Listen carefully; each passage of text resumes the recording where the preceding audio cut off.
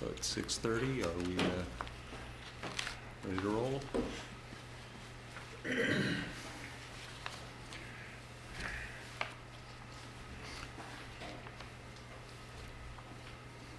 doesn't make.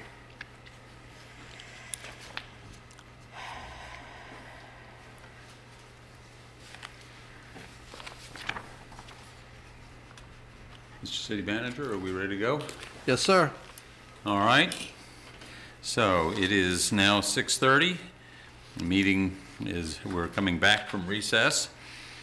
Call the meeting back to order. Having established we already had a quorum, we begin the business meeting with a moment of silence.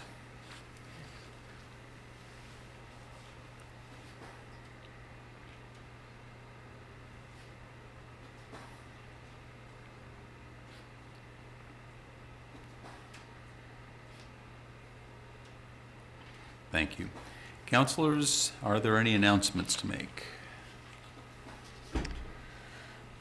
I just wanted to note a few things. This is an extraordinarily busy time in Charlottesville. Every spring is. We've got Tom Tom Festival starting up tomorrow. We've got Dogwood Festival. It's been going on for a while with a parade on Saturday. Amusement rides at the Kmart lot on Hydraulic Road. Just all kinds of things going on. It just reminds me of why Charlottesville is such an interesting place to be. Recognitions and proclamations. We have two today. The first is a proclamation recognizing the Charlottesville Band Centennial. Whereas the Charlottesville Band, formerly known as the Municipal Band of Charlottesville, has filled the air near and far with symphonic music since August 17, 1922. And whereas the mission of the Charlottesville Band is to enrich community life through excellence in musical performance and education, and whereas through free concerts, varied repertoire, and partnerships, the Charlottesville Band provides its members and audiences with musical experiences that entertain, uplift, and inspire. And whereas the Charlottesville Band is one of the oldest continuously operating amateur community bands in the United States, the band has played for 7 presidents and the Queen of England and more than 100,000 local residents. Its 7 small group ensembles give dozens of performances every year, from pop-up concerts in public parks to tuxedo-clad recitals at the Paramount Theater. Together, band members volunteer over 14,000 hours a year to make excellent music for the community. And whereas Charlottesville has changed a lot since 1922, and so has the band, more than 1,000 members over the past 100 years, representing many different neighborhoods, age groups, professions, and backgrounds, have found common ground through the power of music. In 2020, when the pandemic made large concerts impossible, the band's small ensembles took to the streets and performed at socially distanced outdoor performances, boosting community morale and keeping the local music scene vibrant. And whereas in 2022, the band, newly renamed the Charlottesville Band, or Seville Band for short, is celebrating its 100th consecutive year in operation. And whereas the 2022 spring concert with Steve Lehman as music director will open the centennial season, it'll be this Sunday, April 24th, with 3 selections written especially for the occasion. The program will also feature a performance by the winner of the annual James W. Simmons Solo Contest and the Reverend Dr. Genevieve Murphy Scholarship for Young Musicians. Now, therefore, I, Lloyd Snook, Mayor of the City of Charlottesville, on behalf of the City Council, do proclaim April 24th, 2022 as Charlottesville Band Day, and encourage members of the public to attend one or more of the band's 9 live performances throughout this centennial year. And I will actually go to that concert on Sunday and present them with the proclamation at that time. We also have a proclamation for Fair Housing Month. Michael? Sure. Whereas the Fair Housing Act, enacted on April 11th, 1968, enshrined into federal law the goal of eliminating racial segregation and ending housing discrimination in the United States. And whereas the Fair Housing Act prohibits discrimination in housing based on race, color, religion, sex, familial status, national origin, or disability, and commits recipients of federal funding to affirmatively further fair housing in their communities. And whereas the City of Charlottesville is committed to the mission and intent of Congress to provide fair and equal housing opportunities for all, and whereas our social fabric, the economy, health, and environment are strengthened in diverse, inclusive communities, and whereas more than 50 years after the passage of the Fair Housing Act, discrimination persists and many communities remain segregated, and whereas acts of housing discrimination and barriers to equal housing opportunity are repugnant to a common sense of decency and fairness, now therefore be it resolved that the Council of the City of Charlottesville does hereby declare the month of April 2022 to be Fair Housing Month in the City of Charlottesville. We reaffirm our commitment to do all that we can to end unlawful housing discrimination, to advance equity for all underserved populations, to help all current and prospective residents of the City of Charlottesville find safe and affordable housing, and to fulfill the promise of the Fair Housing Act, signed and dated this 18th day of April 2022. Thank you. And on that one, Alex Sikafuno is going to make some remarks. Is he virtual? There he is. He's virtual. He's virtual. All right. Good evening, councilors, mayor, and the city manager. Staff would like to thank the city council for recognizing the Fair Housing Month. As all of you know, the city has been working real hard, in terms of furthering the interest of affordable housing, both availability and accessibility of affordable housing, and including investment in affordable housing creation.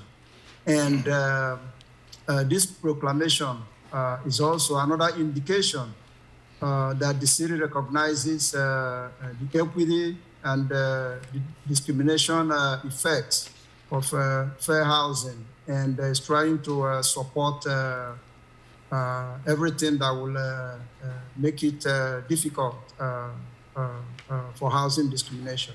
So staff is pleased, that the council had this proclamation this month, declaring the month Affordable Housing Month.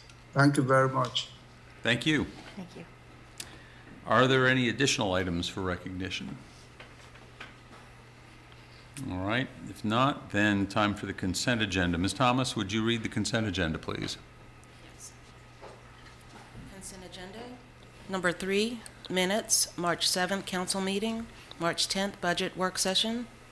4, resolution appropriating funding received from the Virginia Department of Social Services for driving and transportation assistance for foster care youth, $13,877, second reading. 5, resolution appropriating additional funding received from the Virginia Department of Social Services for the Promoting Safe and Stable Families Program, $16,435, second reading. 6, resolution appropriating Virginia Tourism Corporation American Rescue Plan Act supplemental funds for the Charlottesville Albemarle Convention and Visitors Bureau, $280,000, second reading. 7, resolution authorizing a refund of $12,866.44 to a taxpaying entity or business for business license taxes paid in error for 2020, second reading. 8, ordinance appropriating state funds for the State of Good Repair Program project account for Dairy Road Bridge replacement, $7,210,664, second reading. 9, resolution Charlottesville Affordable Housing Fund, CAF award recommendations. Would you like for me to read each of those? I suppose you should. Okay. A, resolution allocating CAF funds for the Charlottesville Redevelopment and Housing Authority, CRHA, South First Street, Phase 2, $425,000, second reading. B, resolution allocating CAF funds for Habitat for Humanity of Greater Charlottesville Equity Home Ownership Initiative, 2022 down payment assistance, $75,000, second reading. C, resolution allocating CAF funds for Albemarle Housing Improvement Program, AHIP, Charlottesville Critical Repair Program, $100,000, second reading. D, resolution allocating funds from the Charlottesville Affordable Housing Fund for Local Energy Alliance Program, LEAP, Assisted Home Performance and electrification ready, owner occupied, $50,000, second reading. E, resolution allocating funds from the Charlottesville Affordable Housing Fund for Local Energy Alliance Program, assisted home performance and electrification ready, renter occupied, $100,000, second reading. 10, ordinance amending, reenacting, and reordaining Chapter 30 of the City Code, Section 30-283, to increase the meals tax, second reading. 11, a report, the calendar year 2020 annual report for the Human Rights Commission and Office of Human Rights. 12, report, the Ravenna Authority's quarterly report. Thank you. And we'll now take public comment regarding items on the consent agenda that were just read by the clerk. Each speaker will have up to 3 minutes. I'm not quite sure we've figured out, at least I don't know exactly how we're doing this for speakers who are here versus speakers who are appearing virtually. Any event, in the Zoom webinar, you can elect to select the raise hand option to be placed in the speaker queue. If you're joining by phone and wish to speak on the consent agenda, you may press star 9. We have a number of people signed up. We should start off, I guess, with that list. The first person is That's Cabell different. Marshall. That's a different list. This is for, Oh, I'm sorry, Consent. you're right. Thank you, thank you. Consent agenda. Is there anyone who wishes to speak on the consent agenda? Anybody here who wishes to speak on the consent agenda? Seeing nobody. Is there anybody from the audience who would like to speak on a matter on the consent agenda? we do have one hand raised, Rory Stolzenberg, and right. I believe Mr. Dillahunt is managing that portion. Mr. Dillahunt, you're in charge of this. Rory, you are on with council. You have 3 minutes.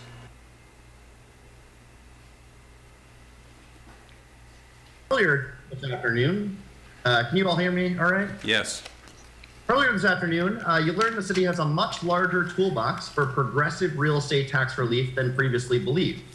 And if you read between the lines, you also learned that a revamp of these programs is not something to sit on until next year, but instead is a matter of some urgency because the CHAP program as constituted does not conform with the legal authority you have to run it, either under the city charter or claimed authority for it, or under the social services statute suggested, given that it's not operated by or associated with at all social services, and it's instead run by the Commissioner of the Revenue. All of that makes it especially egregious that you are now planning to raise the meals tax, our most regressive tax. As you all know, the Bureau of Labor Statistics Consumer Expenditure Survey shows that the second lowest income decile spends nearly twice as much, 82.6% more, on meals away from home as a percentage of their income than the second highest income decile. You all know that the meals tax is the most regressive, and I'm very disappointed to see you all choose that option because it's politically convenient and mostly invisible to consumers in order to raise revenue. I urge you, both for this year, even though you've already passed your budget, and in coming years, to pursue the equity agenda that you claim to hold and find more equitable sources of revenue. Thank you. Thank you, Mr. Stolzenberg. Do we have any other folks? Mayor Snook, I see no additional hands raised. All right. So I'll close this public comment as to the consent agenda. Is there a motion to approve the consent agenda? I move we approve the consent agenda. Is there a second? Second? Any further questions or comments from council? Well, just one comment is, I know we don't have an answer now, but I think we should, at least have a sense of the timeline of when we're going to discuss next steps regarding the information, the presentation about our real estate tax relief programs. To the extent possible, it would seem like we shouldn't, just wait till next budget cycle to pursue those avenues. I don't disagree with that. Yeah, I agree. Okay. Any other comments as to the consent agenda itself? Ms. Thomas, would you take the vote, please? Counselor McGill? Yes. Counselor Payne? Yes. Counselor Pinkston? Yes. Mayor Snook? Yes. So that motion passes 4-0 to adopt the consent agenda. Is there a report from the city manager's office? Yes, sir.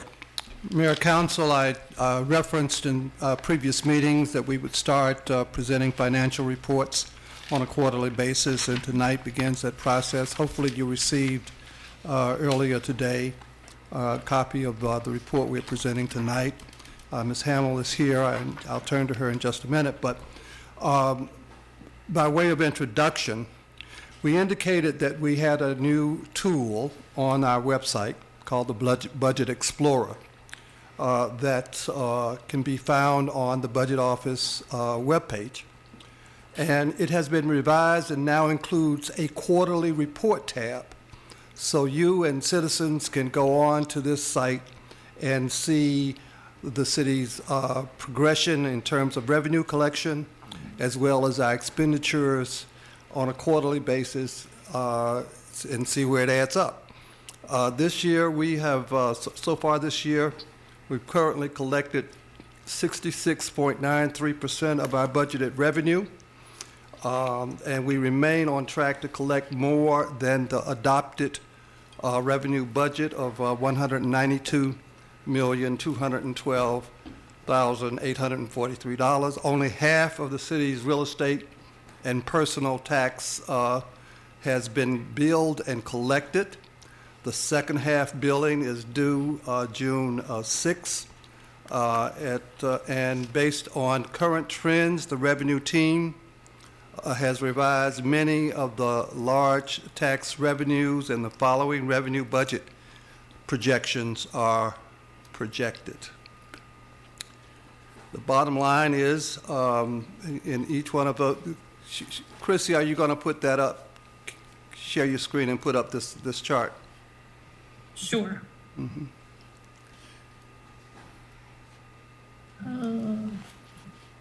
this Sorry, something we were shared the wrong supposed to have done screen. today? Hold on one second. I don't Yeah. think it came out. You should have, but you didn't? Okay.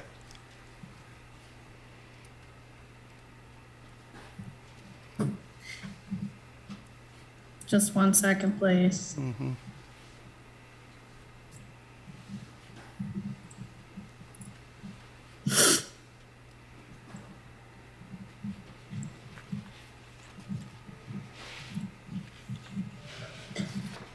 You all see that?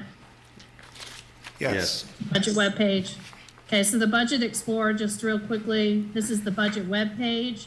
You can get to it here from the side menu or the icon here.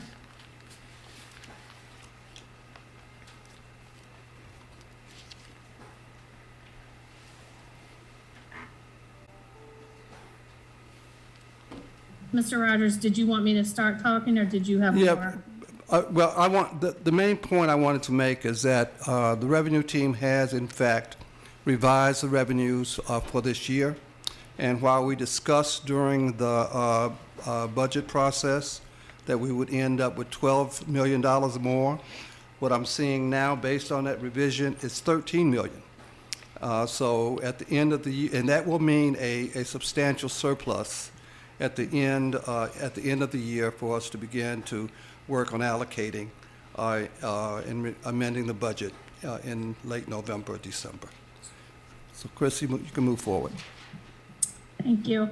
So as Mr. Rogers mentioned, the Budget Explorer, we have changed it. If you'll recall, when we first rolled this out, there was one tab where you could actually go in and compare the 22 adopted to the 21 adopted.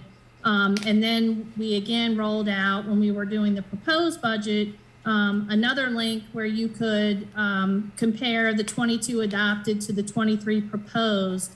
My colleague Brian Ray has done an awesome job. He's revamped the Budget Explorer, so you now can go in one place. You'll see these tabs across the top here that will allow you to sort of flow through the budget cycle throughout different times of the year. And you'll see across the top that we now have 2 tabs for quarterly reports. One is for revenue, one is for expenditure.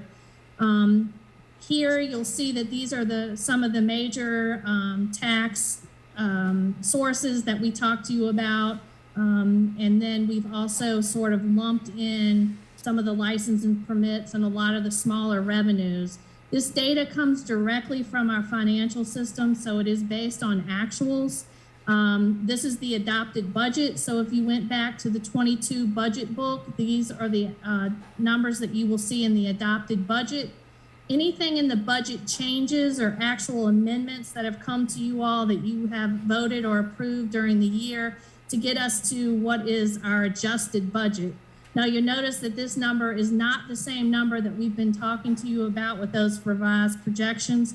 And again, that is because you haven't taken an official vote to amend the budget. That's just an amended projection. And then here are the actual collections that have happened to date. So sort of how you work with this is that right now we, for departments, we're looking at the complete general fund itself. You can actually drop down and you can pick by department and take a look at the different revenues. At the bottom, you'll see sort of this trend bar, which gives you a look at 4 different years. You can see from Parks and Rec, this is a stark sight here at the impacts of COVID and just what it did on their revenues. So the blue bars represent the actuals to date at these various years, and sort of the trend line. It tells you how you are comparing to the adjusted budget overall. And so if we go back to the all for revenues, again, you'll see that we're pretty much on target with the exception of sort of the COVID year.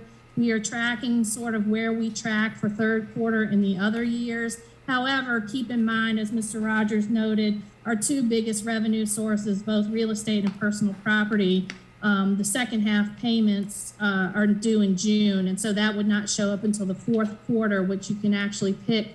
We'll be able to pick from a drop-down menu once we get there.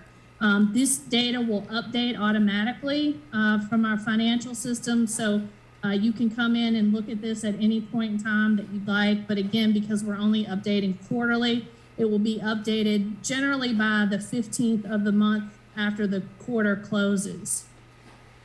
So this is the revenue. On the expenditure side, you can do the same thing. We're looking at the general fund in total. You'll see the trend lines for the 4 years and how we're comparing to the budget overall. You'll see we're looking at the general fund in total, and the budget areas are correlate to the budget areas that are denoted in the budget document.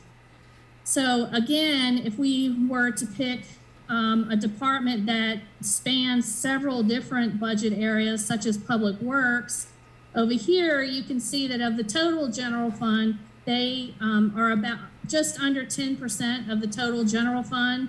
And they have parts of their budget that impact these specific budget areas. And then again, the trend lines for over the last 4 years for the same time of those years as where we are now and how they're tracking to their total budget. So those are the general fund. Moving on, we also have another tab here that looks at all the other funds that are not the general fund. So the general fund is here, but from the drop-down menu, for example, we could pick capital projects. You can see in this pie chart how much of the city's, now this is total budget, not general fund, but how much of the total the capital projects is of the city's total budget. You can look at the revenues and the expenses for there. And you can see how we are tracking on, in this case, we're just looking at the current budget year for these individual funds. And then finally, on the line item budgets, this tab here is the one Budget Explorer that we've updated, and it's a little bit different, but pretty much the same information. It's just easier to use than what was before. So you can pick a department and actually go down to the line item budgets for each year, the 22 adopted and the 23 proposed, down to the line item level. And with that, again, that we'll keep adding and changing and doing new things, but right now this is the newest version of the Budget Explorer. Does anybody have any questions? Chrissy, I want you to point out that on, with respect to expenditures this year, we're on target, which means with the great spread in revenues that we will end up the year with the kind of surplus that we talked about during the budget process. And Yeah, I'm sorry. can you pull up Jason's report, his cash report? Sure. And we thought as a part of this, we would share with you the cash flow that we experience it in the city. And we have Jason Vandever, who is our treasurer, does an excellent job. He's pulled together a great report for us that I want him to share with you. Well, thank you. Chrissy, I've got that too as well if you want me to pull it up. But good evening, everyone. I'm almost there, Jason, sorry. If you want to do it, go ahead. That'd be great. Okay.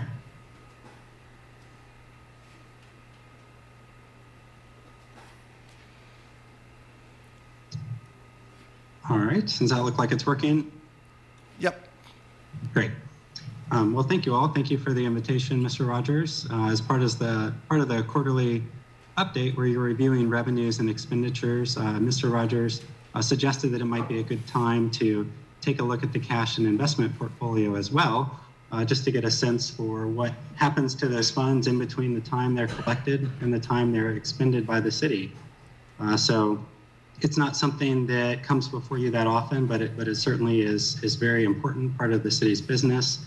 And I think if I remember correctly, the last time this portion of our investment policy was discussed was back in 2019 when we worked with some citizens and council regarding fossil fuel divestment. And a motion was brought by City Council to support and encourage the Treasurer's Office to divest from fossil fuels. So that's been a piece of the investment portfolio that's been incorporated since that time. And I just wanted to bring that up as the last time that we discussed the investment portfolio and let you know that that restriction is still in place for the city's investments. So I will scroll down just a little bit here, and as we get going, of course in Virginia, the responsibility of safeguarding and investing public funds falls to the elected treasurer in each locality, and our office's policy is threefold. The goals that we have, the first being safety, of course, to not lose any of the principal balance of the city's investments. The second goal would be that of liquidity, basically having the funds available when the city needs to spend them.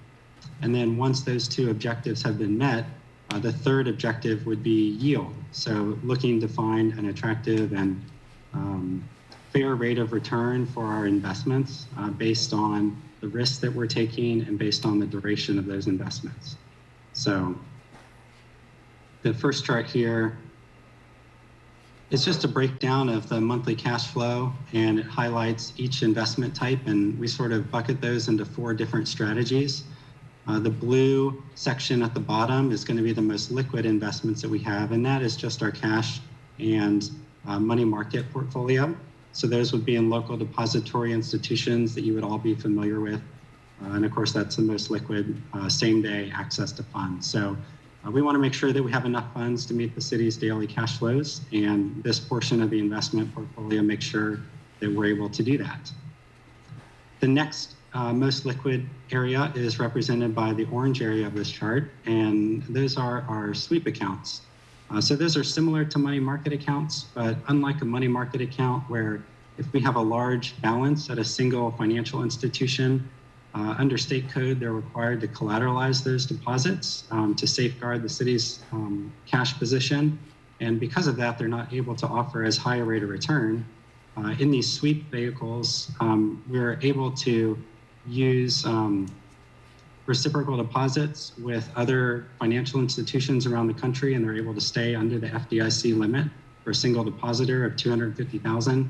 And And so because of that, they're able to take advantage of that FDIC limit insurance and offer a higher rate of return. Those investments also have same-day accessibility. The next area represented by the gray bar would be local government investment pools. And there are two available to the city in Virginia. One you might be familiar with is the local government investment pool, LGIP, which is run by the State Treasurer's Office. And then there's also a competing fund run by VML VACO, known as the Virginia Investment Pool, or VIP. And the city has positions in both of those funds, and they offer a higher rate of return. You're commingled with other public investors. It's only open to public investors, but they have varying maturities, and state code sort of dictates, that they have to have a certain percentage of those funds available for daily or weekly, monthly withdrawal to make sure that they are liquid as well for localities. And then finally, the yellow piece, that is representative of a separately managed investment portfolio. And we actually use an investment advisor to help manage that. And within that portfolio, we are purchasing individual securities. And I will show you a breakdown in a few minutes, but those are individual holdings in treasury bonds, federal agency notes, corporate notes, commercial paper, CDs, those sorts of things. And they typically offer the highest rate of return, but do carry a little bit more risk and are not quite as liquid since we are holding individual securities.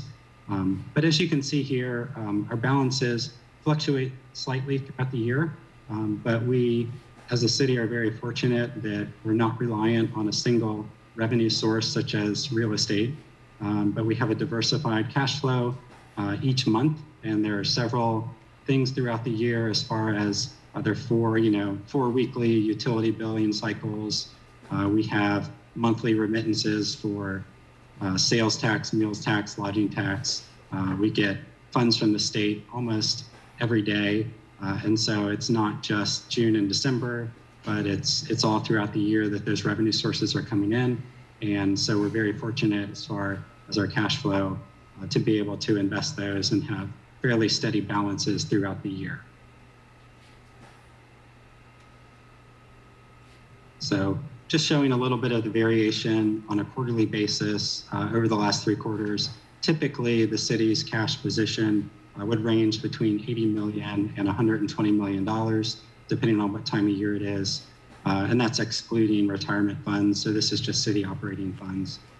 But as you can see here, it does change between those as market conditions would change, and demand for deposits might change between the LGIP versus local depository institutions as far as the rates that they're paying. So we try to take advantage of those as we can, but overall throughout the year, the overall balances don't change all that much.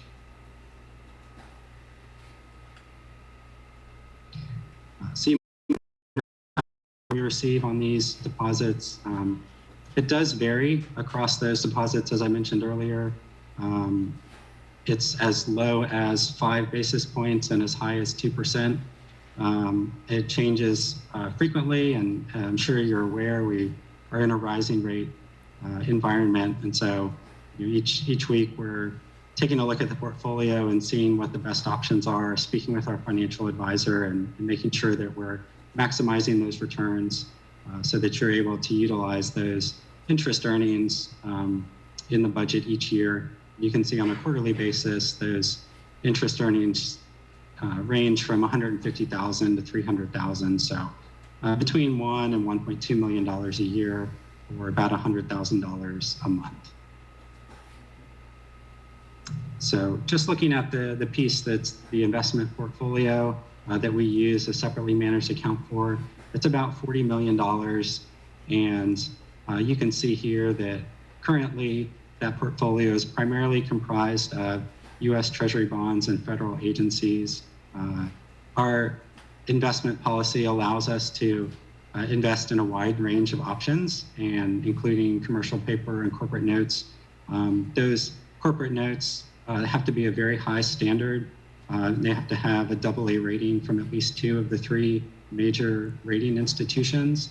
And so that does limit somewhat the names that are available, but they would all be ones that you have heard of, such as Microsoft or Intel or Visa, Amazon, names like that who are in the debt market but are rated AA. So relatively low risk. They have very high cash flows and businesses that you're certainly familiar with. So nothing too exotic there to report on.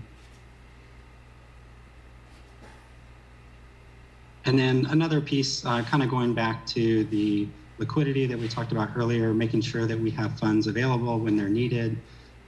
You can see on this chart just the distribution of maturities that we currently have in the portfolio. About 40% of the portfolio is maturing within the next 12 months. And that will enable us to take advantage of these rising rates. As we have investments that are maturing, we're able to reinvest those at a higher rate.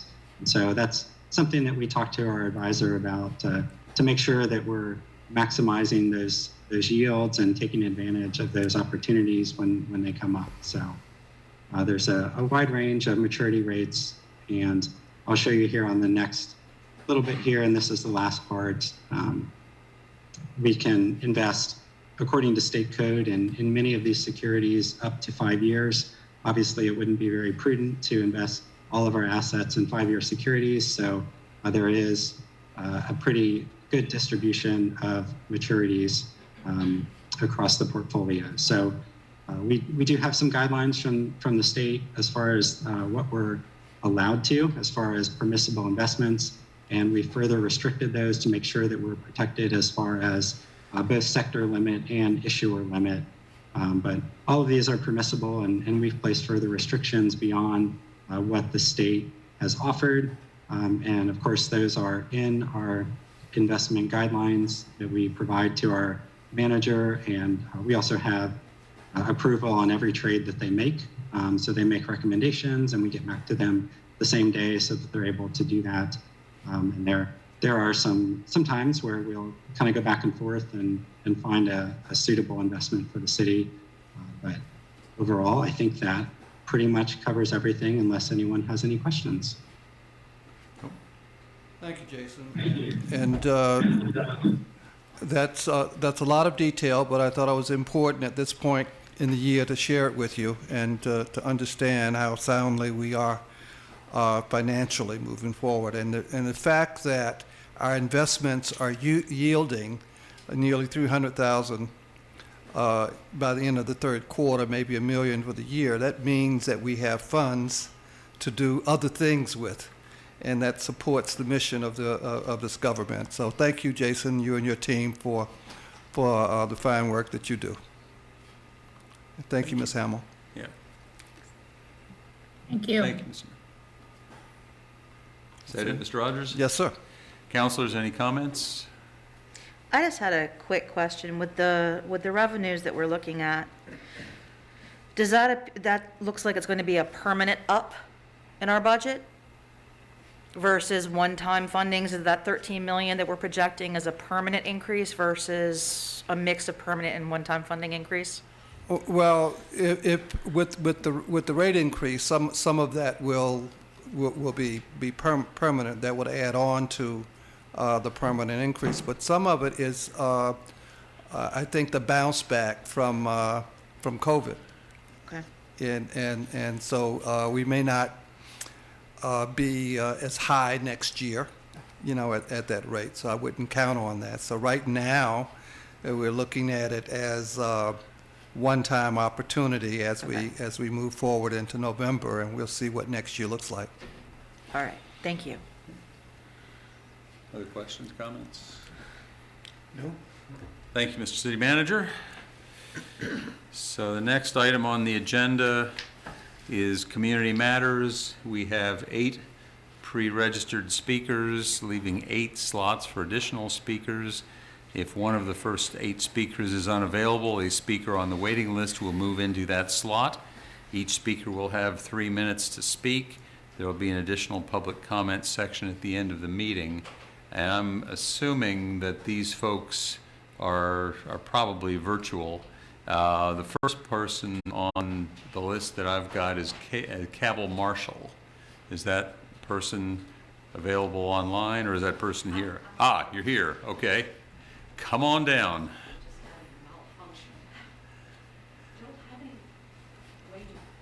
This?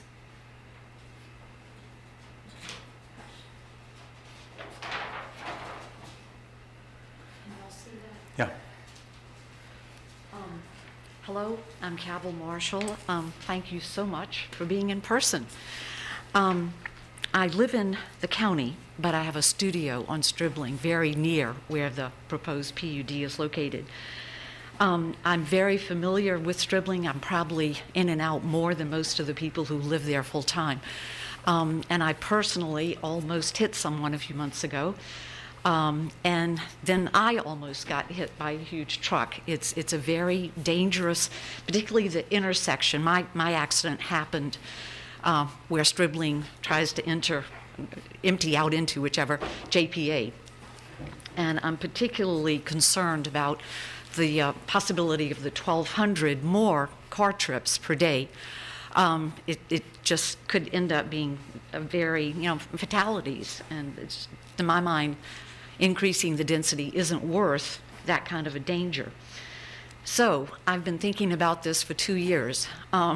We need another exit off of Stribling. So I have a fairly radical proposal, and that is, and I think it could be a win-win-win for the community, for the city budget, and for the developer, and that is to get the developer to design buildings that are much taller, to get much greater density, maybe even 50% more, and then to use that additional tax revenue to pay the county to pave the gravel end of Stribling, which empties out on Fontaine. We've been told by everyone there are no funds. So this is the only way that I've been able to think of to raise the funds. And I've also been told that there's no one who can get the county and the city to work together. This particular developer, I think, could be the magical person to get that to happen. So we would also need to open the intersection, have the intersection from Stribling onto Fontaine so it can flow. Right now it's closed, so you can only turn one way. And we'd also need to add a stoplight under the railroad bridge so that traffic could alternate going in and out. And I'm familiar with that in other places around the country, and it works fine. If it's not feasible right now to do that, then I propose that we have a time set when 85 units have been completed in the proposed PUD, that there be a pause and rethink phase. And that would be that we can look and see, have there been a lot of accidents? I mean, hopefully the sidewalk and the widened road will work. Goodness. I wanted to share this is what we're up against, and I just don't think that widening is going to solve the problem. I hope it does, but if we said, okay, we're going to stop at that point and look and see what's happening. Are people getting killed? Are there a lot more accidents?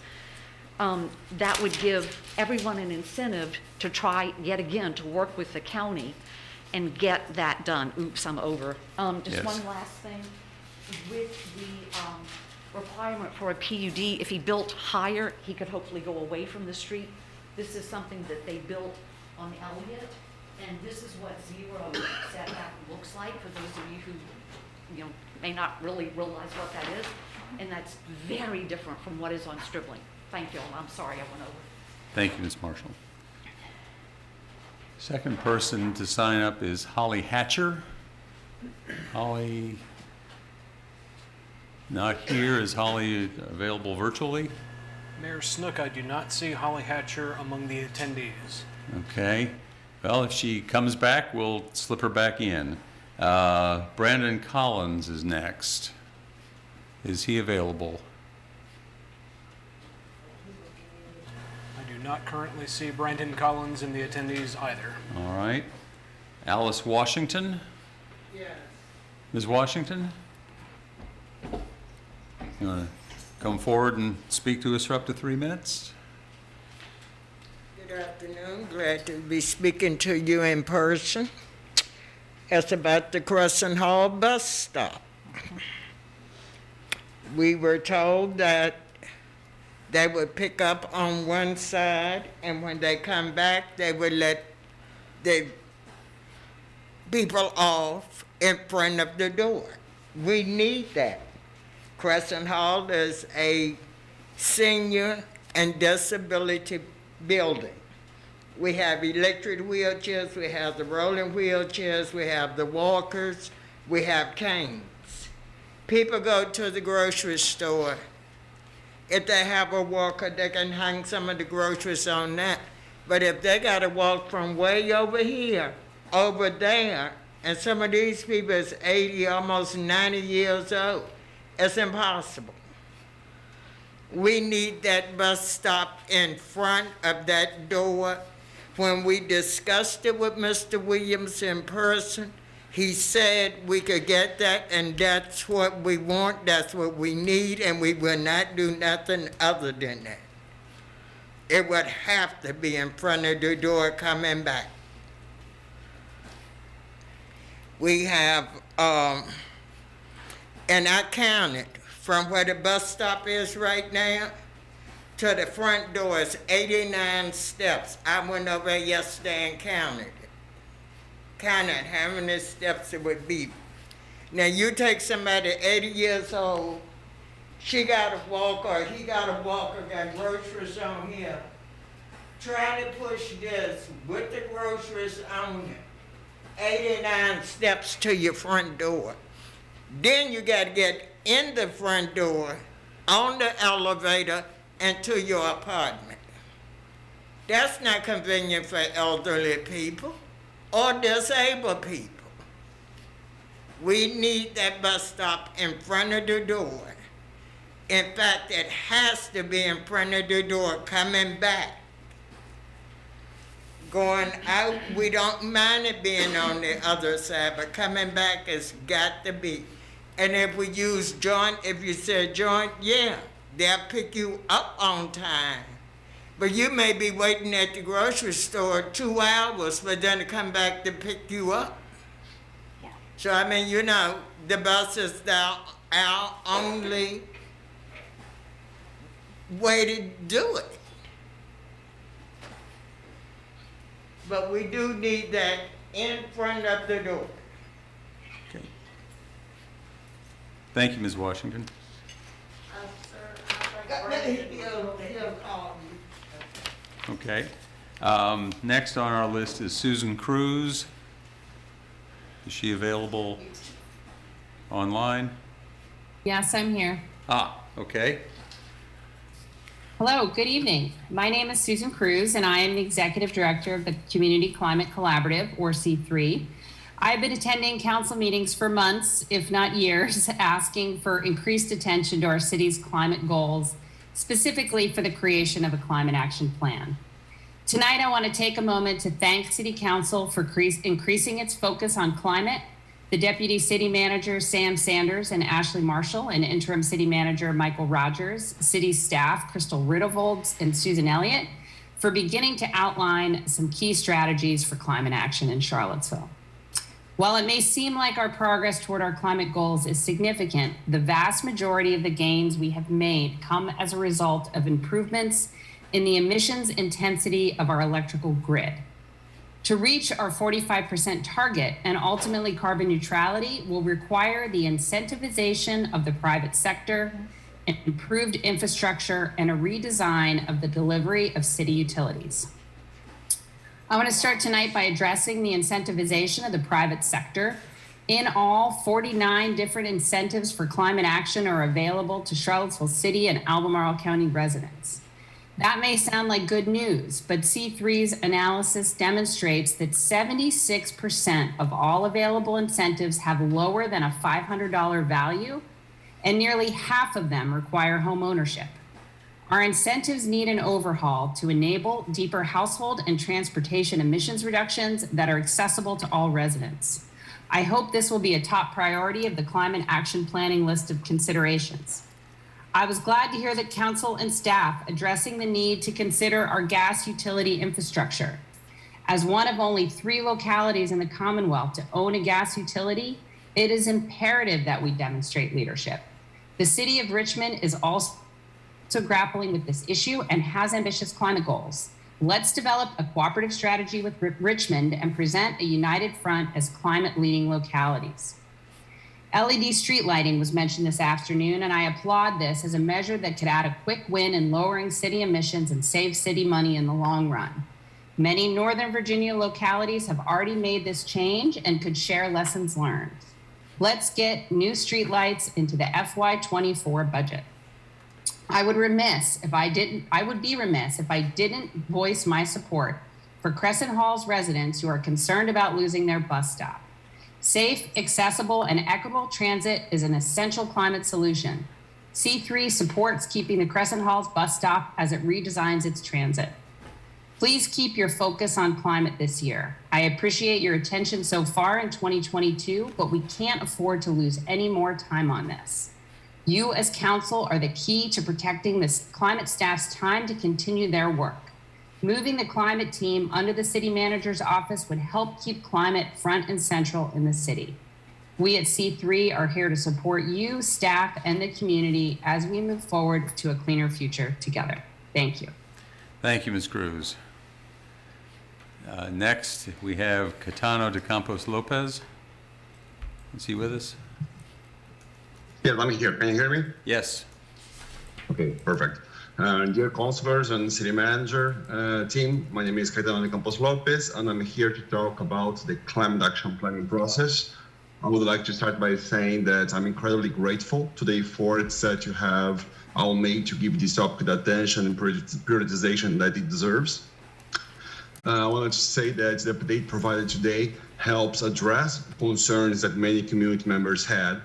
It was great to hear that, like many municipalities, the emission reductions portion of the plan will be prioritized and concluded first. It was also great to hear that the city is committed to make its facilities more sustainable and that there will be a climate lens addendum to the study to determine the best fuel option for CAT. It's also important to remember that a CAP is an evolving document, and it's not meant to answer all questions and concerns, certainly not in its first iteration. As Councillor Pixon said, we must not let the perfect be the enemy of the good. What it needs to do, the document, the CAP, is lay out the common sense goals and directions that would be needed for us, that we will need to follow so that our community can be reached, our climate commitments can be reached. Concluding this document is a moral obligation.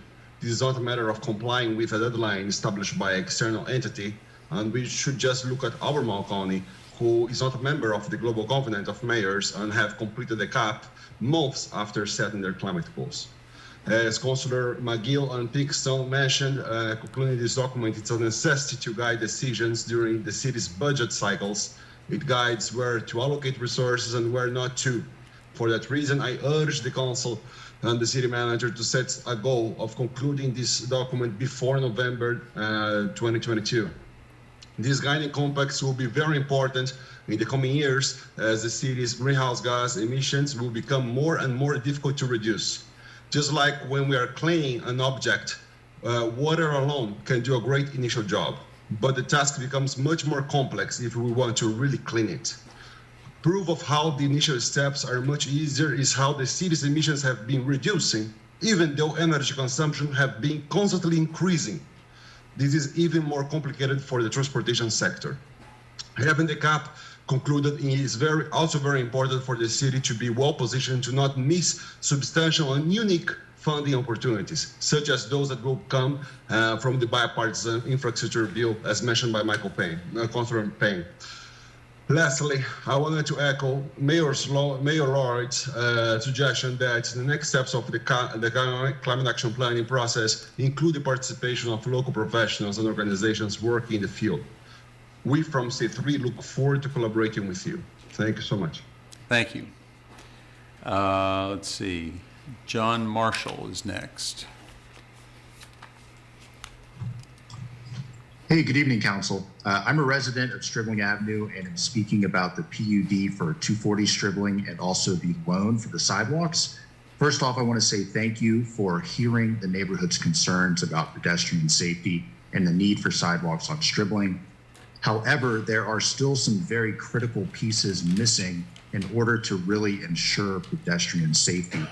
First is the intersection of Stribling with Jefferson Park Avenue and Robertson Avenue. This is an already dangerous intersection, especially for pedestrians, but also for vehicles who often get stuck in the median and have long lines at the stop signs. This is the only exit for Stribling Avenue, and the city engineer estimates this development will cause an additional 1,200 car trips on Stribling per day, but there are no plans to improve this intersection. There should be definite plans in place and funding approved for improving this intersection before allowing 170 units to be built. Second issue is with the loan offer from the developer, which suggests the sidewalks along Stribling won't be installed until the sidewalks within the development are installed. This is way too late. The development sidewalks may not be installed until the very end of the project, which is after all of the tree loggers, earth movers, and construction vehicles have made thousands of trips down Stribling. Those vehicles will pose extreme danger to all of the pedestrians on Stribling. So please add language to the contract that says the Stribling sidewalks will be installed before construction begins. Third issue is that the engineers expect the sidewalks to cost between $2.9 and $4 million, but the developer's loan only goes up to $2.9 million. So what happens if the sidewalks cost more than that? Does the city have cash that it can quickly use to finish the sidewalks? Or could the development start construction without the pedestrians having finished the sidewalks? We should not risk having unfinished sidewalks if the development is going to be voted for. So please make sure that up to $4 million is available for the sidewalks before voting on the development. And candidly, councilors, you all are asking a low density neighborhood to accept a super high density development, a zoning change, and a critical slopes waiver. And all that we are asking for in return is guaranteed safety for our pedestrians. It's a very fair request. So please do not rush this decision, and let's make a plan to improve the intersection. Let's make sure the sidewalks and drainage systems can in fact be built. Let's iron out the loan offer so that we know there is enough money to finish the sidewalks, and we know they'll get done before pedestrians are endangered by the new construction. The developer might have to wait a little bit longer, but you cannot bring back, the life of someone who has been crushed by a bulldozer. So please postpone or reject this decision for now. Thank you.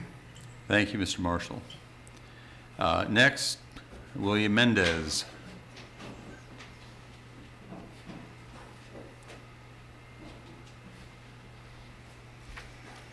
Good evening. Thank you for the opportunity to address the council. My name is Bill Mendez. I live in Charlottesville. As many of you know, I serve as the chair of the Charlottesville Police Civilian Oversight Board. My remarks are my own, although I'm reasonably sure they reflect the consensus of the rest of the board members. In short, I'm here to ask you to vote and approve our operating procedures with all due expedition. First off, of course, sincere thanks for the hard work on the budget, human rights, housing, school reorganization, and other important issues you have been addressing this year. In addition, renewed thanks to the council for passing the PCOB enabling ordinance on December 21st of last year. This represented a major step in the process of allowing meaningful police oversight, the process which began in 2018 with the appointment of the interim board. So while we now have an ordinance, the board cannot exercise any oversight functions until operating procedures have been developed and are approved by the council. Since the ordinance was passed, we've been working with community stakeholders, our independent counsel, and the city attorney to develop procedures that will determine how we exercise the powers granted to us by the ordinance. We submitted a first draft to the city attorney in early March, incorporated her comments, and the full board approved a revised draft version for the city council to review on March 23rd. The version you have for tonight's discussion incorporates further format changes requested again by the city attorney. Originally, we were hoping that you would have discussed the procedures at your last meeting. Understandably, given the press of other business, this didn't occur. While it is very good that you are going to take up the procedures tonight, it is not clear that the council is intending to set a date for an actual vote. Needless to say, this leaves the board in the lurch and delays the implementation of important reforms in police oversight. While we've been developing the procedures, the board has not been idle. We're organizing ourselves into committees to tap gifts and talents of diverse board members. Our executive committee meets monthly with the chief of police. We believe we have built a productive relationship with the CPD. Our executive director, who has extensive experience in police oversight, is developing a training course to prepare us for responsibly conduct hearings and investigations. While we do have one outstanding review request to be considered, I think it would be a mistake to hold our caution in scheduling a hearing against us and to use it as a pretext for not passing the procedures. I strongly urge that the City Council set a date certain in the near future for holding a vote on the operating procedures and, of course, to pass them. Thank you. Thank you, Mr. Mendez. So have any of the folks who were not here earlier made an appearance, Mr. Dillahunt? Mayor Snook, I do not see Holly Hutcher or Brandon Collins thus far. Okay. So is there, I guess we now have additional spots available. Let me first ask, is there anybody here in the room who would like to speak, who has not already spoken? Okay. What I was going to suggest we do is maybe take one from the audience and one from online if there's somebody available, and we'll just go back and forth. There's plenty of spots available. So, ma'am, would you like to come forward? Of course. Come on up. He didn't say come up. He said put your hand up. Oh. Oh. Because my baby was going to sleep. Oh. But yeah, he said hold your hand up and he'll call you. Could you go over to the microphone, please? I think Miss Sandridge was on our reserve, was our Yes. ninth.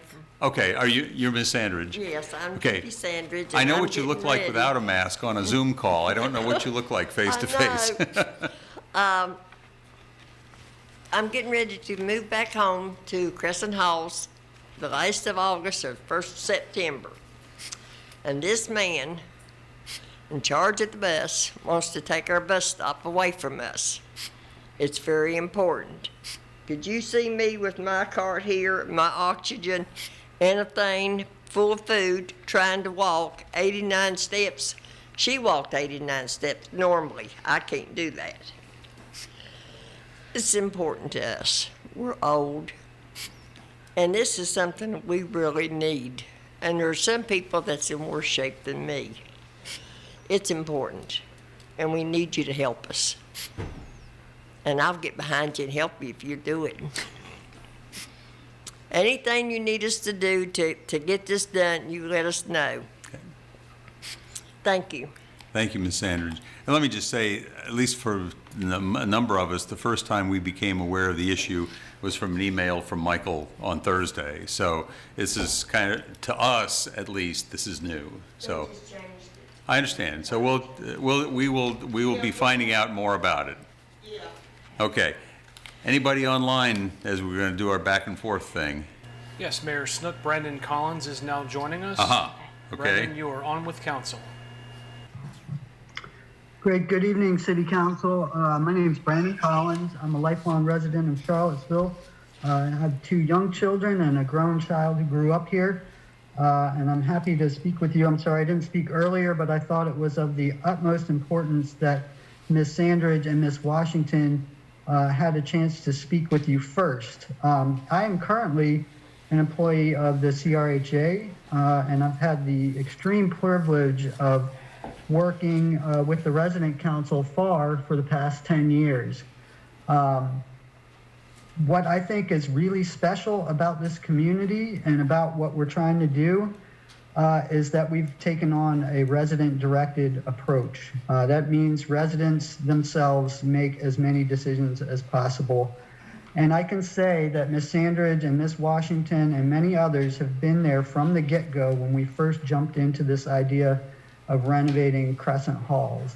And there's something in the development world that is really important. It's called appreciative inquiry. It's best practices, which is when you go into a community, instead of defining it by what's broken, you work with them to identify what are those things that they really like about that community that at all costs must stay. And I can say from the get-go, day one, conversation one, that bus stop has always been the top priority. Keep the bus stop in front of the building. It is extremely important to the residents there. And we have made that commitment that they call the shots. And we've also made the commitment that at every turn we can, the things that are possible, we're going to make sure those things happen. That's why it's really difficult to understand, because this idea of keeping that bus stop there has been communicated to CAT time and time again. CAT raised the issue of moving the bus stop. There were a couple of meetings about it. Residents said, no, we need our stop in the front of the building. And we said, okay, and we found a way forward, at least so we thought. As early as a few weeks ago, there was a meeting with CRHA, our general contractors, and CAT staff to look at the front of the building to make sure that the curb was going to be at the right height to lower the bus so that people in walkers and wheelchairs could get on the bus in front of the building. So we've been under the assumption that everything was good to go and based on what residents need and want out of this bus stop. There's also been opportunities from CAT to chime in. I don't know if you're aware, but there was a site plan amendment for Crescent Halls that took over 6 months to get through. If you know how a site plan amendment works, all the different parts of city staff chime in on that site plan. Not once did CAT chime in and say, no, you're going to have to change your site plan so we can build this bus stop there. What that means, if they impose this bus stop on the CRHA out of its own pocket is going to have to build in a concrete pad and get a whole new site plan, because there are additional handicap spots that are being built into the plan, approved. All that's going to have to change in order to make way for this dream coming from outside, top down, not bottom up, not resident directed by some outside entity that has failed to communicate. And to learn about this Friday morning through the grapevine that this is a thing that's going to happen is totally unacceptable. Mr. Collins, your time is up. Okay, well, Thank you. we'll leave it at that. This is a critical thing. It has a cascading cost to it, and it could severely impede residents' ability to get into that building on time and the rest of our redevelopment effort. Thank you. We'll learn more about it. Anyone back to this room? Yes, ma'am. Hello, everyone. It's good to see y'all. My name is Shelby Marie Edwards. I use she, her, and hers, and I'm the executive director of the Charlottesville Public Housing Association of Residents, also known as FAR. Our mission is to educate and empower low-income residents in the Charlottesville area. During a city meeting last week, we learned that the Charlottesville Area Transit CAT is moving to 30 minutes, and while, ordinarily we would be thrilled at this news, today I'm here to reiterate what a lot of my colleagues have shared with us today. Crescent Halls residents have door-to-door service via a bus stop that was grandfathered in. This door-to-door service is important when we are talking about a building that services all elderly and disabled individuals. We are asking for CAT to keep the bus stop in its current location and to bring it up to ADA standards. We need both. FAR has hosted both private and public conversations with CAT about this topic. We don't understand why this has been such a laborious task. We know that CAT would like to move to the 30-minute service to increase ridership, but this means little if the people who switch over already have alternate forms of transportation. Yes, we do want a world where everyone can use mass transit, but we first need one where everyone who has no other form of transit can continue to move around freely. Secondly, this is not bus related, I'd like to reiterate what I stated at the last city council meeting. It is important that we ensure that we have spaces for folks of diverse backgrounds on committees, including and especially those who are marginalized. As the amplifier of low-income voices in the Charlottesville area, FAR should have a seat on both the HAC and the CDBG task force. Or at a minimum, please make sure that there is a designated spot for people who have lived experience. And again, while I can appreciate the efficiency and efficacy that comes with working in smaller numbers, I also want to ensure that we are working towards goals that will improve the quality of life for our residents.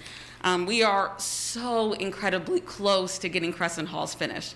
I don't know if y'all could feel it, but I could feel Judy's spirit of happiness and Alice's spirit of happiness and being so close to doing something that a lot of people said is impossible, that people continue to say that this is something that is not important. We are doing some amazing radical work that needs to happen in Thomas Jefferson, Charlottesville. So, as always, thank you so much for the gift of your time. I genuinely mean that. This is a very, very difficult job, but I know that you will all use your power and influence to make sure that we can make some good things happen in Charlottesville. Thanks, y'all. Thank you, Ms. Edwards. Do we have another person online? Yes, Mayor Snook. Joy Johnson is our next speaker. Joy, you are on with council. Good afternoon. My name is Joy Johnson. I'm a public housing resident, and I am the chair of FAR, and I also work for CRHA as resident services coordinator. I'm not going to be as nice as Shelby has been, because I don't like people who say one thing and does something else. Garland, when he met with the residents the very first time, the first thing came out of his mouth after the residents said they would like to keep their bus stop is that CAT is not in the business of doing door-to-door service. And with hearing that, we still sat and had conversation with him about the bus stop. Now, to hear on Friday at 10 o'clock that this is a done deal and it's going to be done, go in effect July 1st, is very sneaky. It's not transparent.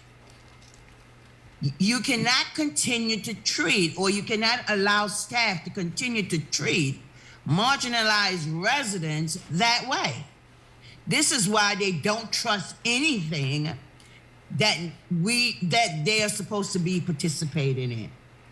So once again, I am supporting that the bus stop stays. What I heard from the residents, I don't live in Crescent Halls, but what I heard from them was, I don't care what you do with redoing your time or lengthening your time, but the bus stop needs to be there. And I just want to remind you, Martha Darnell, who was on the CRHA board, brought this to council. Council approved this. Also, they approved putting a stoplight there at Crescent Halls because it was so dangerous. The last thing I want to say, because I can't see the camera to see how much time I have. About 50 seconds. I see on your, okay, so I see on your agenda you have the CBDG participation thing to talk about. And I don't have enough time to talk about it, but I do think that it's wrong not to talk to or to have citizen participation in changing what you have to change, which is coming before council and probably for approval. I will have second comment at the next at the end of this meeting on CBDG. Thank you. Ms. Johnson, I will tell you that that's a public hearing. If you wanted to call back then, you could. Oh, I'm not going anywhere. I'm going to be here for the duration. I would say that there will be an opportunity for public comment on that issue in particular. Okay. Okay, thank you. Next in the room here. Yes, sir.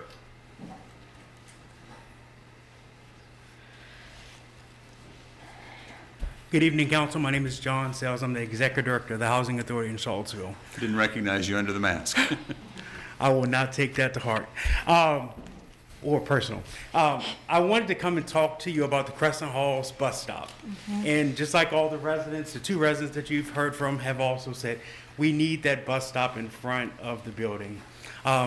Since the very beginning, over a year ago, when Mr. Williams came to speak with the redevelopment committee, the discussion was around creating a bus stop or bringing a bus stop back to South First Street, which was taken away years ago, and then adding additional bus stop at South First Street, but then moving Crescent Halls bus stop. And so we went to the community, and the community, South First Street and Crescent Halls both said, hey, if you're going to impact Crescent Halls negatively, we don't want it. We don't want the bus stop. Keep the bus stop back where it is, and we'll continue with the hour-long ride, because that was what Crescent Halls residents needed. Garland Williams said that was okay. He could just not make that a 30-minute stop, and that it would impact everyone else on the line. And then on Friday, I heard that the bus stop will be going away from directly in front of the building and would now be across the street. And so you would have to cross South First Street, which cuts through Crescent Halls. You would come in on one side and be allowed off on the other side. And so that not only impacts the residents, but it also impacts the site plan, because the building is currently under redevelopment. Brandon Collins was generous when he said the city took 6 months. City actually took 10 months to pass the site plan. So if the site has to get a new site plan, you're looking at a 10-month delay in getting the residents back in the building, and also over $1 million hit to the CRHA. Unless the council or someone else in the city is prepared to cut a check for $1 million to bond CRHA out, because we will be negatively impacted by this. I think everyone needs to get back to the table and talk about this bus stop being moved. I went back to city council previous meetings and saw where the city council actually approved route changes. And this route change never came to city council. So I just want to make sure that any other route changes that are going to be impacted by this 30-minute transition gets discussed, because not only will Crescent Halls residents be impacted, but people all over the city are going to be impacted without anyone knowing. And we would not have known unless we had that meeting on Friday, which all of this would have happened. The residents would have came back to the building, and the bus stop would have been in a totally different place, and no one would have known about it.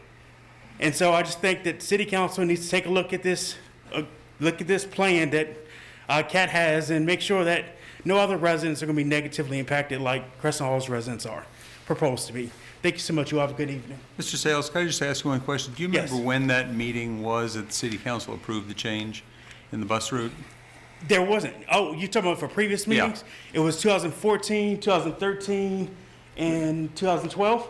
And I got that information from Ms. Robinson in the clerk of council's office. I had a vague recollection there was something more recent than that, because it was within my, but I couldn't find it when I was going back through old records. I didn't go back. Well, I asked Ms. Robinson to help me on Friday, and she was able to dig up some stuff today. Thank you for that. Thank you. Okay. Anybody online?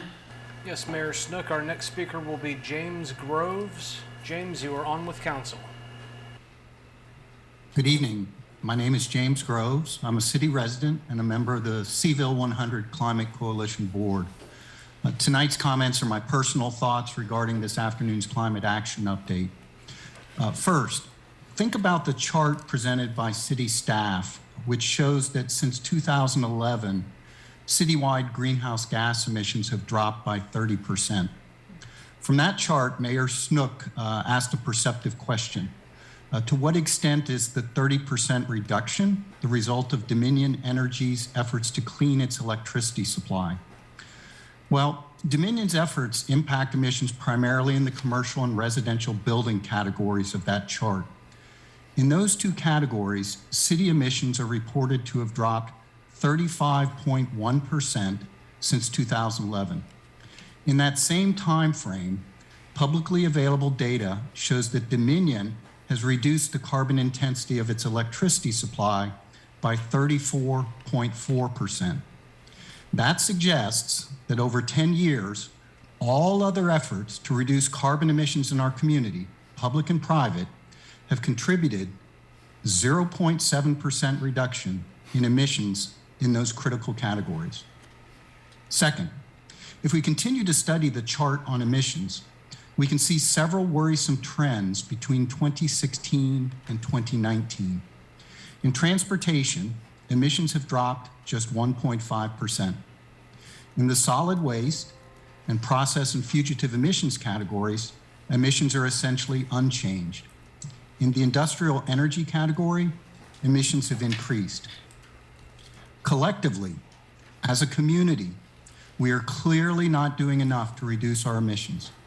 We need to embrace green transportation, to electrify devices across our lives, to support energy efficiency improvements, to conserve green spaces, and to practice energy conservation. Finally, several council members encourage staff to quickly complete a climate action plan. I applaud those sentiments. At the same time, City Council should not wait for a published action plan. For instance, there is no reason to maintain fossil fuel subsidies offered by the city. Today, City Code offers the installation of new gas lines for free. The city also offers rebates for those who switch their water heaters to natural gas. If you are sincere about climate action, eliminate those subsidies before summer arrives. Stop paying people to install long-lived fossil fuel infrastructure. Thank you. Thank you, Mr. Groves. So is there anyone else here? And Mr. Gathers?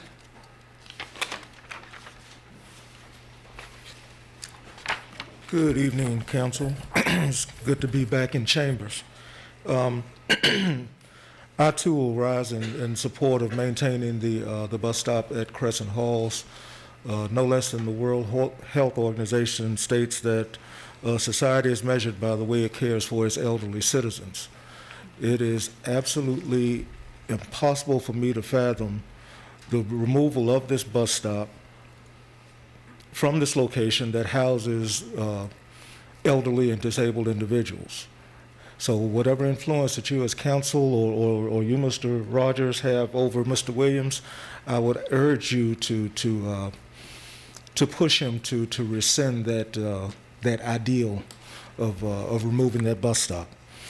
Also, I rise with Ms. Johnson in support of the some sort of public input before making any changes to the CDBG as it is currently composed and comprised. But again, we'll have an opportunity to discuss that more later on. As far as the $12 to $13 million surplus that's projected, I again would urge you all to come up with some sort of formula to pay some sort of stipend for the individuals who volunteer for your boards and commissions that you so ardently request citizens to interject themselves into. And also, I would hope that with the 5th year of the awful weekend from 2017 coming up, I would hope that some monies would be earmarked in recognition of putting together something viable to recognize that that event. I hate to say anniversary because anniversary kind of denotes celebration, and there's certainly nothing to celebrate about that. Lastly, I will say that each and every one of you all, as elected officials, you made a commitment to the city and to serve the city. So if we look at that commitment as an umbrella, each umbrella has a spoke or several spokes that go up there to hold that umbrella up.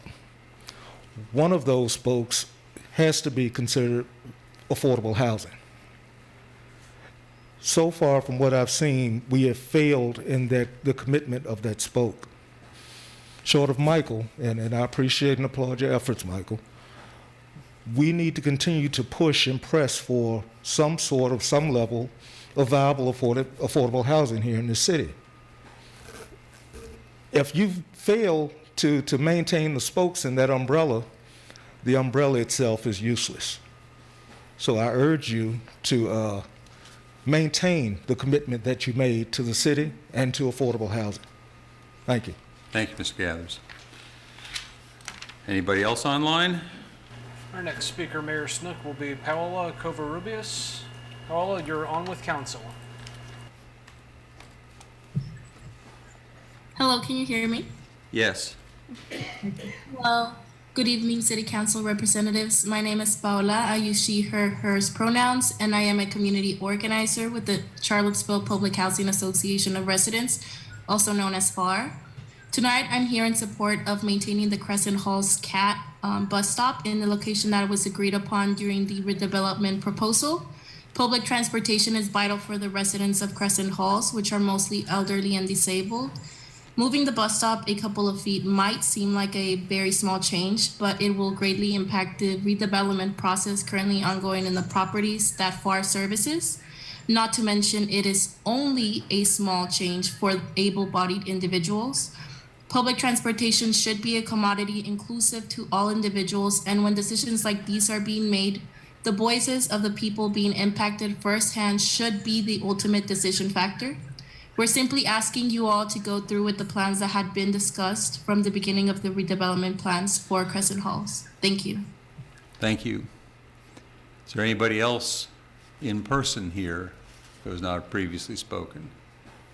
Okay, there are nobody else. Mr. Dillhunt, anybody else online? Yes, Mayor Snook, we will have Jane Mills now. Jane, you are on with council.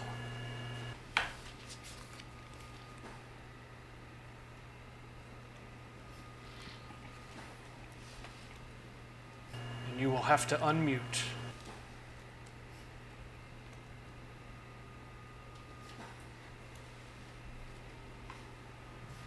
I apologize. Thank you. Can you hear me now? Yes. Thanks very much for this opportunity to speak. This is Jane Colony Mills. I'm the Executive Director of Loaves and Fishes Food Pantry. And as so many before me have already stated so eloquently, I won't take much of your time, but I also am calling to advocate on behalf of the residents of Crescent Halls for maintaining an accessible, equitable, ADA compliant bus stop for those residents to be able to access public services in our community. They live there because they are elderly or disabled, and they need to be offered equal access to reaching the services that they need in our community. Thank you. Thank you, Ms. Mills.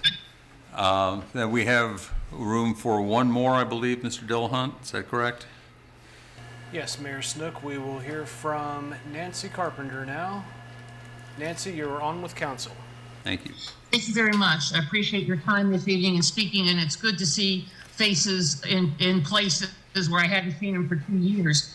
I also am adding my voice to all the individuals that have come before. Ms. Washington, Ms. Andrews, Ms. Edwards, Mr. Collins, Ms. Johnson, Mr. Hales. Nancy, Mr. we Down- can't hear you. Oh, you can't hear me? Now we can. I'm sorry. Oh, I'm sorry. I must have been away from my microphone, but I just wanted to say that with all the speakers that came before, I am also advocating for that bus stop to remain where it is. It sounds like there's a financial hit that perhaps wasn't considered. And also, you just signed a proclamation at the beginning of this program about Fair Housing Month. And if transit isn't a part of fair housing, I don't know what is. It certainly, is a piece and part of it. And certainly, we need to treat our senior citizens with a little bit more equity and dignity for the needs that they have in order to navigate our city, our fair city. One other thing I want to note on the opposite end of what we're talking about tonight, 10 years ago, the crossings opened at 14 Preston. And I have to recognize a prior city council. No one was on council at that time. I think that we may have had a few people that are on council that were advocates for that program or for that facility. And that is something that was bold time that it was presented to council. They took a bold step.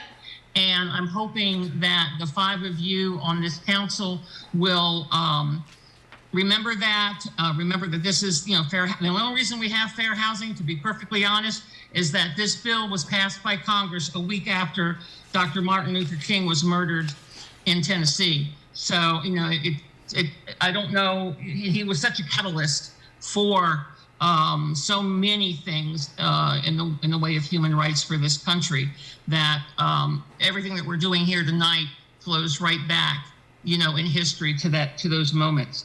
So please listen to what the people have said that live there, the people that are in community with them, and the people that are your staff people, well, not your staff people, but that are representing city government and what they're saying, because I think it has much, much, much to do with fair housing. Thank you. Thank you, Ms. Carpenter. So that concludes our public comment, community matters period. Now there will be another opportunity. If there's anybody who's listening who didn't get a chance, you'll have an opportunity at the end of the meeting. Council, you want to take a brief recess or keep plugging? Let's keep plugging. Keep plugging. Okay. So come to the action items. First action item is the CDBG and Home Citizen Participation Plan Amendment. This is a public hearing. Aaron Attack to introduce the item. Ms. Attack, you with us? Mr. Mayor, councilors, Ms. Attack, it's under the weather. She's not feeling too good, so I'm filling in for her. Okay. Yes. As you all know, each year, the city of Charlottesville receives funding from HUD, Community Development Block Grant Funds, and the Home Investment Partnership Act Fund. And as part of maintenance of that money, jurisdictions like entitlement community, like City of Charlottesville, they are required to have a citizen participation process, essentially a process that provides opportunity for residents and citizens and the public to provide input into the process on how the money is expended. The city created a task force, and the task force essentially makes recommendations to the city council regarding how the funds are spent for economic development, for public services, for homeless programs, and what have you. And also regarding the consolidated plan and the one-year action plan, which is essentially the budget for CDBG and Home. In the past year, we've received warnings in terms of violation from HUD about timeliness spending. And this is a result of the type of process we currently have. And due to that infractions, which is happening repeatedly right now, staff is proposing to amend this CDBG task force code and also revise the citizen participation plan so that we'll be able to bring a measure of order in terms of the process and in terms of meeting the timeliness guideline as required by the federal government. Many of the previous allocations, we ended up recapturing and reprogramming $330,000 in the past year. And let me remind the city council, recapturing the funding that are not spent in a timely manner from sub-recipient, in other words, the local nonprofit organization that received this funding, recapturing it from them, it's a much better, safe process.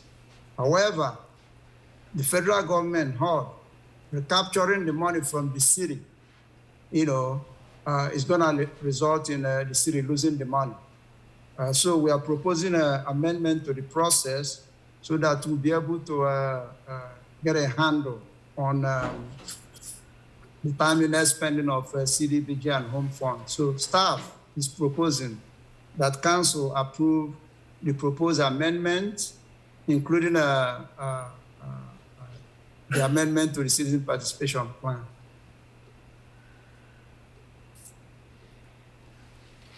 I'll be glad to take a question from the city council. This will require a public hearing, and perhaps either before or after the public hearing, I'll be glad to take a question from the city council. Councilors have any clarifying questions at this point? I just wanted to double check. So I just want to verify there will be chances for people to take part in this? That's correct. Okay. Yeah. There. Usually, as part of the citizen participation process, if it's a consolidated plan, a one-year action plan, and other related planning processes dealing with CDBG and home, it's mandatory that they have to be advertised, and folks will provide input and comments. And when they provide input and comments, staff is obligated by HUD to respond to those comments. So I see that we have in the CDBG Home Task Force composed of 9 members appointed by the city. We do have a section that says 1 additional citizen. Yes. There have been requests tonight to both consider either FAR or to make sure that we have a representative from a low-income community. Would that be a position that we could recommend that spot be reserved? It's up to council can make that change. It's up to the city council. However,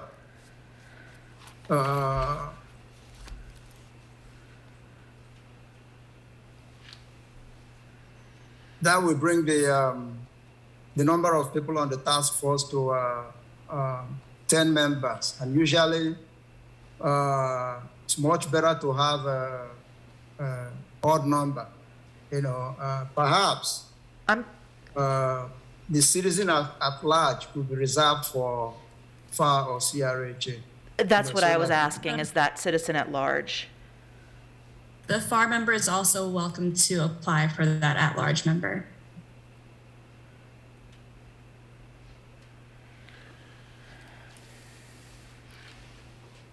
So this calls for 5 members from the HUD's identified income eligible areas of the city, although historically those 5 people have not necessarily been themselves people of lower income status. Correct.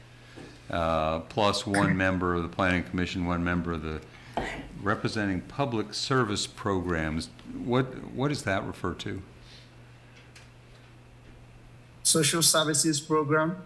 It says public service programs as defined in 24 CFR, blah, blah, blah. Public service, it's, it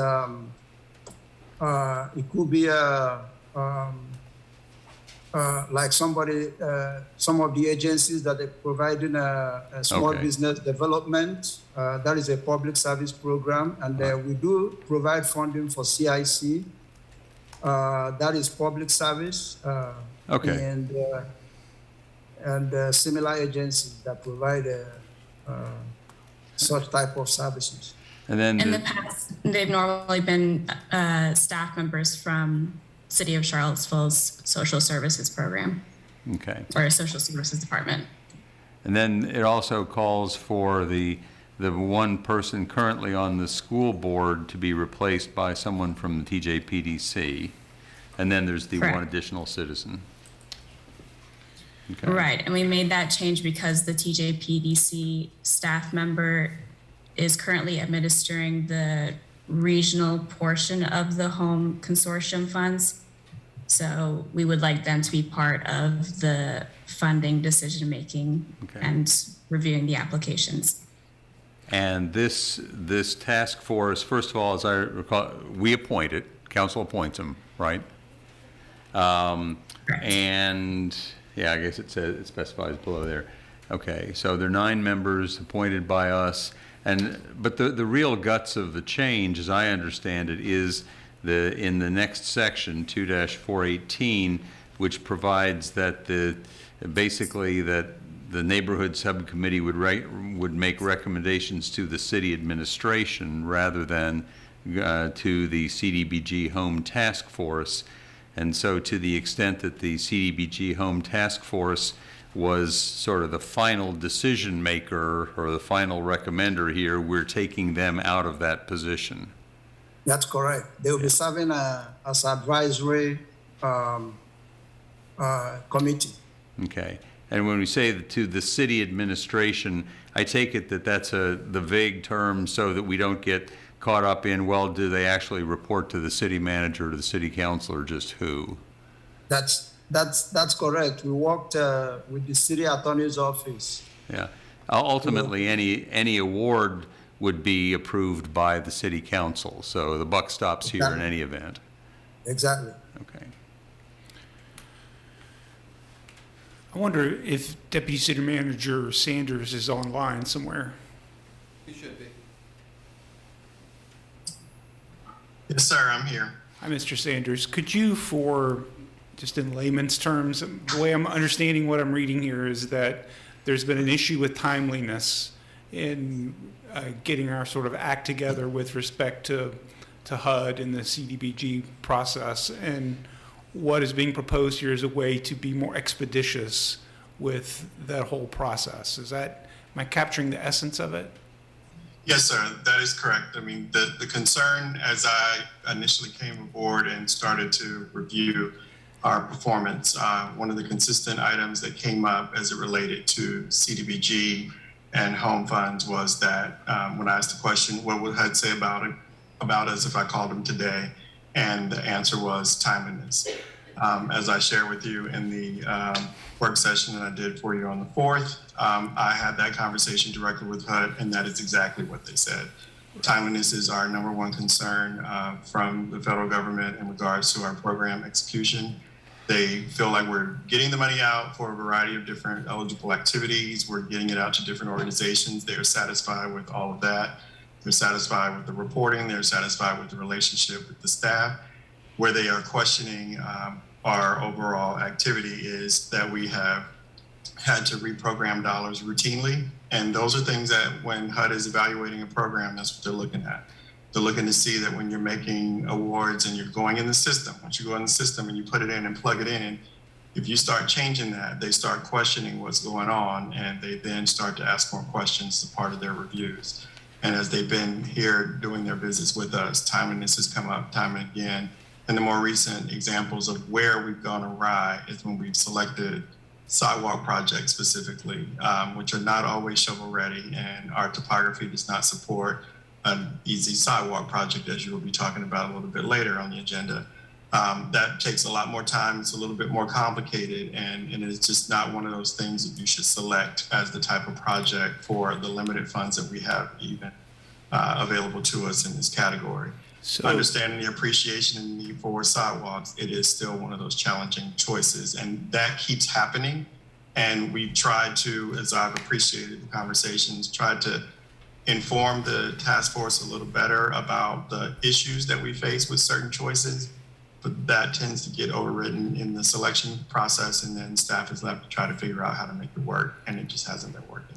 So this would essentially move the CDBG task force to a more advisory role as opposed to sort of being in, as it were, the chain of command or approval process.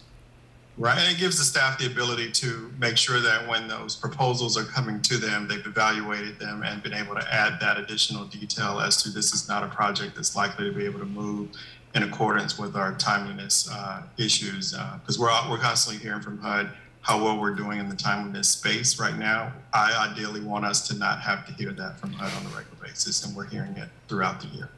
But City Council would still have the ultimate say-so over the projects that are put forward. Yes, that's correct. Always ends at council. All right, thank you.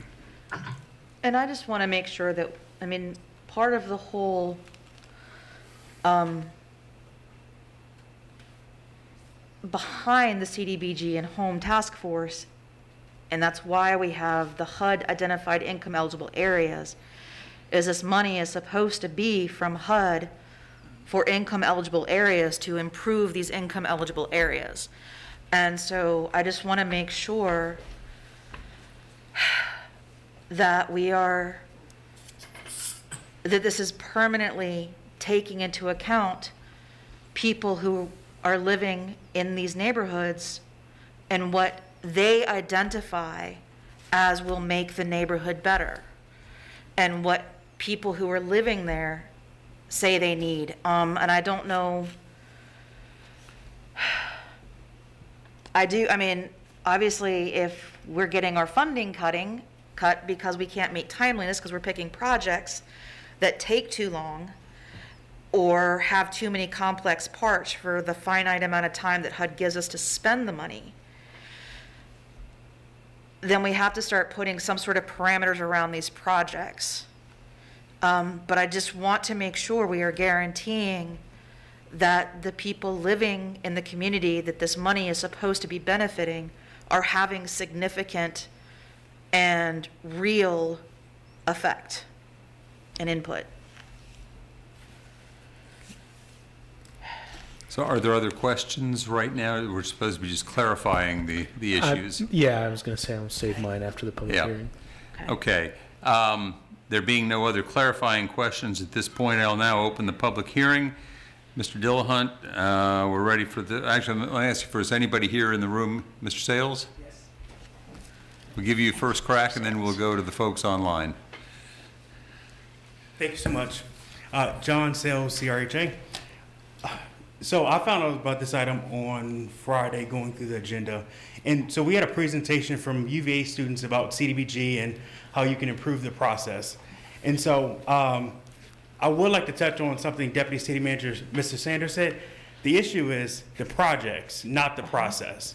So you're talking about sidewalk projects that have multiple different components, purchasing and acquiring right-of-way, and just a lengthy bidding process, procurement process. And so I think that's the issue, not the process itself. Focusing on non-public service sidewalk projects instead of focusing on more items that are actually benefiting the low-income communities. And then I also want to point out that the priority neighborhoods have drastically changed since the council designated them as priority neighborhoods. And so I pulled up presentation that UVA students have done. Belmont is a priority neighborhood. Well, Belmont has had 101% change in area income over the last 5 years. So should that still be a priority neighborhood in CDBG terms? Rose Hill has had a 69% change in the last 5 years. So should that still be a priority neighborhood? Or how about looking at the map and pointing out where there are low-income families and designating those specific areas as priority neighborhoods inside of neighborhoods? And I also want to touch on the breakdown for the community members. I do think you need to have members involved in this process for the task force. And I think there needs to be individuals that are low income in the community. And so I was part of city staff when Ridge Street was created. And I went with Mr. Tack to canvass the neighborhood. And I will say a lot of the individuals that had additional time are higher wealth individuals in the community. And they were on the backside of Ridge Street, and they were really involved in wanting to know how the money could be spent to benefit them. Well, CDBG wasn't created just for them. It was created for the low-income communities. So South First Street, which is in Ridge Street, Crescent Halls, which is in Ridge Street. And so I do think there needs to be a process where residents can be involved and get paid for their time, providing them with a stipend. Yes, you can't use federal money, but if you're talking $50 a meeting and only 5 residents, that's not that much money out of the pocketbook of the city. Let's find a way to pay residents for their time. We pay them for redevelopment. Every resident has a redevelopment planner. They get paid for their meeting, plus they get bonuses at the end of the planning session. Let's find a way to pay these folks to get involved, and maybe we will have some low-income families or individuals that want to participate in these committees. Thank you all. Thank you, Mr. Sales. Mr. Dillahunt, do we have anybody online? We do, Mayor Snook. Our first raised hand is Joy Johnson. Joy, you're back on with council. Hi, good afternoon. My name is Joy Johnson. I'm a public housing resident. So the first thing I want to do is to tell you how I learned about CBDG. I learned about CBDG from Professor Harris, who was on the Planning Commission, Dr. Harris. And the first thing he told me was, Joy Johnson, CBDG money is for poor people. Right. Then he got me to read the law. I don't have enough time to read all of it, but I will read you a piece of what the law says. The law requires that citizen participation plan both both provide for and encourage public participation with particularly emphasis on lower income people, including residents of lower income neighborhoods and area of CBDG. I will go on to say it go even further. The reg helps to refine the meaning of encouraged participation by jurisdiction or expected to take whatever action or appropriate to encourage participation by all. The reg specifically referred to minority people who do not speak English, people with disabilities, and residents of public housing and other federally assisted section, such as Section 8. I say this to say I agree. If you were to look at our community that has been gentrified, the areas that has been deemed low income isn't low income. So we need to redefine the neighborhoods. Also, I lost my train of thought because I'm getting so mad. Also, I agree is if you all have capital money that can build sidewalks, CBDG money do not have to do sidewalks. It doesn't have to do that. That's one way to get around the, you know, whether it's shovel ready or cement ready. But this, and here again, we are talking about a marginalized community, and Sam, I love you dearly, honey, but somebody needed to reach out to us and tell us that's what you was gonna do. And Alex, I'm a little disappointed with you that you didn't bring this up at PMT so we can talk about this. This is the kind of stuff that irritates me. If we are willing to work with you, please let us know so we can have an input, so we can give you feedback, so I won't be taking up your time yelling and screaming like an angry black woman. Thank you. Thank you, Ms. Johnson. Anybody? Mr. Gathers here? Okay. It's never a wise idea to follow Ms. Johnson, but I agree with what Mr. Sales said. If the process is where the problem is, let's focus on the process itself rather than tossing out the proverbial baby with the bathwater. We don't need a complete revamp and rework of the system itself. Let's just focus on where the problems lie and work to fix those problems. I think that should be the starting point. And also, if we can just flood the community, the city, with information as to exactly what the projected changes are that want to be made, I think that would be beneficial to the citizens in our area, especially those that are directly affected and impacted. And I just lost my train of thought.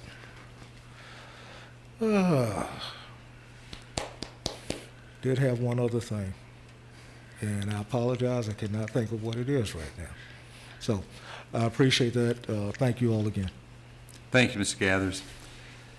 Mr. Dillahunt, anybody online? Yes, Mayor Snook. Richard Morris is up next. Richard, you're on with council.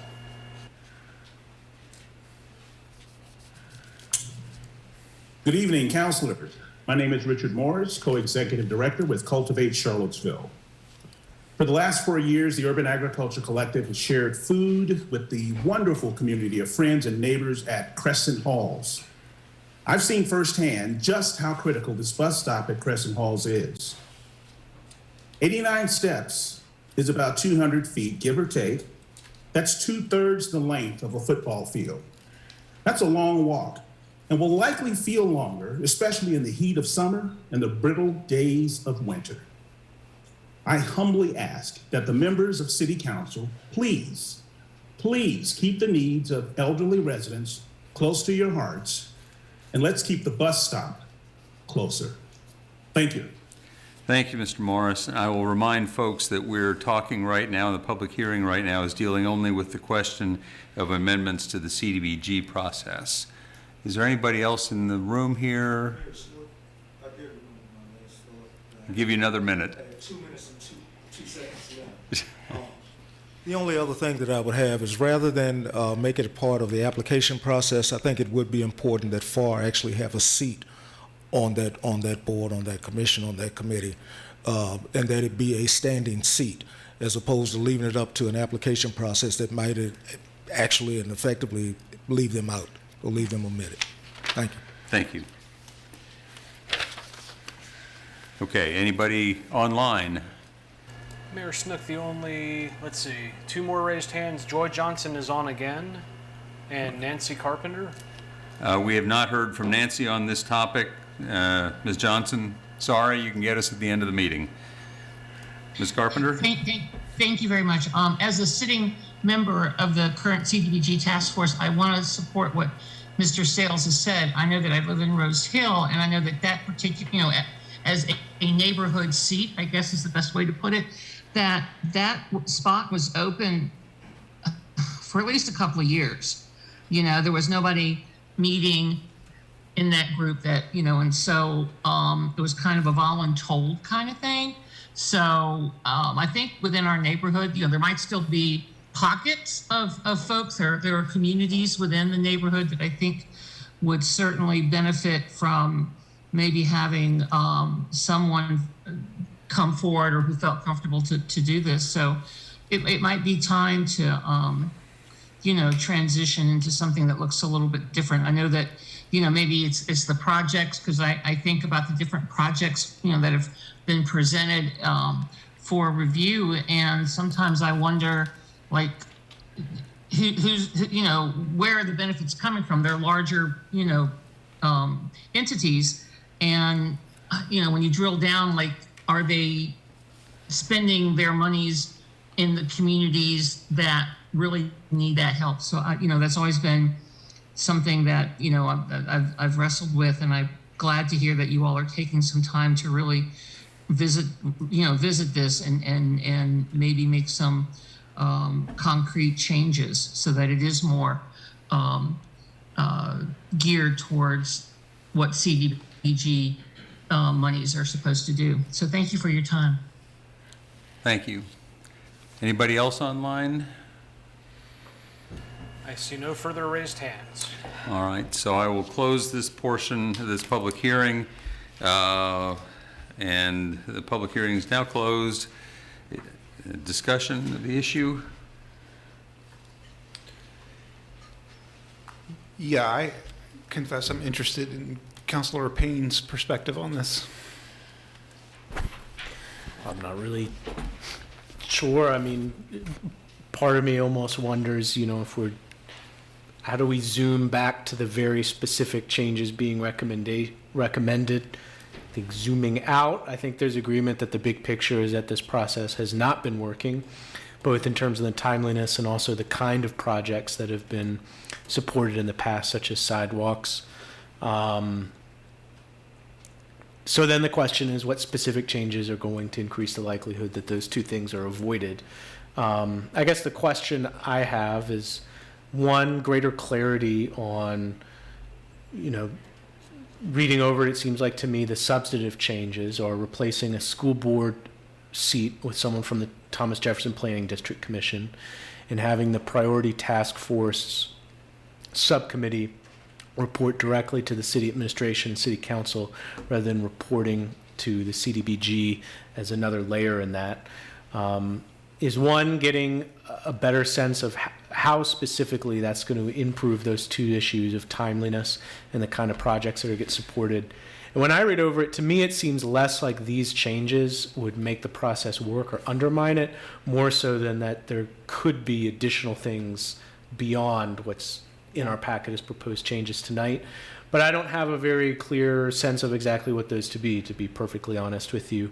I would be curious. I know, similar how we got a presentation tonight from UVA students about our real estate tax relief programs. I know that I think next Monday the CRHA board is going to be getting a presentation from UVA students about possible changes to the CDBG process.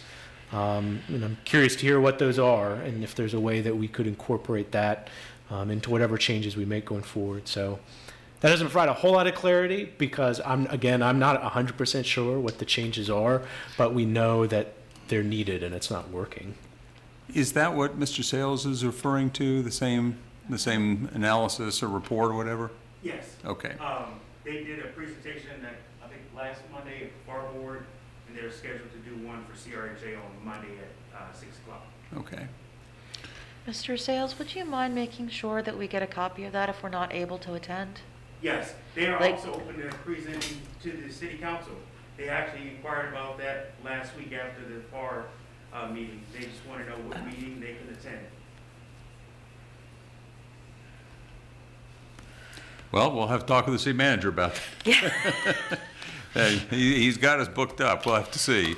But I'd like to see the report and to understand what it is that we're discussing to see whether we need to have them appear before us or just what. If we could get that. I can get you the report right now. Okay, just send it to council@charlottesville.gov. I'm wondering, Mr. Mayor, if I could ask Mr. Sanders to come back online, please.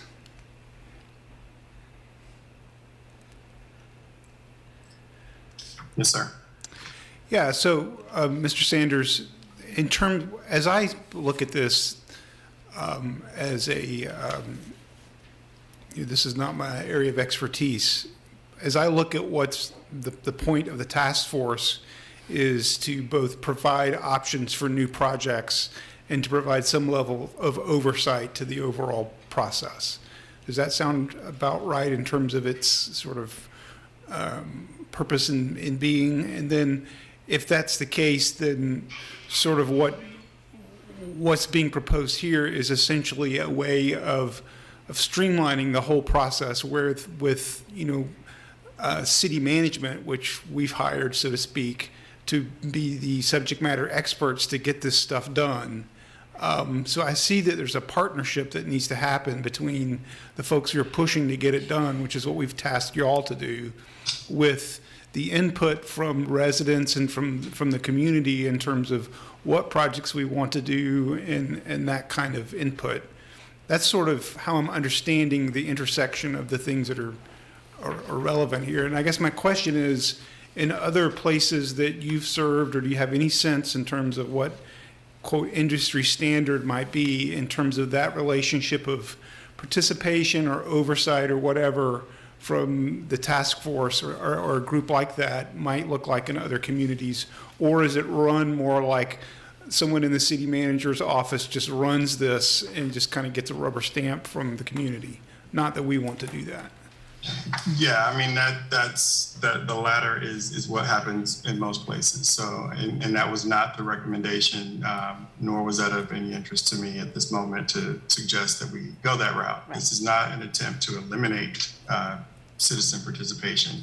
This is really preserving that, honestly, by continuing to have citizens participate in the conversation, recommend projects, take a look at various proposals that are on the table and give their direct feedback and input as to the quality of the proposal that they're hearing that is going to be directly changing the life in their neighborhoods. This is at least making it possible for staff to be able to step in and say, but we can't do that project for these reasons. And that does not get trumped in a way that we have to then bring forward a project. And for those council members that have been a part of the ongoing conversations that have been tied to the various projects that have been challenging, those came with staff recommendations to not approve. Yeah. But they were still approved. And that's what it is that we're attempting to correct. This is to make it possible for that staff level engagement to matter in this situation so that we can allow the project to not get stuck in this process. At the very front, at the onset, we know that certain projects are not going to make it because they are going to be timeliness killers. And we have expressed that opinion as a part of the process, but that has not necessarily been recognized in the approval steps.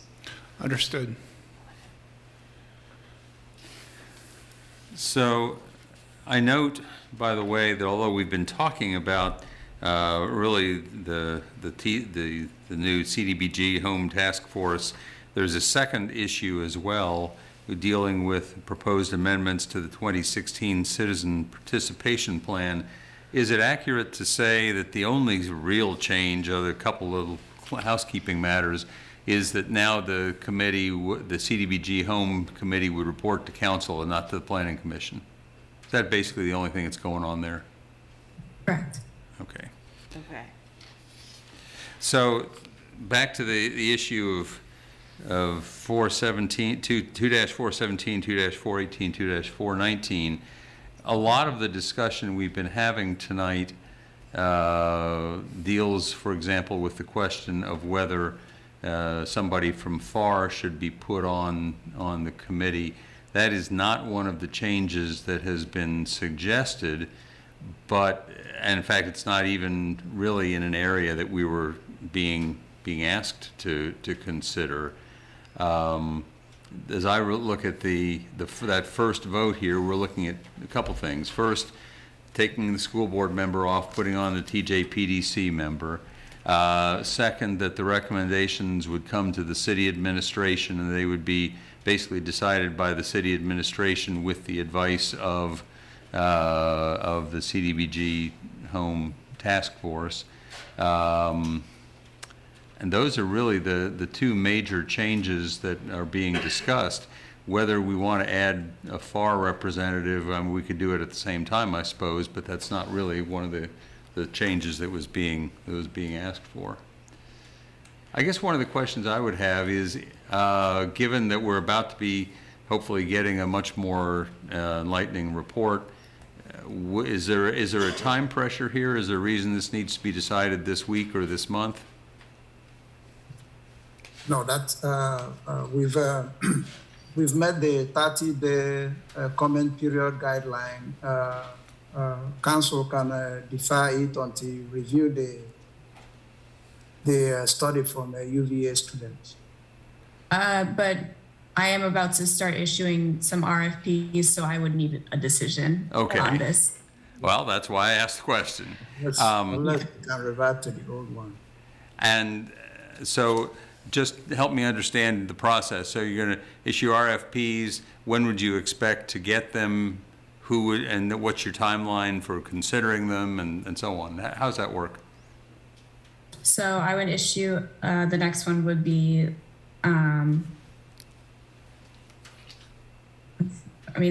we have the home ARP, RFP, for example. We would issue a 30-day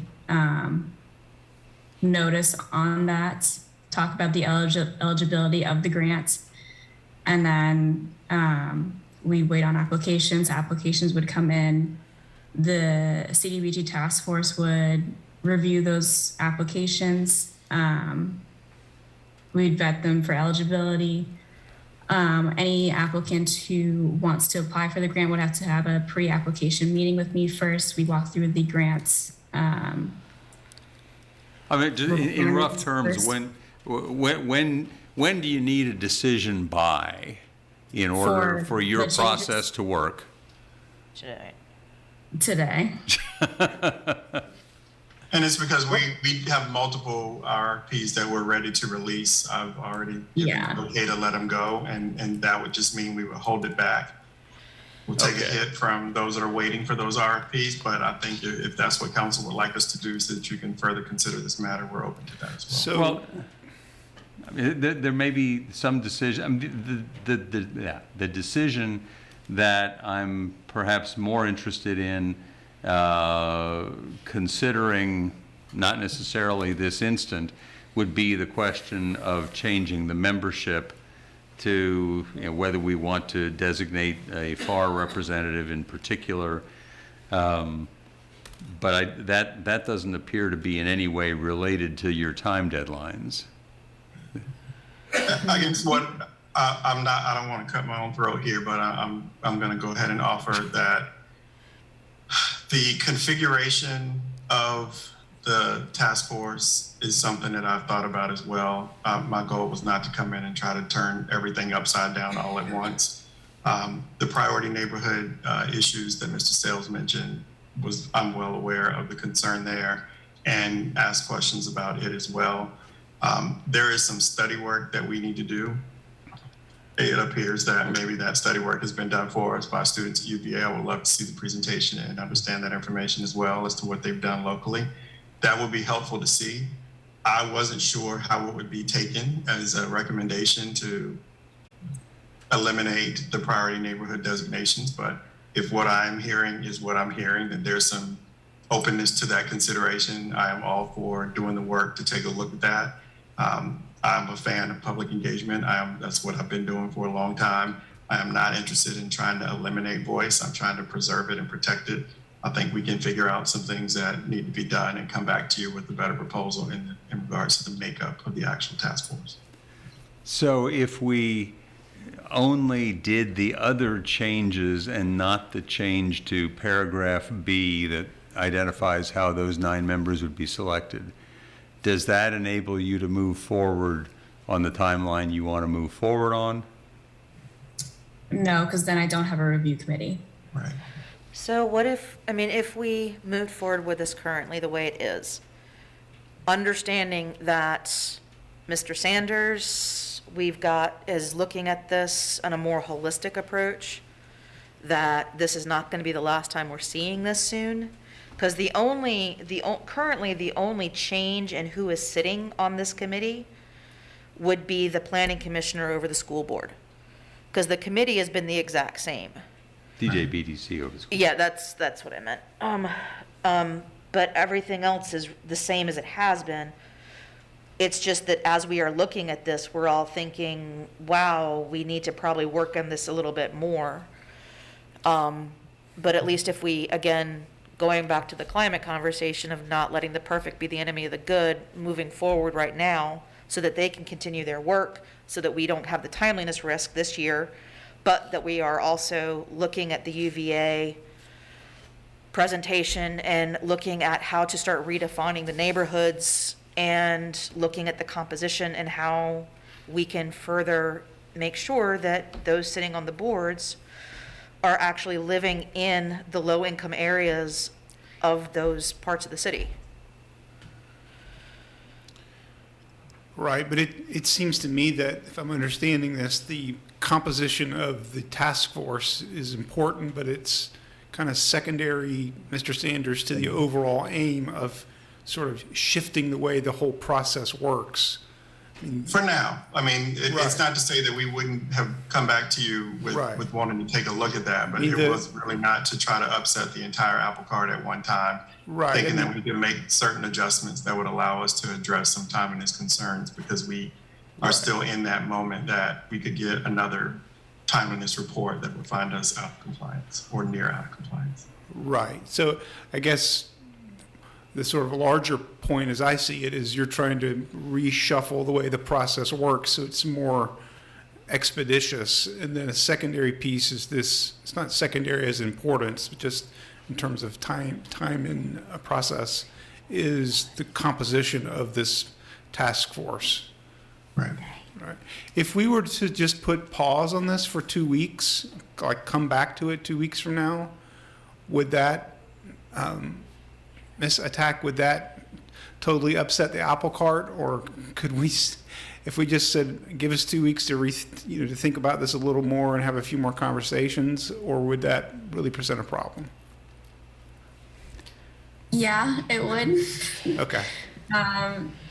There is some current funding with the 2022 or 2020, our new action plan that we're working on. I was going to have to take some funding back to the CDBG task force to rework the budgets with them. So if I don't have the task force reconfigured now, I won't be able to do that.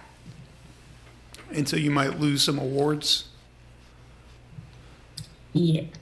Okay. Like I won't be able to rework the budget with them. Okay. So are you telling me that there is not at the moment a CDBG home task force? There is, but there is until you make this decision in regards to this item. Yeah. Right. So, So essentially, if you don't make the decision, I believe the city attorney may clarify that the existing task force, will continue with the existing task force until council makes the change. right. Okay. Well, I tell you, my inkling is to say, let's go ahead and approve what has been suggested to us and revisit as soon as we get more information about either whether we ought to be redefining the eligible neighborhoods or whether we want to consider reconsider the membership in terms of allowing somebody from FAR to have a designated spot or whatever other choice we want to make. One of the issues that I guess is, if we say we have 5 members from identified eligible areas of the city, how many identified areas of the city do we have? Is it 5? Yes. Okay. It's 5. They're all HUD Rose Hill. designated. Yeah. Rose Hill, 10th and Page, Belmont. Fifeville, Ridge Street, and Belmont. Yeah. And most of them are actually coming up in September of 2022. Okay. So 6 of the members are coming up for in September of 2022. Well, that's sort of interesting. And just to add on, the entire consolidated plan is due for its rewrite this upcoming year. So this entire citizen participation plan is going to come back in front of you guys during that entire revision. And also, that will be a prime opportunity to redefine the eligible neighborhood as well. And council may decide to go a different route with that update of the consolidated plan. So, by the way, if we were to make this change, one thing that was not caught at the bottom of page 244 in the packet, the last paragraph contains a reference to the member of the school board whom we're striking from the task force, so that would have to get amended. But I mean, my suggestion, frankly, is that we go ahead and make approve these changes and recognize that probably before September, we're going to have some massive reworking of the membership section. And if I could just ask for clarity in the packet, there's a suggested motion for the proposed ordinance, and there's also a suggested motion for the proposed amendment to the citizen participation plan. So there are 2 separate motions that are involved here? Right. Okay. I would just say if that's the route gone, I mean, I think we need to have a very clear sense of when exactly that is going to be, when we're going to make those changes, and what process we're going to have to be able to solicit feedback from FAR, CRHA, and other groups that are, most interested in seeing this process be more successful. And again, I would just say my thoughts are, I think we all acknowledge the current process is not ideal. I think these changes, quite frankly, don't really make the process worse. I guess it's an open question how much better they make it, but substantively, I don't think they're even that big of a difference. I think the frustration is just one, why are we being presented with these changes now, being in a position where we're told that we're boxed in and we must make a decision now because otherwise it'll be too late? And then 2, why were FAR, CRHA, and other community groups not in communication about what changes would be made until we got to this point where we're told we're being boxed in? And I will just say one of the times I am always most frustrated as a counselor is when we are presented with a choice and we're told that right now, the first time you're discussing it, you need to make a final choice, because I don't think that allows us to have the most constructive, productive conversations. And so again, I don't think we're making this process worse, but I think we're potentially missing an opportunity to have made it much more effective about meeting our ultimate goal, which is having CDBG best serve the low-income community in Charlottesville. And so if that's the route we want to go, I just think we would do best to have a lot more clarity about when exactly we're going to revisit these larger questions and include these community groups as part of that process. I was wondering if we could get either from Ms. Attack or Mr. Sanders or somebody an idea of if we wanted to look at the question of redefining the income eligible areas, what would be a time frame for something like that? Is that something we could do in the next 3 months?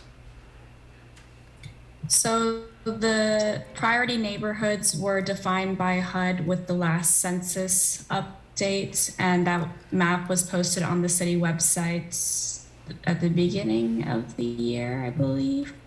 It's on the housing and redevelopment page when you go. Actually, I can pull it up. Did any of the boundaries change? The boundaries didn't change, but I mean, it's still the council designated 5 priority neighborhoods. I had the GIS coordinator just re-update the map with the HUD priority neighborhoods again. It just re-updates with the HUD census data every time they do a new census. I guess what I'm wondering is if we've got 5 members, if we've got 5 members who are supposedly appointed from specific areas, and if the boundary lines of those areas have changed, do we even know whether the members are still eligible, whether they still qualify?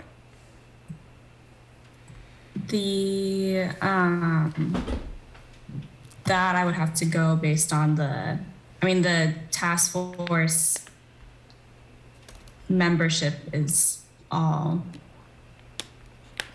based on term. I'm not sure about that. Well, we've had this problem a couple of other times where for various other reasons, we get into a situation where a disproportionately large number of people are all coming up for their reappointment at the same time. And if we've got 6 coming up for reappointment in September of this year, some of them are going to have to get reappointed to a 1-year term or a 2-year term, because we can't have the situation where literally 2/3 of the group changes over at the same time. So I think we're going to have to revisit this whole section rather significantly. But if you're telling us that we've got to do something right away, I agree with Councilor Payne. I don't know that these changes make things any worse.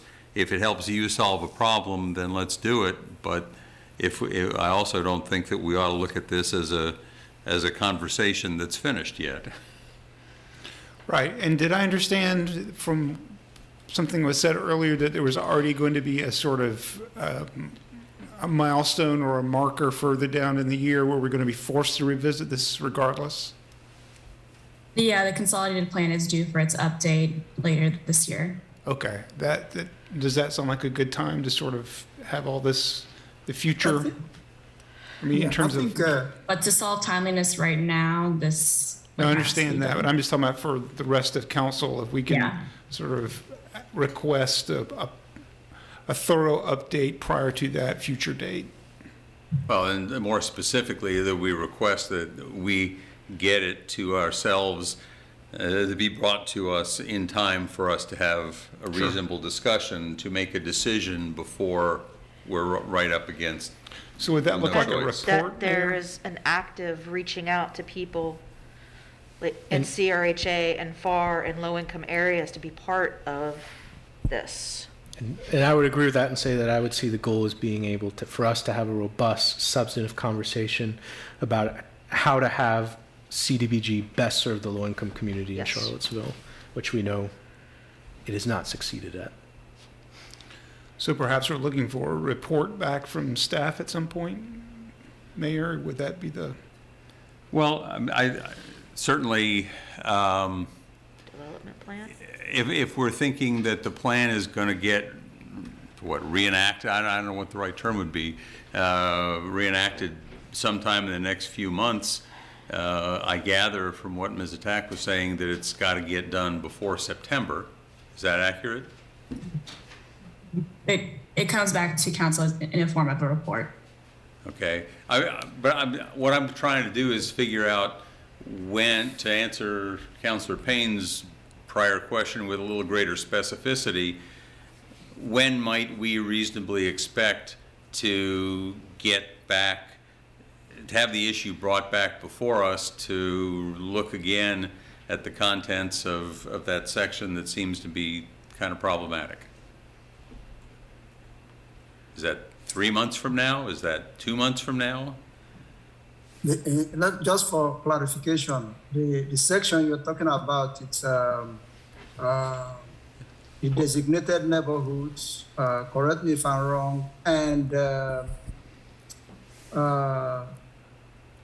section dealing with Well, the specific section is 2-417 subsection B, and that also includes within it not only who the 9 members would be, but also what their terms would be and how they would get appointed in such a way, and we would need to clarify it so they're not all going to be coming due all at the same time and so on. That would deal with the membership question. That would deal with the question of FAR, and that would deal perhaps if there has been some change, and I'm not sure I completely understood the answer before, if there has been a change in the outlines or the boundary lines of any of those districts, then we need to look at that too, don't we? Yeah, we can come back to council with that in September. The process for that is a 30-day public comment period, same thing we did for tonight, and then it would go to council. We didn't receive any comments for the daily progress comment period for tonight. Okay, is there anything that from the regulatory side, from HUD or anybody else, is there any deadline that they are imposing that we've got to act on I'm not talking about, I gather you need to have approval of this basic change that you've submitted to us. Let's say we do that right away, but we say we want to revisit the membership of the committee question. Is there, and there is something that's happening with HUD in terms of what, reenacting or reapproving the process, is that right? And that's got to happen before September? I have a budget I have to submit by the end of May. That's happening right now. That involves this task force. So that's happening right now.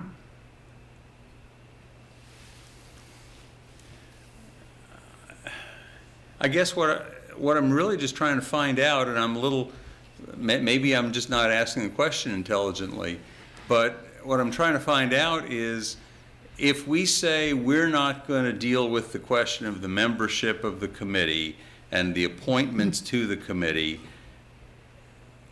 tonight, but we're going to deal with them sometime soon, because Mr. Payne correctly said, let's y'all tell us when we're going to see it again.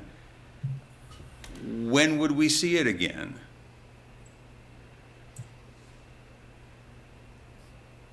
I can make the assurance to you that you'll see everything that you need to see about all of this in 60 days. Would that satisfy things from HUD's standpoint and Ms. Attack's dealing with HUD? Aaron, I have to lean on you for that one, based on what it is that we have to submit.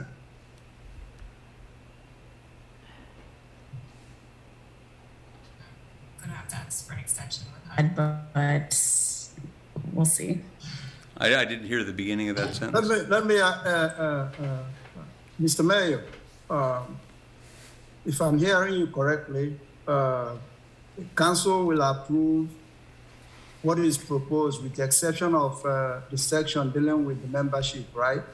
What I heard from Ms. Attack was that we have to approve it, including the section dealing with 2417B, including that, but that we're saying we want to revisit that sometime before we have to appoint members all over again. And that time would be in September, when we've got 6 people coming up for reappointment. And it certainly would seem that we ought to be making the decision about who would be eligible to be on the board, on the committee, by no later than July, so that we can advertise the position to people who would want to apply in August for appointment in September. I'm just trying to figure out, because to get back to Councilor Payne's question about, when would we see this again? 60 days from now would be fine. That would be in June. But I'll have to say one of the issues there is we don't have a meeting the first week in July. So our next meeting would be the third week in July, which is practically too late to advertise it for a September appointment. So I'm just trying to figure out whether these, It's September 30th.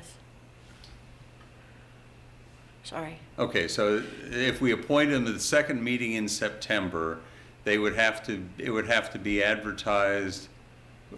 Okay, so we could still advertise it in July to have the applications in sometime August to the first week in September. Okay, that's a little bit better. I was focusing on early September. All right. So which dates? So 60 days would work, as far as I can tell. Is that? It would work, but I'm not trying to be difficult for the sake of being difficult, but I think this conversation highlights the fundamental problem of a process where we discuss something for the first time. Yes. And we're told it must be made that meeting.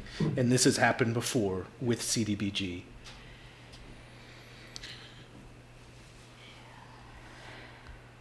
Let me say that I agree with you, and we will revisit this because I'm not happy at this point that we've taken so long to discuss this at this point. Everyone can agree there. And so we will revisit this and come back to you. But I think we clearly have some things to work out, and I've tried to stay out of it and keep my mouth shut on this. But you're trying to get to a place to satisfy the need of staff that they've expressed. And I'm not sure that we've been clear enough about what's driving the decision now. You know, if we have to, let me just, if I may, Mr. Mayor, Aaron, you inferred that you have some procurement processes or some grant processes that you're going through to award funds. Correct. And that you need a committee in place in order to complete that process. Okay. So. But there is a committee in place. That's my point. Is that if this change wasn't made tonight, you still have, in terms of changing the composition of the committee, you still have a committee that would meet the statutory requirements or the program requirements for awarding the grants. Is that not true? Yes. Okay. So what the mayor said earlier, taking some time, not making this decision tonight, having further discussion about it, would not impede your ability to move forward with the award of the grants and have it reviewed by the existing committee. Is that correct? Yes. Well, I think there's one thing that would need to get addressed sooner rather than later, and that's the question of whether the committee has sort of independent authority or whether it's purely advisory. Mm-hmm. And I think clearly that's something that we can decide, but how the RFPs go out doesn't change depending on what that answer is. Mm-hmm. It seems to me. Yeah.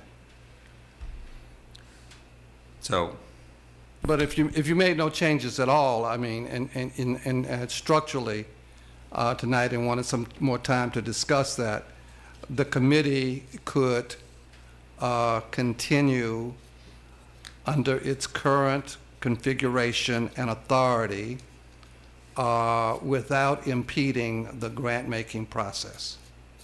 And you could come back and revisit the structure and of the committee and whether it's advisory, et cetera. That gives you more time to discuss that. right. Okay. Counselors, how do you feel? You want to proceed? You want to defer it?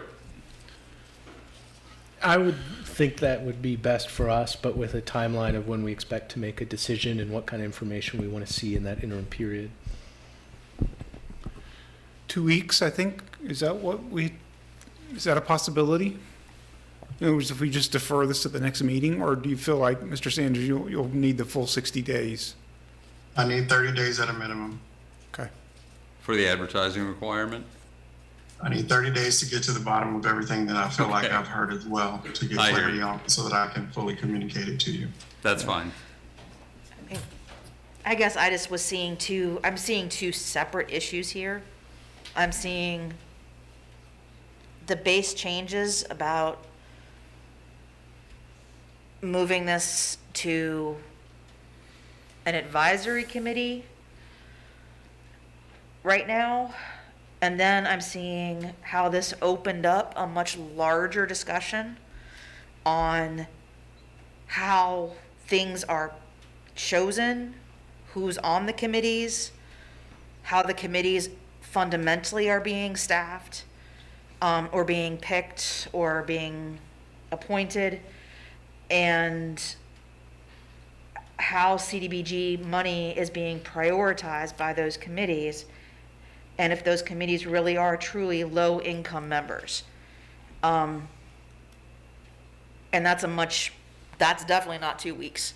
I mean, that's a much deeper dive into this. I see like a small fix going on right now to try to get into the timeliness realm, and then a secondary fix of a much deeper, more meaningful change to our whole CDBG process. That's just mostly an observation. So. I will say this, that I'm consensus seems to generally, the idea of making this a more expeditious process is one that I support. I understand the wanting to make sure we have full representation, and we're thoughtful about that with the task force. But the overall idea that you have that's latent here, that's part of this document, of basically trying to do what we can to, I mean, we pay staff to use their expertise to set the table for us to put together good projects, then for the community and everyone else and us to weigh in on. But I support the general thrust of this proposal, one of the main thrusts of it, which is to have staff play a more central role in moving this forward. And I think, Councilor Payne, that might ultimately help resolve some of the frustration in the future. So, it sounds like we have a consensus that we're not going to make any decisions tonight, that we would need at least 30 days before we came back. That would put us to mid-May, and then perhaps leave it to the city manager's office to give us an idea about when we're, in fact, ready to come back. Will do. Okay? All right, I think we have a decision there. Shall we go on to 14, or folks need a break? Plow through. Okay, keep going.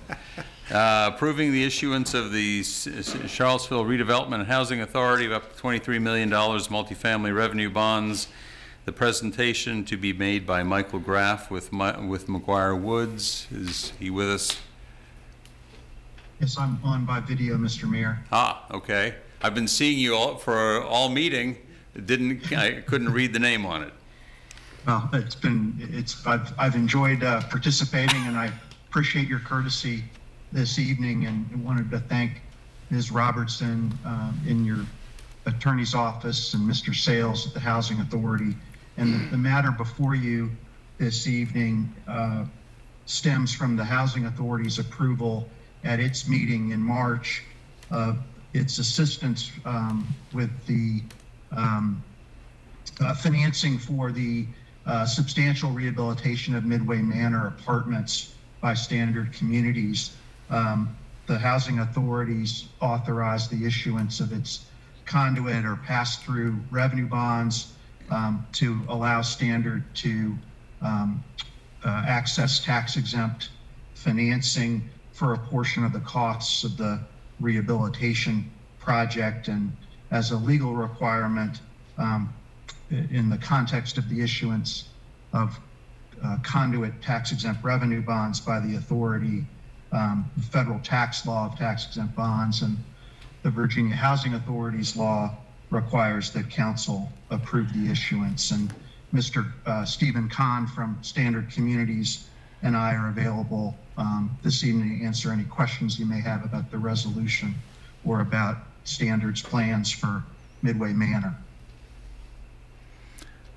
Questions, anybody for council? I don't have any questions about what's actually in front of us. It seems straightforward enough. I am interested in knowing, since we have a representative of the property, a little more about what y'all do plan to do with it.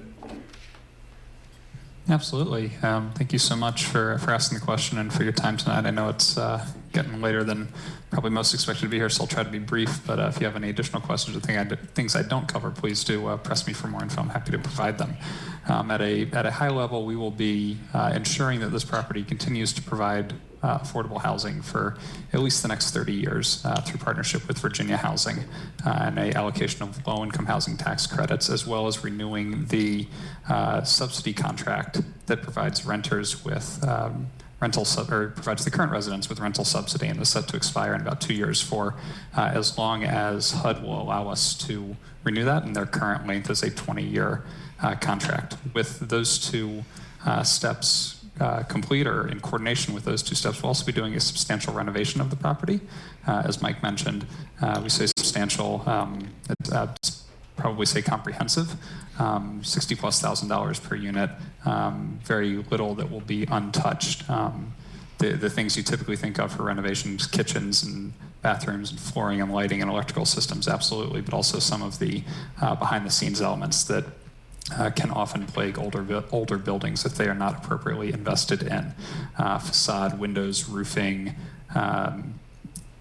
trash compactors, elevators are already underway, reconfiguring the entry areas and the common spaces, and ensuring that they are set up to provide services and community programming that will serve residents. And we'll be doing all of this without displacing any of the income qualified residents from the property.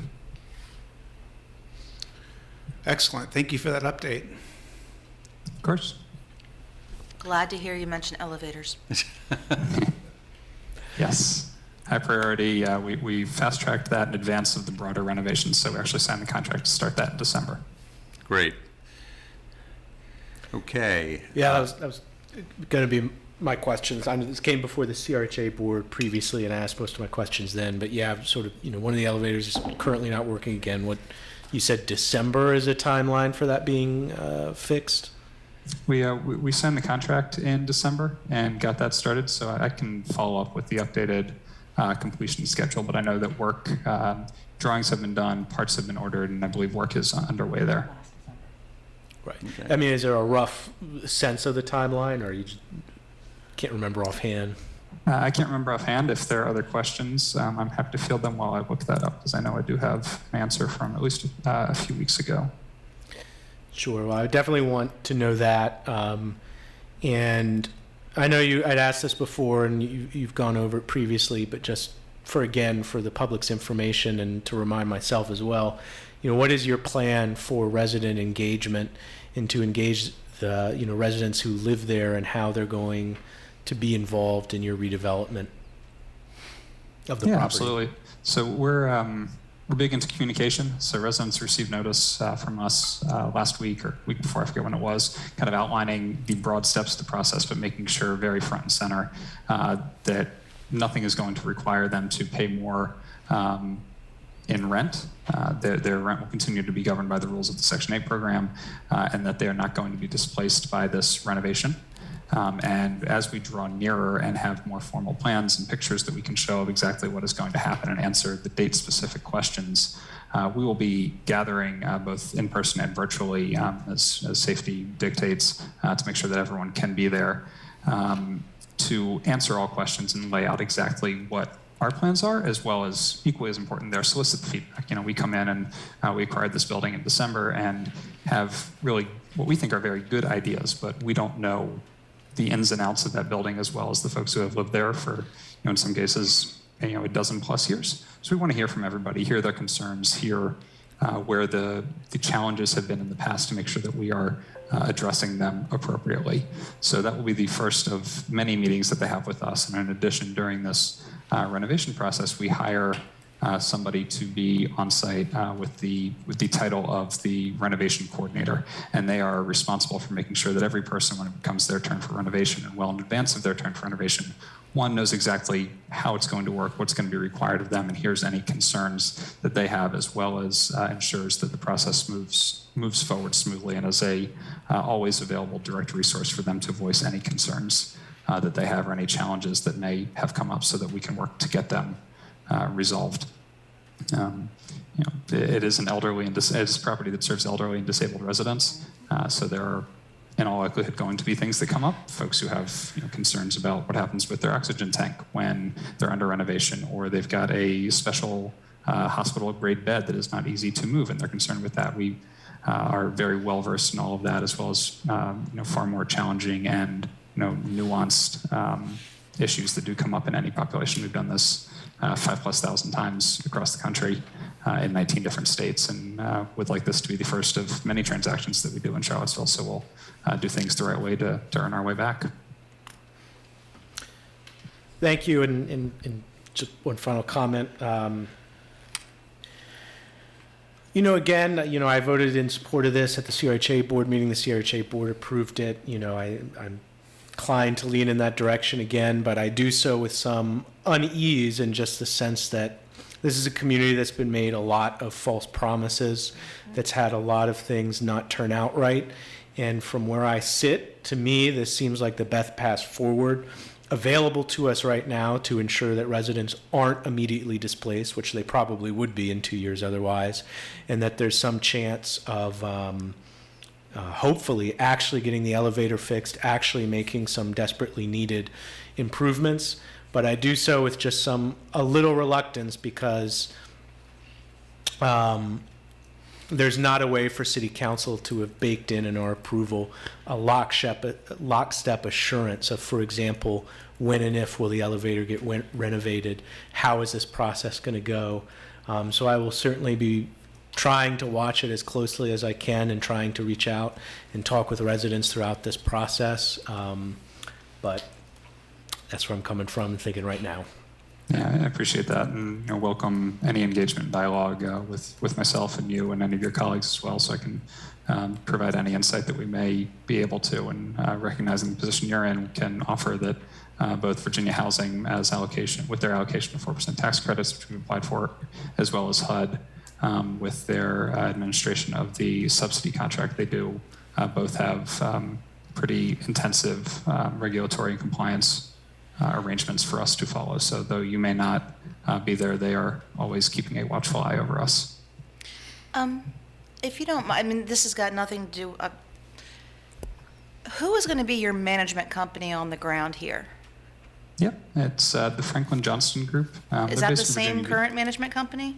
Current as of December, so not long-standing, but current, yes. Are they a Virginia group or? They are. They're based in Virginia Beach. Okay. And will they actually have a presence here in Charlottesville?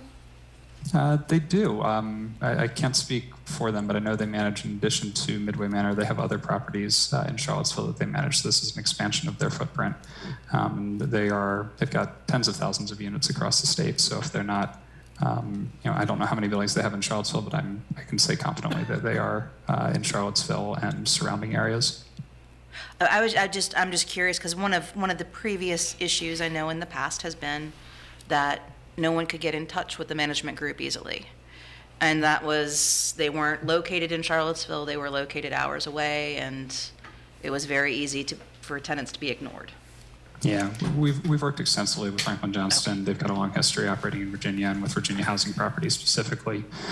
So they manage properties for Standard from Hampton Roads up through Northern Virginia and Arlington, and then in probably half a dozen other states on the East Coast, and we've not had those challenges with them.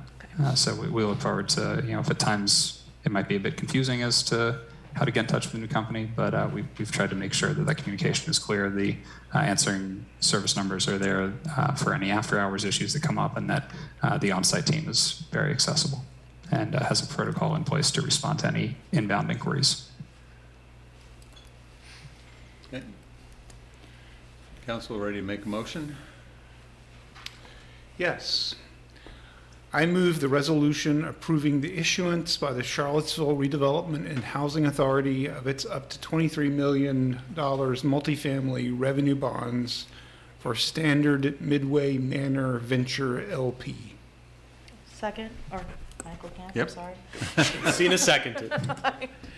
Any discussion? Ms. Thomas? Counselor McGill? Yes. Counselor Payne? Yes. Counselor Pinkston? Yes. Mayor Snook? Yes. So the motion passes 4-0. Good luck to you all. Hope it all works out. I know that the people in Charlottesville are very anxious that it work out. We are. Likewise. Thanks so much for the time. Have a nice evening. Thank you. Thank you, sir. Next item, amending the Friendship Court loan agreement. First of 2 readings. Brenda Kelly will introduce the item. Ms. Kelly. Good evening. For the record, I'm Brenda Kelly, Redevelopment Manager in the Office of Community Solutions.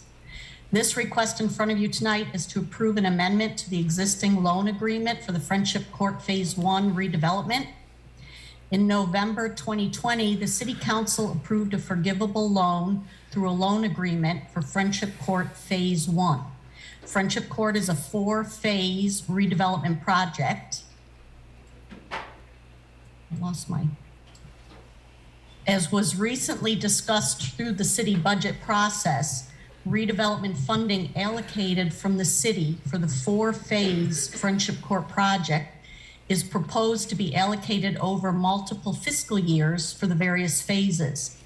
In November 2020, when the agreement was approved, not all of the proposed funding for Phase 1 was allocated through the then current city budget. At that time, we were aware that additional funding was intended for Phase 1, but was proposed to be allocated through a future annual budget.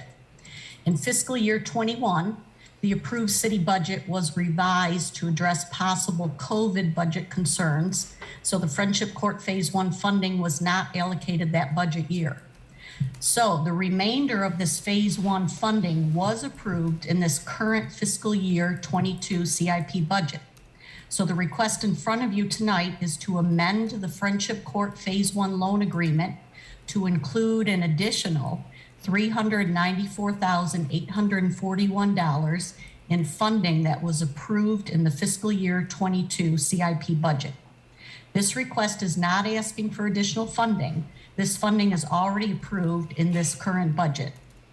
This item is the first of a 2-reading ordinance tonight, and I am happy to answer any questions you may have. Councilors have any questions? No. I believe this was kind of staggered some mostly because of COVID, as I recall, that Friendship Court was really trying to help ease some of the potential future unknown burden that we might be facing with COVID. Okay. So is there agreement to move this item to the May 2nd meeting for a second reading? Yes. Yeah. Okay. Yes. Are we talking consent agenda? Do you want to put it on the consent agenda? Anybody have any issues? I'm fine with that. I'm fine with that So too. let's put it on the consent agenda then. Great. Thank you, Ms. Kelly. Thank you. Okay, Stribling Avenue.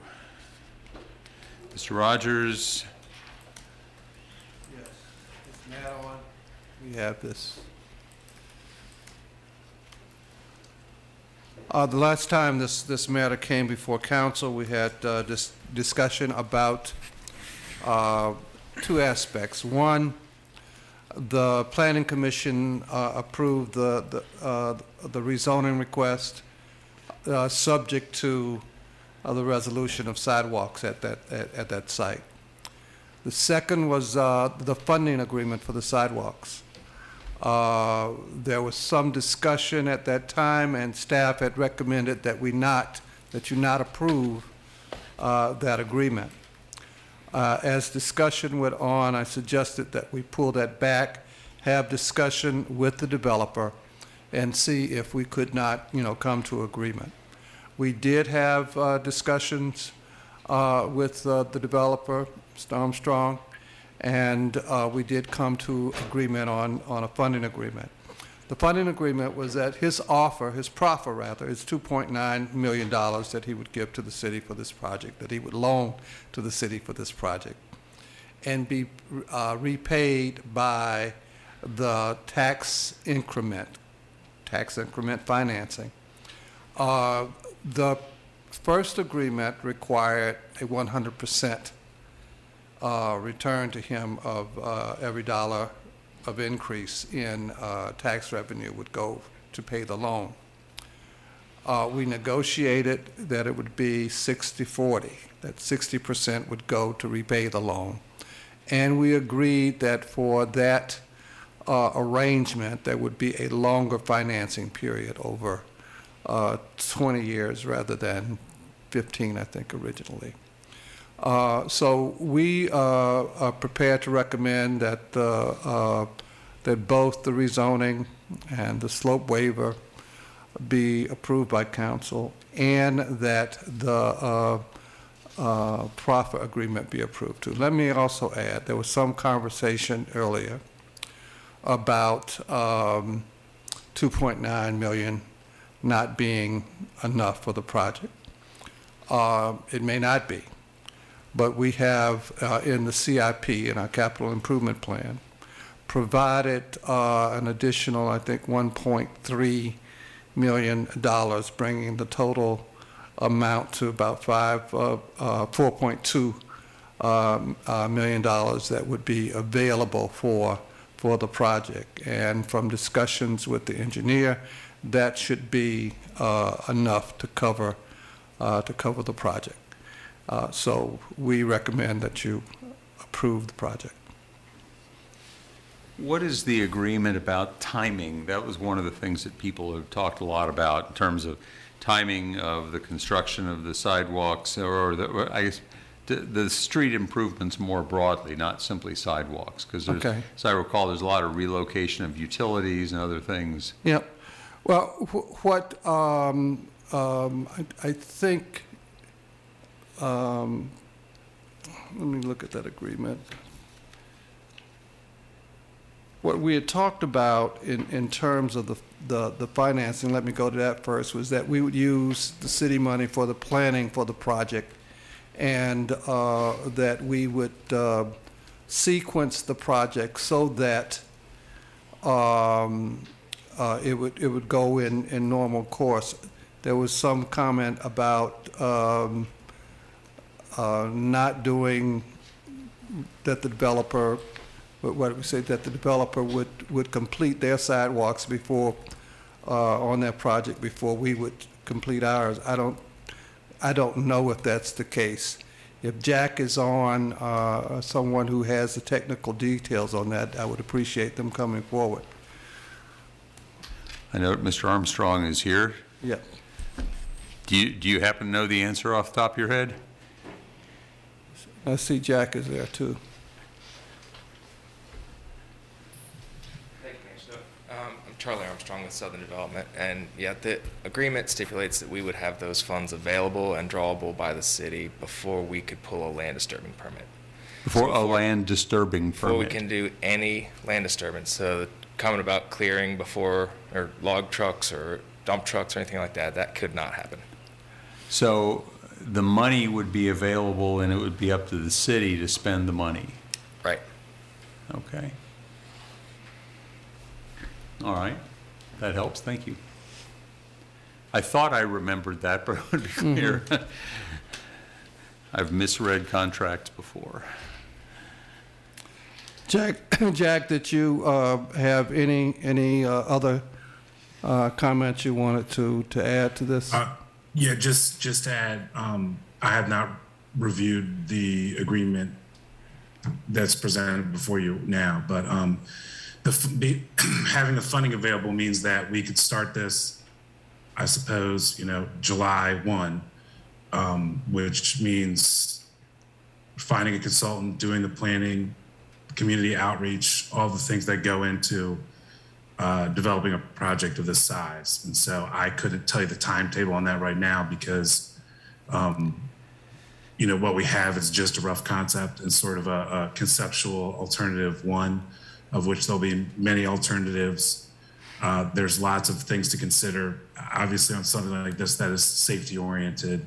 So I couldn't spell out a timeline. It would be two separate processes. The development would be one thing, and then developing the sidewalk. So we would do the best we can to get it done as quickly as possible. But I couldn't tell you, it takes a considerable amount of time to plan and do these projects. And then it would have to obviously be sequenced at some point once it gets designed to construction, so that we're not building, closing down half the road while the developer's sort of mass grading and moving lots of trucks and materials up and down the road. So there's a lot yet to be considered, but it would be complicated to make any promises about delivering at a certain time. And I would imagine that the developer would not want to tie up his process with our process as well.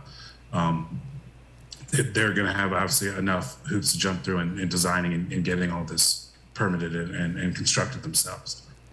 But if the neighbor's concern is that somehow the developer is going to withhold the construction of the community assets until after everything else is done, that's not going to be happening. That the burden to go ahead is our burden, not theirs. Right, that's right. Correct. Okay.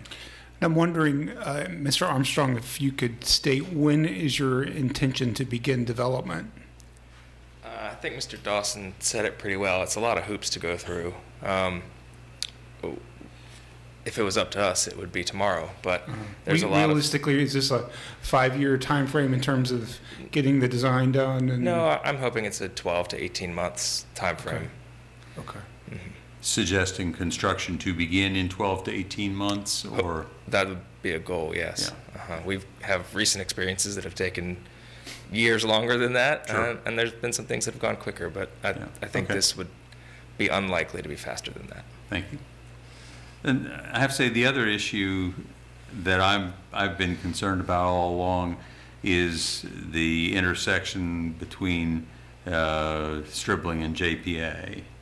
And I've sat at that intersection trying to make a left turn out onto JPA and having a great deal of difficulty doing it. Number one, because the line of sight the way it is right now is not good. It's not frankly any better looking at the cars coming off of the bridge, the railroad bridge. But that, I've said before, that's the kind of thing that strikes me as a manageable problem, one that we can continue to work for other solutions. It doesn't feel to me to be an insurmountable kind of a problem. So Mr. Duncan, in one of his emails, mentioned that he thought a 3 or 4 way stop might be necessary there once we had more data, I guess. I guess they have the data now, or projections of what that would be, and his notion would be to wait and see until we actually had the development done, and then perhaps go with the 3 or 4 way stop, or even potentially a signal. Does that fit your recollection, Mr. Mayor, in terms of his emails to us? That certainly is, consistent. Yeah. I couldn't quote you exactly, but yeah. So I think in terms of, for the public, I think it's important to know that, we have been asking the questions about the connection to JPA. It is very important. I think I don't know if Mr. Duncan is on the line or not, but the sense I got from his email was that they had taken data, they realized it was during COVID, and there's the normal sort of projections you have to do up to get your numbers equalized. But the sense I got from reading his email was that essentially when the work was done, they would analyze that intersection again, and if we need to do a 3 or 4 way stop, we could do that, or we could signalize it. But again, the idea would be to wait until and the development is going to take, Mr. Armstrong, 5 or 10 years to sort of unfold. Is that correct? Yeah, at least. Okay. From start of construction to completing the last home, yes. Right. It'll take 5+ years probably. So it's not really just a matter of saying, we know for sure we're going to need this sort of infrastructure at that intersection, although it does seem likely. And odds are that if we're going to get that 1,200 trip hit, it's not going to come all at once. Right. Right. They get 500 sort of when the project really is going, but then it's going to be, another 100 a year for a while. I think the Chance thing to for me, adapt. yeah, did you have another? No. Yeah, I guess the thing for me is, the community there and the conversations that I've had with folks. There's folks in the audience tonight. There's just and this is not, Mr. Armstrong, you don't have to keep standing. You're welcome to if you'd like, but it's not geared towards the developer at all. I feel like, someone pointed this out 2 weeks ago. The city, for whatever reason, has had a difficult time managing its CIP list, and that road has been a mess for a while. And there's a lot of feeling of lack of credibility with respect to the city. And so I just want to make sure if we do this, I'm not sure all of the various ways we can sort of commit ourselves to making sure we get all of this done. But I think one valuable thing is the fact that we're entering into this agreement with Mr. Armstrong's company with this money set aside at the beginning that is designated to get this done. And I don't think, frankly, we'd ever get to doing these streets, or it'd be a long time from now if we didn't have this development pushing us in this way. So I do see it as a win-win.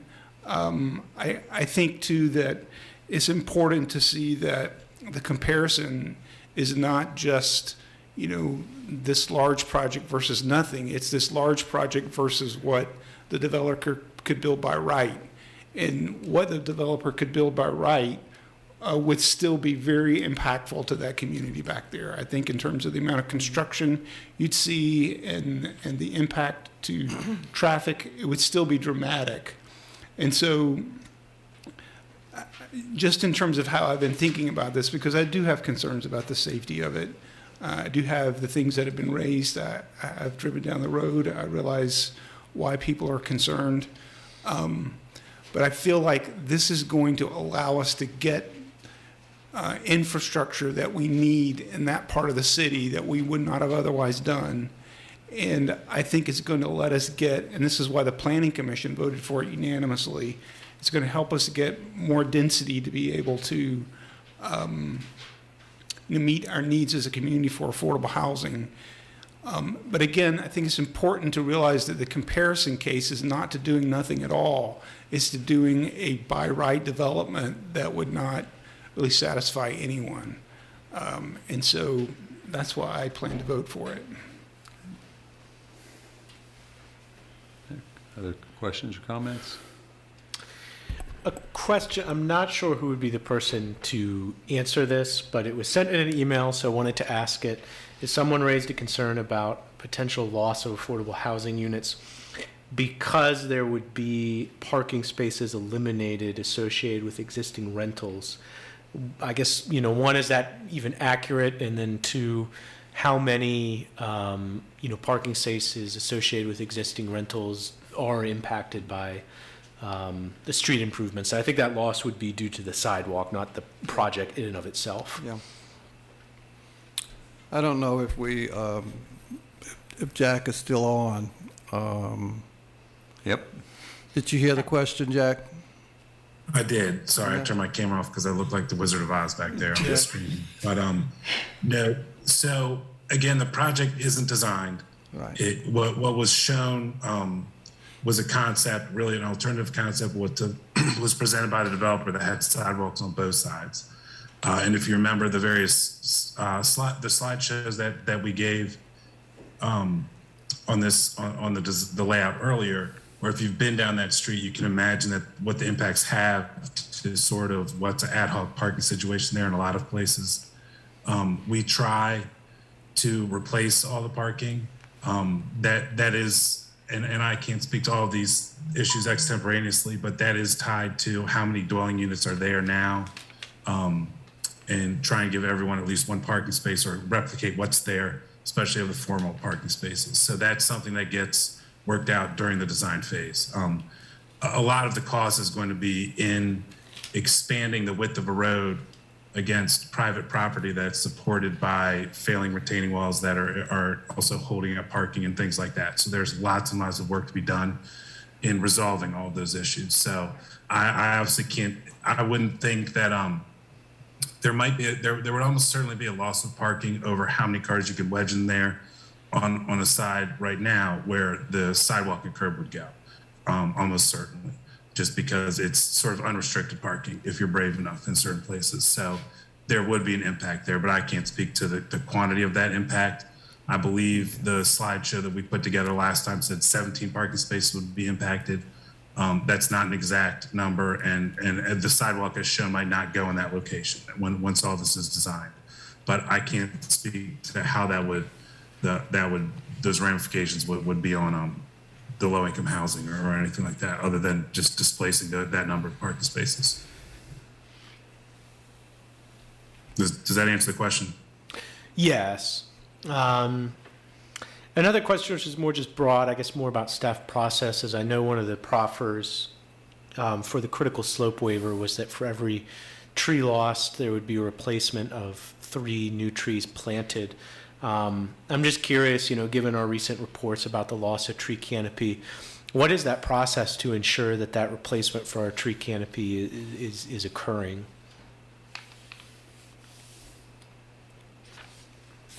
Sam, can you answer that? If he's still on. I'm sorry, I didn't hear that question. If you could repeat it. Sorry, I was just asking, with the critical slope waiver, I think the proffer was for every tree removed to replace it with 3 new tree plantings. And was just curious, in the context of recent reports about the city losing tree canopy, what that process is for monitoring that, that's being followed. Actually, I need to turn that to James. I know he's on the call to give him a chance to speak to that because of the ongoing conversations we've had about trying to preserve trees.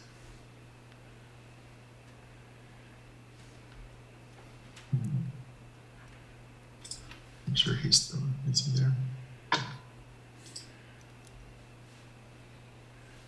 David, can you promote James? There he is.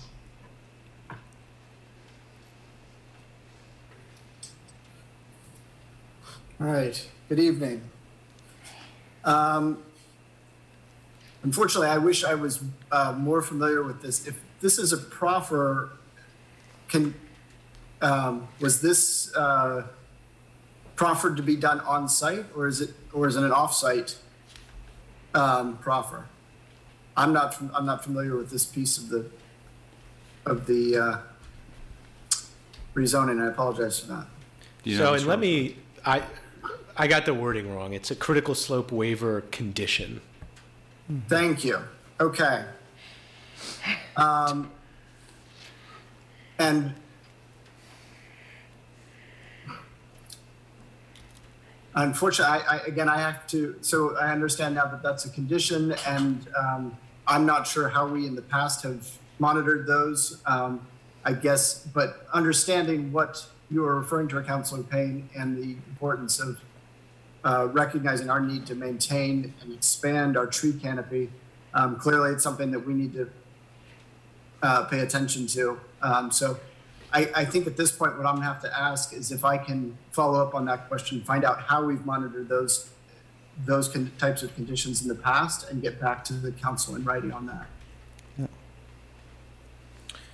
Sure. And then the final question I have just for now is, I know the higher cost estimate for the sidewalk improvements was a figure of $4 million, or at least that's the amount of money that we would have set aside in our CIP. What level of confidence do we have that sort of that is the maximum, as opposed to that, this is obviously an extremely complex project, and could we anticipate it being even higher than that? It certainly could be higher than that. The previous number was 2.9 million that came out of our estimate, which again was not a refined engineer's estimate, but I think if I heard correctly, the new number is 4.2 after the additional CIP funding. Right. That's certainly, we're getting closer to, 85% likelihood that we could do it for that budget. That's certainly getting close there. Again, this is a long process regarding a lot of community input, all those people that are going to have opinions about where the sidewalk should go, overlaid with all the safety concerns with a heavy dose of value engineering. Just putting in a sidewalk on one side immediately is in contrast to what the Standards Design Manual says that street should be if it was going to be created from scratch. So we're compromising here from the get-go. Obviously, we can't compromise on safety, but there's going to be a lot of community input. And when you factor in displacing the parking, displacing all those big nice trees, which are cuddled up close there to the asphalt right now, all the steep driveways, all the drainage considerations, relocating utilities to fit the drainage in there, it's going to be a lot. So 4.2 is certainly getting a lot closer to what would need to go there, but we're ways from getting a real estimate that you could just apply escalation and contingencies to. Mr. Dawson, is there any possibility of leveraging VDOT funds in any way? It's extremely unlikely. This has come up before. It's possible, and we would certainly investigate that, especially since we have existing matching funds for any revenue share grant, which would probably be the closest eligibility for this. I don't memorize those manuals in and out, but this will probably make its way, certainly make its way into our prioritization of grant applications, at least investigating the eligibility of this. It seems a lot of the application value and scoring the grant would go towards the potential for development as opposed to real existing problems. Because if you take any city in any city street in Charlottesville, you're going to have pedestrian issues on most of them. So this would be driven by the development potential and the likelihood of increased here. But it's unlikely, but we'll continue to evaluate that. Could I ask an additional question? And maybe this is for Mr. Freeze. In terms of the actual building permit process for not, and I'm not speaking now for the infrastructure of the sidewalks, I'm talking specifically for Mr. Armstrong's project. What is the process in terms of safety? So in the world that I live in, there's usually like a safety plan or something put together for what's permissible in terms of how trucks can enter and exit a site. What sort of precautions or protections are built into the site approval process to sort of give the community as much, some level of comfort knowing that the way the building permit process works is contractors aren't supposed to just be able to go willy-nilly down a street. I mean, is there possibilities for one-way traffic? Are there requirements we can impose on the contractor to sort of, force them to have signaling? What are the sorts of protections? Are there protections that we can speak to, that we can hold the contractor or developer accountable to? Sure, Councilor. So as I understand our process today, and come up on some other sites, this is an issue that's raised on a site-by-site basis during the site plan review process and is handled through some form of construction management plan where there are conditions that warrant care being taken. And so that arises most frequently here in Charlottesville on tight, kind of what I'm going to call urban sites that are where the construction work is going to be occurring in close proximity to other buildings, with pedestrian crossings and other factors on a relatively tight and small site. But in this case, given the constraints on the street, it's certainly something that could be discussed and addressed through the site plan review process with the development of a construction management plan. So that's something we would work with the developer on. Is there an action that council could take at this point? Maybe this is for the city manager's office. I mean, if we're poking our nose too closely into the, means and methods of how y'all do your work, then, strictly speaking, what we're supposed to do here tonight, as I understand it, is approve a zoning application and a creative form of financing, and not sort of do your work for you. But the community wants to have some level of assurance that this isn't going to just become like a tractor trailer, just a mess in terms of the construction.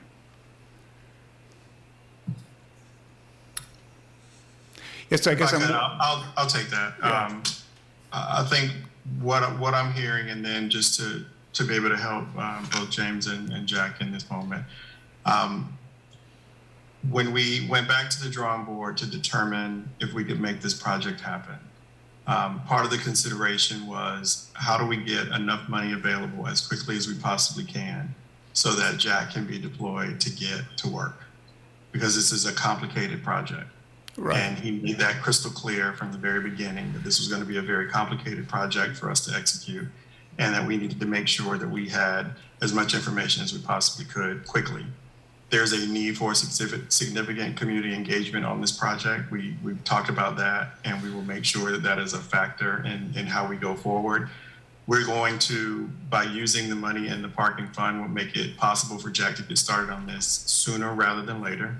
There will be no requirement to wait on Mr. Armstrong to have dollars available. We have that money available right now. Right. So that we can prioritize this project and move forward. I think what we will be able to tell you is that we will bring back to you more details on how we will manage this project, unlike maybe how we've done other projects in the past, because this one is such a significantly complicated and somewhat controversial project. We'll make sure that we put this in front of you, and we'll probably end up having to provide project briefs to you on this differently than we have in the past, because it is so complicated. Yeah, I would appreciate that. And not only the project to do the sidewalks, but also what sort of boundaries we're going to be able to hold the developer to, or criteria, hold them responsible to in terms of how they're moving their material through the neighborhood and all of those things. So, Understood. Could I also take a moment to go back to Councilor Payne's question on the trees for a moment? Sure. So I got a note here that explains our process. So those trees, the condition requires that those trees, the 3-to-1 replanting, be done on site. And those trees have to be installed before the city releases our bond back to the developer. And confirmation of the planting of the trees is done as part of our overall review of completion of the project, including by survey if necessary. Does that answer the question? Yes, thank you. Absolutely. Other questions? Is it a common occurrence or something typical where y'all will give council regular updates on large construction projects that might be impacting the city's life? We certainly should. And you'll probably start to hear from us more on that front. And we certainly will. Yeah. Yeah, thank you for that. I think that, I do think it's important for constituents to know that, at least I know for all of us, it's important, the ongoing, it's not just the end point that we're trying to get to, but how we get there is important. And why we're doing this work on these sidewalks is so that we can have a better future on that road.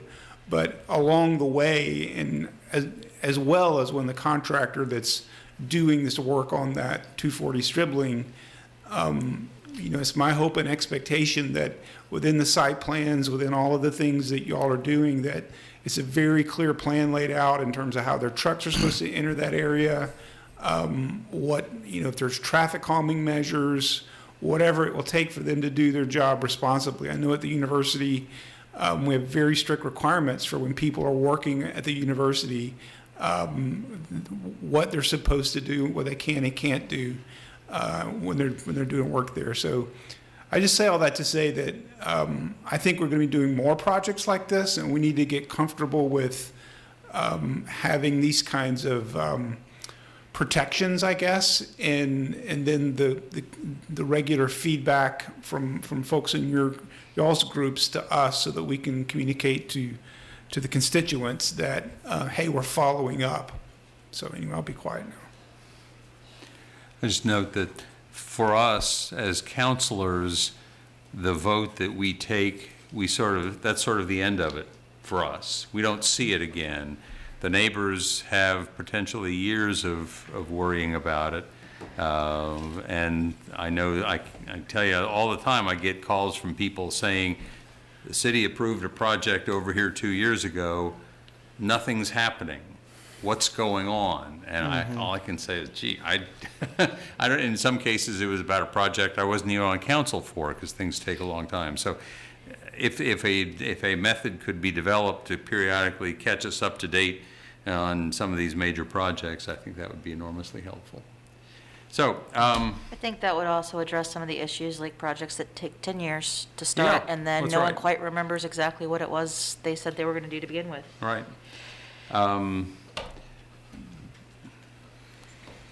The one comment that I wanted to make, and I think I may have made it last time, I'm not sure, is that it seems to me that we have to understand that these improvements to Stribling would not be made realistically without this project. And these are improvements that the neighbors have wanted for a long time. I've driven down Stribling on a Sunday afternoon when people are walking in the street because there's no sidewalk to walk on, and that's very common, and that's not a good thing. But it is also, realistically, it's not going to change unless there's going to be some greater economic impetus for it to change. And I think that this is a way that gets us to where we will have a better city as a consequence. I can't, I obviously don't know how it's going to go house by house on Stribling. Ultimately, we are looking at the entire city with some due regard for the exact neighbors, but looking at the city as a whole, I certainly think it's a good idea, and our task is to mitigate whatever damages or problems or issues there may be for the neighborhood as we further the good to the city. I think that those problems are manageable, and I think that we will be able to manage them. So. One comment I have, the broader comment is, I think going forward, it would behoove us to be looking at perhaps in more specificity an economic analysis on the city's end of what value is being generated by zoning changes to a lot, so that we can understand our position, I don't know even how you say that, vis-a-vis, whatever, vis-a-vis the developer in a situation like this, when we're in a way going to be informally negotiating. And I will say, I don't think that we perhaps were careful enough in our analysis in setting ourselves up for this. I say all that knowing by this point in the process that that is not relevant to the decision we're making here tonight. I don't think we would have gotten a fundamentally different arrangement or project, but I think we would have been better off. And I do have some uncomfortableness just about sometimes the lack of specificity in looking at the value generated if a developer is pledging to do something or provide something in exchange for a proffer. Part of me, just to be as controversial as possible, would almost want to vote for the rezoning, but not the agreement. But I won't do that. Just kidding. But so where I sit, I do have some reservations. But as you said, this is the only way I can see these sidewalk improvements getting made. And given where we are at in this process, I think it is better off for our community to move forward with it. So. Someone like to make a motion? Sina, did you have anything? No, I'm Councilwoman good. Gill? No, I'm good. We need first a motion on the voluntary infrastructure funding agreement. Well, I see action item 1, proposed ordinance approving the Stribling Planned Unit rezoning. Oh, okay, the script I've got puts them in the other order. That's fine, let's do it in the zoning map, the rezoning and the critical slope waiver. Is that one motion or is that two motions? It's 1. This is on page 293 of the packet. Okay. So I move the ordinance amending and reenacting the zoning map for the city of Charlottesville, Virginia to reclassify property from R1S and R2 to planned unit development for the 240 Stribling PUD and granting a critical slope waiver for the 240 Stribling PUD. Okay. Is there a second to that motion? Second. Any further discussion? Ms. Thomas? Counselor McGill? Yes. Counselor Payne? Yes. Counselor Pinkston? Yes. Mayor Snook? Yes. And then the second motion? Yes, I move the ordinance approving a voluntary infrastructure funding agreement in the amount of $2.9 million upon terms offered by Belmont Station LLC for construction of sidewalk along Stribling Avenue. Is there a second to that motion? Second. Any discussion? Ms. Thomas? Counselor McGill? Yes. Counselor Payne? Yes. Counselor Pinkston? Yes. Mayor Snook? Yes. That passes 4-0. Both of them did. All right, thank you all. I need 5 minutes. 5 minutes? Yes. Okay, The next one will be so quick, though. that's right. But I understand the sentiment.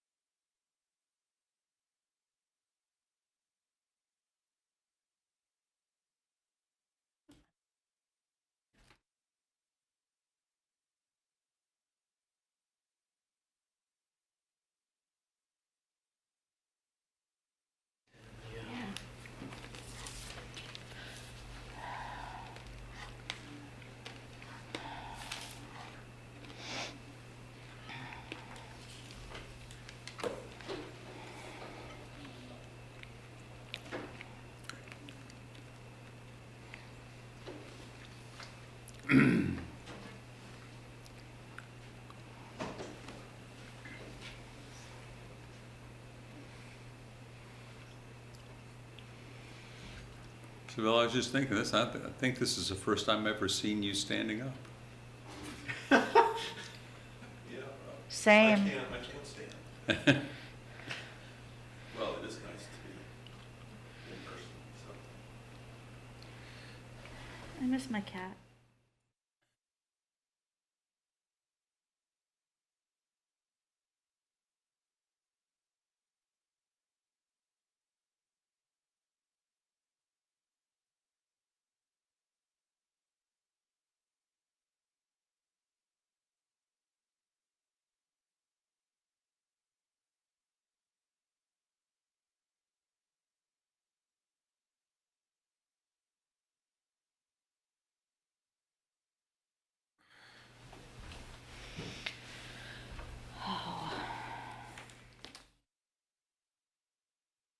Mr. Sales, you're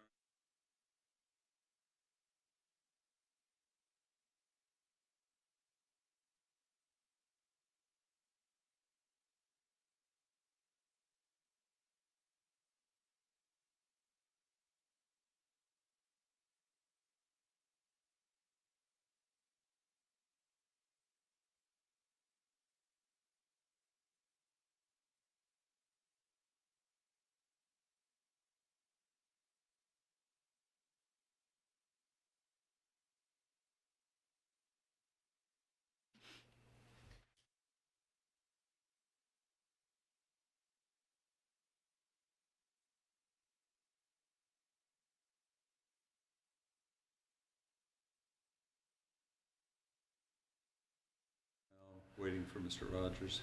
Okay.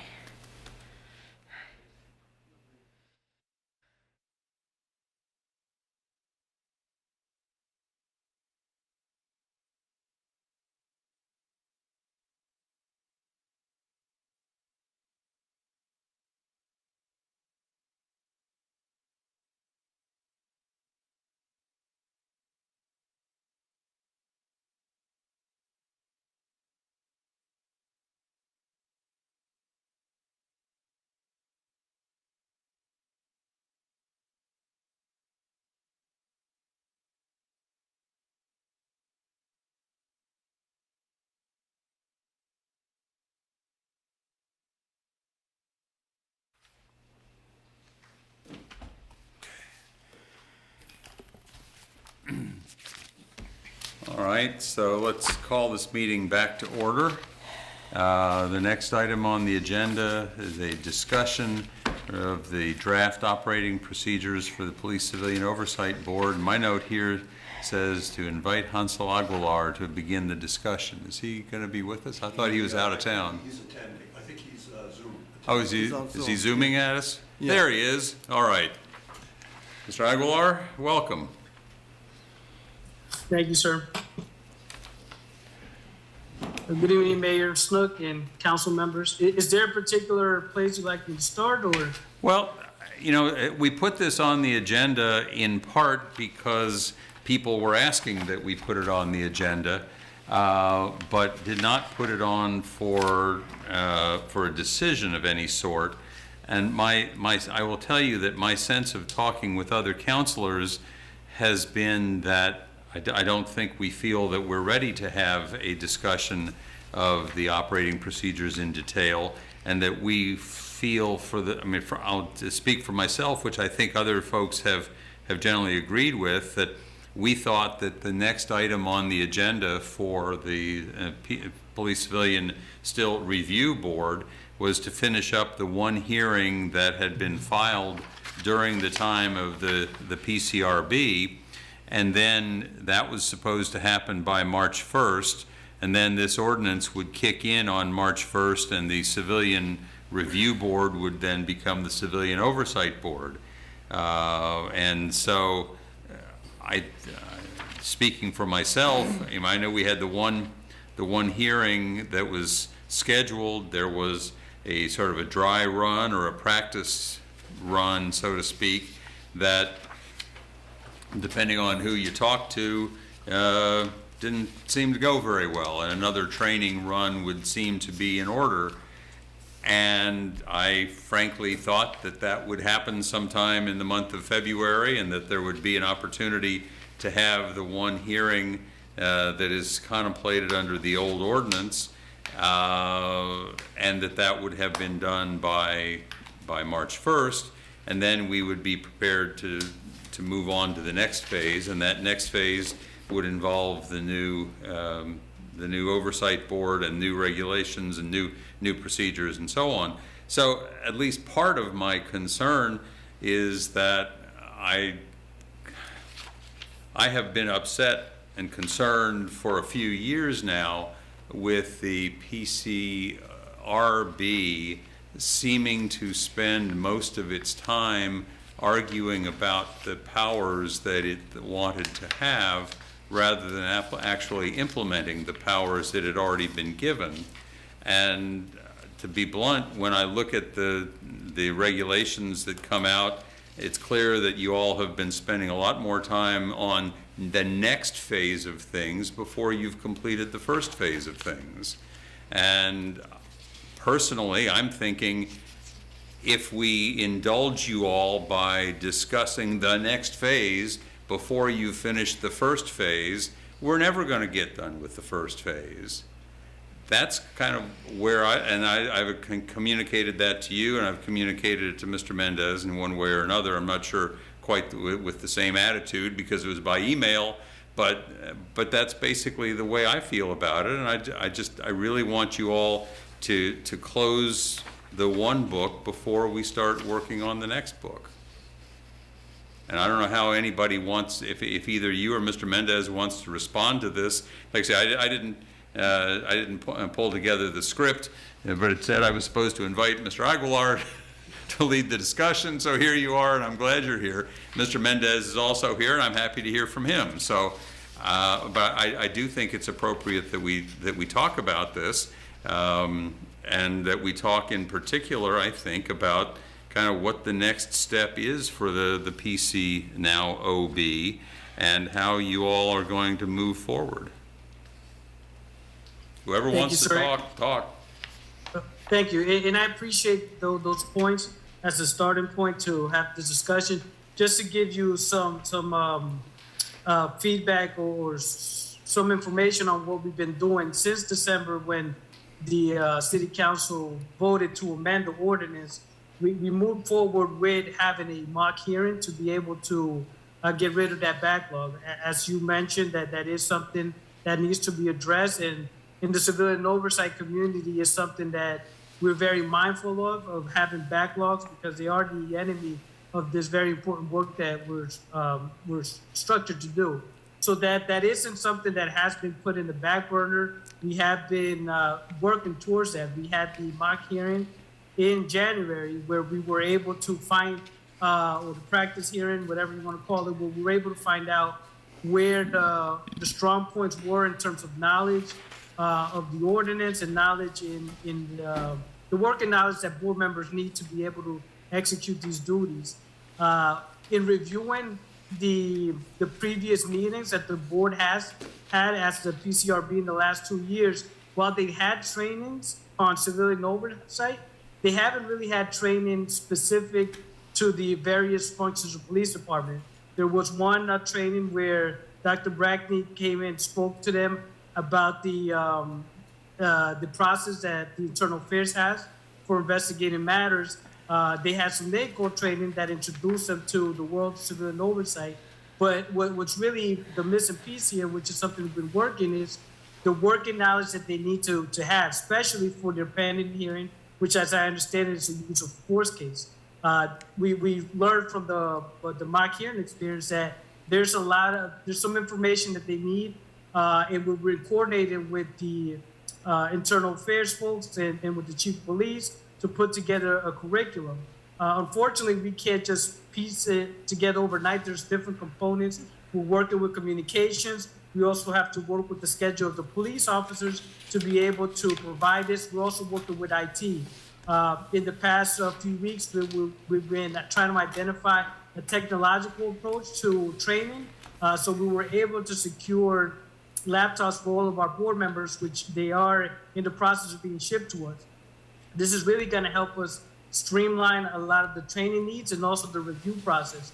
From the mock hearing, we were able to create a path for the procedure, which essentially is going to allow the board members to remotely review the internal affairs cases. So there was a lot of things we learned from the mock hearing that we're going to be able to apply.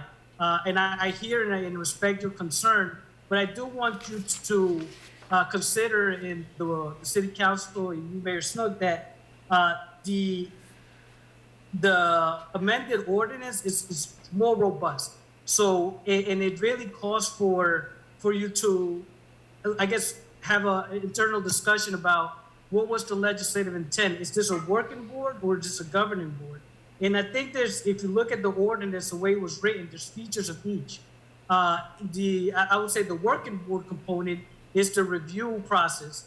And that's all within the wheelhouse, so to speak, of the board members. They're the ones that are reviewing the hearings and are having the deliberations about whether an internal affairs was properly investigated, whether the investigation was properly investigated. But then there are features where they function as a governing board. So they have the ability now to audit. They have the ability to delegate to me the monitoring function, the investigations. They have also the ability to have mediations. And I think that if we want to have the board be able to continue its good work, I don't know that those functions that they delegate as allowed by the ordinance, that they need to be stopped. So we have two things going on at once.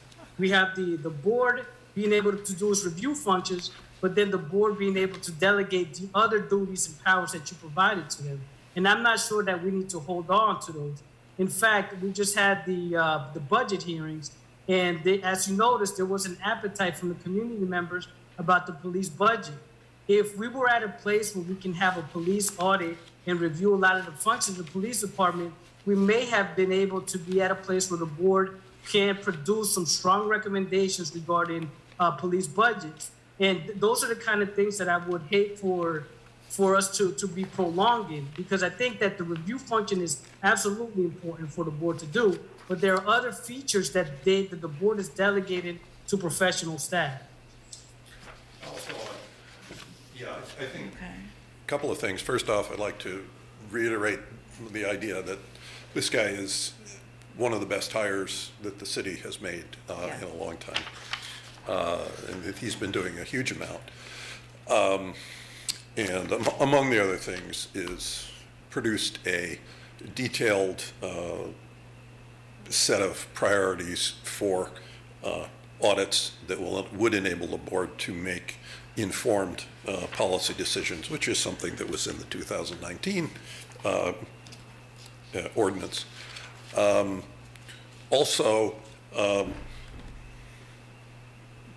you know, there's been schedule slippage on both sides. It's not just, you know, it's not just us. And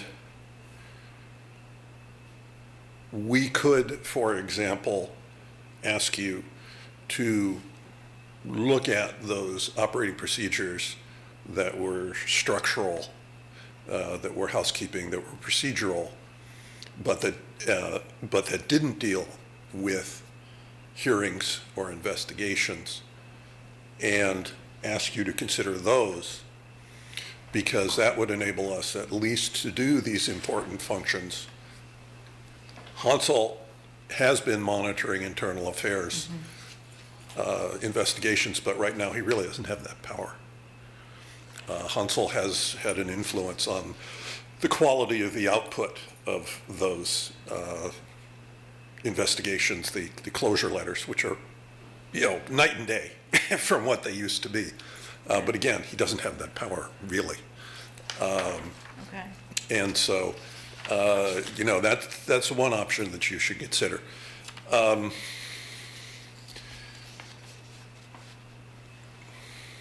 Another thing that I always hear, and I'm sorry, I'm maybe not totally coherent at this time of night, is that I'm an old guy.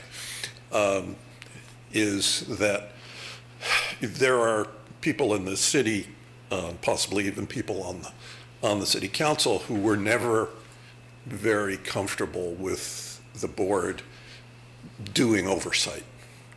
And that what they want is it to be an advisory board forever and ever and ever.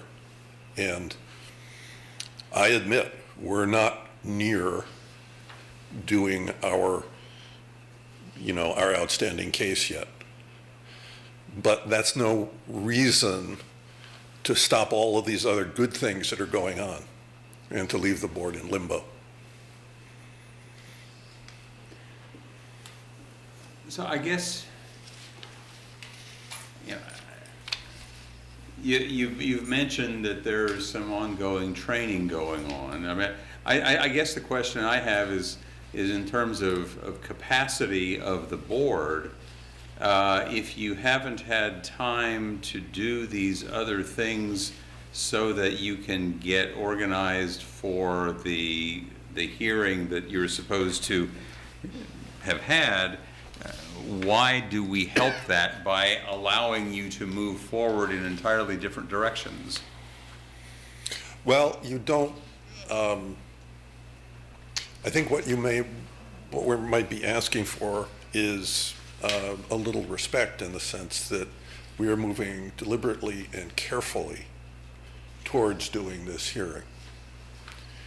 The way that we have that we think we need to structure it is to do 2-on-2 hearings on purely hypothetical cases, and with pairs of board members who are paired in terms of their level of sophistication and knowledge, and cases that are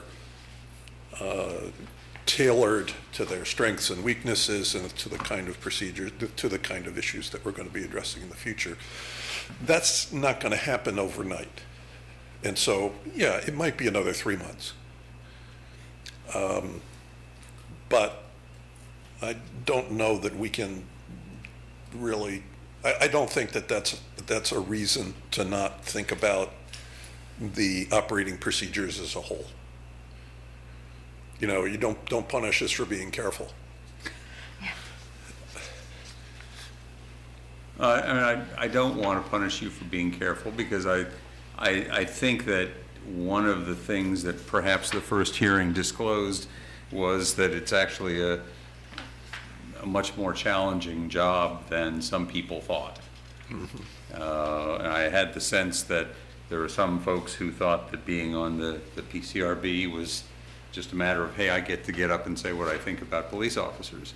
And it's a much more difficult job than that, and to do it responsibly is. So I certainly want to encourage the development of that sense of responsibility and the training in the matters that you need to be trained in. I have to think about it, but overall, it seems to me that if you have trouble getting the training part done so that you can get this other hearing held, I just don't see why it helps the process to give you a bunch of other things to be doing in the meantime. Let me say, one of the concerns I've had all along was that we were told back in December, at least I was led to believe, that we needed to keep the one pending case with the already existing procedures, almost in a due process-y kind of standard, and that we didn't want to have the new act, the new ordinance, be applied to a complaint brought under the old ordinance. Right. Maybe we're getting hyper-technical about that, but that's why I thought that the idea was that you would finish up the first problem, the first book, so to speak, before moving to the second book, so as not to end up confusing everything. Well, I think the basic skills that we need to work under the old guidelines, under the old bylaws, they're really just about the same. Mm-hmm. And so to have whatever training we come up with, and I'm not talking pie in the sky, I'm talking the next few weeks to a month, I think it will fit both. I think it will be how to hold a hearing, how to manage an investigation, what your obligations are under FOIA. Those are just things that we're working on to address. Yeah. So, I have a quick specific question. Sure. In complaints against board member section, Yes. 2A, it says the chair of the PCOB may appoint a committee of PCOB members to review and comment upon the complaint. What if it is a complaint of the chair? about the chair? Yes. Well, I would think the chair would recuse themselves. And by the way, that language is exactly what Lisa Roberts asked to put in there. That is her section. Well, I just, And so, and so the whole point, the whole thrust of the complaints against members section now is that our powers would be limited to forwarding the complaints to the council and taking very, very limited action against a person if the offense was not very great. I'm just bringing up, this is just for me because I've always thought of the operating procedures as kind of like the nuts and bolts outline of how everything's going to operate. Yep. And so for me, having the so we also need to put in a clause about what happens if the chair is the person subject to the complaint. Yeah, fine. That's what the discussion's for. We do have a section on recusal in general in another article. So, that's clearly would be applicable there. Right. So, yes. We do have a section on recusal and conflict of interest. And by the way, in these operating procedures, for the first time, there is a comprehensive list of things that people can be removed from the board for. Right, I noticed Which is that. something that you, Yes. which is Yes. something that you didn't have last year. Yes. Exactly. So, And there's a code of ethics that we And can there's a talk code about of- including, that's great. Precisely, yes. Yeah. So, and one thing, I guess my concern, other than, vote on it next meeting, is to get a more of a sense of engagement with the article, with the operating procedures, rather than with, oh gosh, can this board do it, because we need strong operating procedures, and no matter who we are, and we can engage in a dialogue, and we haven't had that dialogue, and that's a little frustrating to me. Mr. Mendez, I just want to, first of all, thank you for your time and effort in, holding the ring over the last months, and Mr. Aguilar as well. And so I know there's a lot of effort, and the fact that you're here at 10:30 speaks to your passion and care, and I'm grateful for that. Okay. The only other comment, I guess, that I would make is I note Mr. Aguilar referred to there being portions that describe that would lead us to believe that the board was established as a governing board. And I have to say that's the farthest thing from my mind in terms of what I think of governing, because I really do think of it as an oversight or review kind of an operation and not actual governance. There are plenty of things you can review, but there are very few decisions you can actually make. And if there are things here that give one the impression that there is more governance and less advising or less, I guess there are two things, advising, I suppose, but also adjudicating, I guess, is the word I would rather use than governing. That there is an adjudication to be made, and to the extent that an adjudication is made by somebody who is to be neutral and unbiased and all that, which an adjudicator ought to be, then perhaps that is inconsistent with giving the same people authority to arguably be partisan and argumentative and assertive about police functioning and so on. And at least one of the questions is whether that is simply an inappropriate melding of two inconsistent roles into one body. And if that's truly what we have done, then maybe we should be reconsidering having done so. I don't know. The only adjudicatory powers that the board would have would be if someone asked us to review a complaint, Mm-hmm. and then we would be able to do fact-finding on the basis of an independent investigation. Fact-finding in the case of a review request, and in which case we would rely very heavily on the internal affairs file. And that's it. Everything else is recommendations and advice. Mayor Snook? Yeah. Sorry, I don't mean to interrupt. Bill, were you done? Yeah, go ahead. Sorry. So, and I use the terms governing and governing and working board, and I might have used them loosely. I wasn't here to suggest that the PCOB in and of itself is a governing body. That's not the way I intended to be used. I meant it more as, did you intend for the board members themselves to be engaging in the investigations? Did you anticipate or for board members to be interviewing officers themselves, to be interviewing witnesses, to be out in the field canvassing? That's what I meant by working board, or in the governing board model or the adjudicatory board model, however you want to call it. Did you intend for them to delegate those tasks to the professional staff? And I think that there's features of both. And speaking from different models around the country, we could get caught up in semantics. Some boards, some institutions, they call it a board, but they're really just these different features that it's not the board members themselves don't carry out and execute the duties necessarily in the ordinance, but rather they oversee it by delegating to the professional staff. And I think that's what I was getting at. And I think if once you answer that question, you're going to see that you're not necessarily in the new ordinance and the operating procedures, you're not giving the board new abilities beyond the review.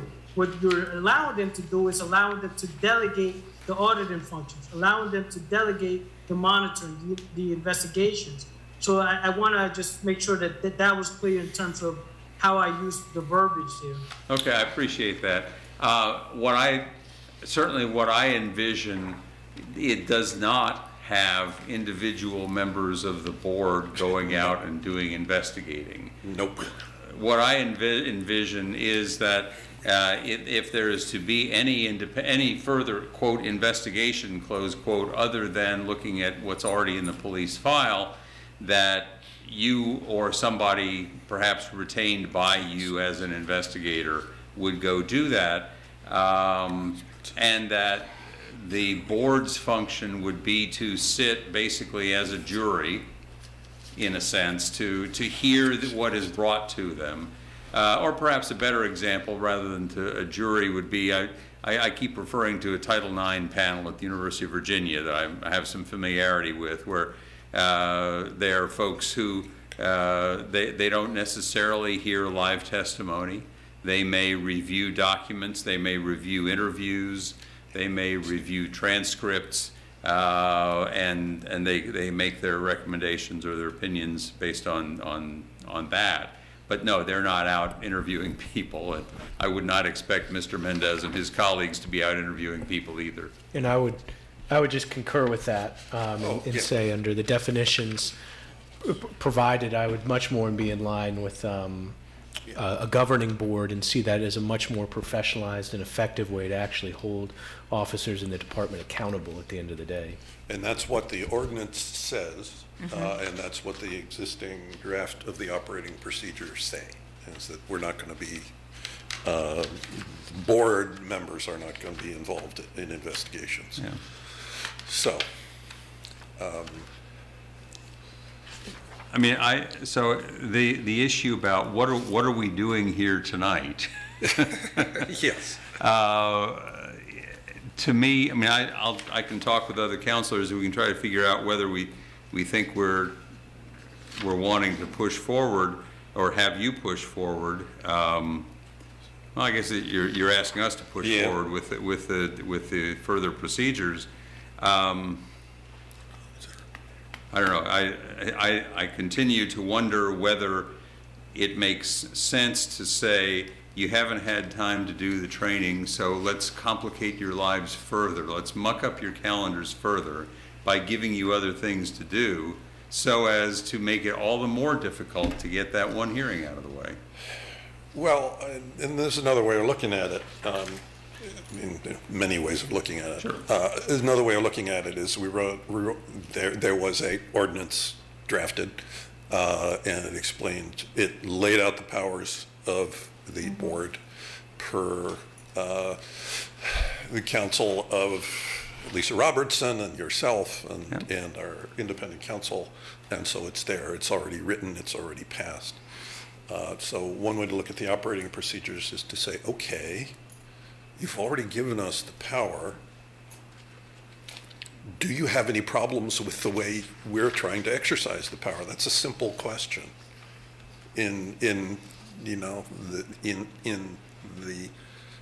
easiest case, all we're doing is filling in the blanks in the operating procedures. Sort of, okay, this means that. There's a sort of a parallel. It's not a sequential process. So, my question is, what's the harm? It's not a huge deal here, unless you've got a substantive problem with the way we're planning to do hearings, or the way we're planning to do investigations. And if you do, let us know. My main problem is that we said it was going to be done by March 1, and now it's April. And we're still apparently 3 months away from having a hearing that was supposed to have been done in February. And I don't want to have other things get in the way of your being able to do the one thing that's been pending for 6 months. Yeah, it's been pending for considerably longer than that. Yeah. But we were also supposed to have a memorandum of understanding within 45 days. I understand. And that didn't happen. We were supposed to have nobody present. And we were supposed to have computer tablets, a month and a half ago, and and so on. And so we should get the hearing done. That's for sure. But So, I guess, is there any objection to, so this is something that I guess Lisa has marked up with her commentary in green, is that right? I've got a couple different versions. I'm not quite sure which. That's not what's in the packet tonight. Yeah. What came through? But I know what you're referring to, but This it's is not what in was the given to us the other day. Correct, but that's just clarifying. That's not what's in the published agenda. Got it, okay. Yeah. So, I mean, counsel, do you want us to? I mean, this is just discussion right now, Right, and right. that's why I was just bringing up that I was just curious about what is, just to add a line about what we're supposed to do in case it's the chair.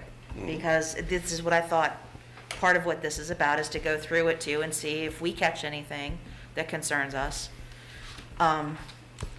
yeah, I mean, I think that. And I've just found that laying things out. As I say, I mean, I've been hanging around people who are sort of knowingly shaking their head and saying, "Oh, they're never going to give it to you. They're never going to give it to you. Don't even try. They're never going to give it to you." And I say, "Well, yeah, they will, sometime." And I'm not. It doesn't need to be next week. It doesn't need to be in 2 weeks. But let's start a dialogue. And so, we work really, really hard on our one outstanding hearing, and you give us some comments and engagement on this document, and that's really all that I'm interested in. Well, I mean, I can. I don't really want to do it right now. No, I'm just saying. If you want to go ahead, if counselors feel like you want to have us get into this, we can get into it. Obviously, when it comes to us, I guess the last draft we got was, or maybe the first draft really was on March 30th. And absolutely the high it's the point. 23rd, actually. Oh, okay. Well, I'm not sure we got it right away, but anyway, absolutely the high point of the budget season, and we're now exactly 6 days past the passing of the budget. Sure. We can take a whack at it. I will tell you that there are a number of concerns that I've got, just sort of philosophically, and that is that I'm not sure that it makes sense for the operating procedures to be simply parroting the language of the ordinance from time to time our and things like that. independent counsel said that too, and we took most of it out. Yeah. We can take the rest of it out. And I'm not sure which version I'm looking at when I'm looking at the most so recent make sure one you or not. get Lisa's latest. But one of the things I was curious about, and is just sort of a philosophical question. You've got early on the purpose of this is to empowering and inspiring self-governance of whom? How are you going to go by individuals in the community who can participate in police oversight? Empowering and inspiring self-governance and a culture of mutual respect. Yes. For, okay, when I read this, I thought, is he talking about self-governance for the police? Is he talking about the board self-governance? Yeah, I can tell you that language came from the 2019 draft ordinance that the interim board proposed and was just kind of shoveled out the door. But and again, and in thinking concretely about in terms of self-governance and respect, I think one of the biggest innovations that are in the operating procedures is the mediation section, which is an innovation championed by Hansel, because that has, and with the agreement of the police chief, that has probably the most potential to reduce tensions and reduce the load on the internal affairs department. What does? Mediation. Okay. And so that alone is worth your attention. Sure. I mean, I can certainly agree with that. I know that the city attorney was worried because she saw the mediation as settling a monetary, controversy, and a legal controversy or a monetary, and that's not what it is. I don't know if others disagree, we can continue down this road, but do we think it may be more useful for us to first come to a decision point about, the larger, broader question about sort of timeline of when we want to take this before diving into, a detailed discussion? Yeah. Sure. I mean, it seems to me the question is if we want to go ahead and try to move forward with this and development of these procedures, in the next month or two, something like that. I don't even think it's going to take that long, honestly. Well, I mean, there's a lot of this. It's pretty straight up. It might be. There's some pieces here. I mean, I'll have to look at it because I didn't get more than about halfway through it, but we'll see. There are linguistic infelicities, which I'm sure you can help us with. I'm sure I will, like it or not. There's some broader, at least one of the good things that I like in here is that you've actually put in a series of definitions. It's Hansel's idea. Yeah, Hansel. Insistence. And I looked at a number of others that had similar kinds of definitions. I thought, damn, we should have done that the first time around. Billy, I would have saved a lot of agony over. Absolutely. If we'd done that right. Okay. Well, and I would say I do want to be able to have council to give you all some clarity about when we're going to consider and make a decision on this, because I think council does want to make a decision on it. We don't want to kick the can down the road indefinitely or to keep you in a holding pattern where you're expecting to have fewer powers and, for us to be doing that in any kind of intentional way, which I don't think is our intent. Since we just wrote the most expansive set of powers of any ordinance in the state. Yeah, I'm not sure why we would have done that or funded the Well, bill we're for trying that. to, it might possibly in the country, actually, but that's. But yes, I do want to be able to provide you all some clarity on that timeline. And I don't know if given the concerns that Mayor Snook had raised about, a desire to hear the hearing done, does it at all seem reasonable to you for us to say, if you get through with that hearing within 60 or 30 days, council will be reviewing and making a decision of that, if that's the concern that's being raised from the mayor and other councilors? Or is that an approach that you feel like does not work? That's an interesting question, because we're not very far along on we haven't done our training, and we don't have our tablets yet. The other piece to it is that I was really hoping that you all would come out of this hearing having learned some lessons that might be duplicated or reproduced in here. Well, there are a lot in there. Implicitly, yes, absolutely. Every time you do that, it's an iterative process, and you get some more wisdom, and we can put that wisdom into these procedures. So anyway, that was my other thought. Yeah, and you should understand that the procedures are not. Don't come out of a vacuum. There are lots of successful precedents from around the country, with workable examples. I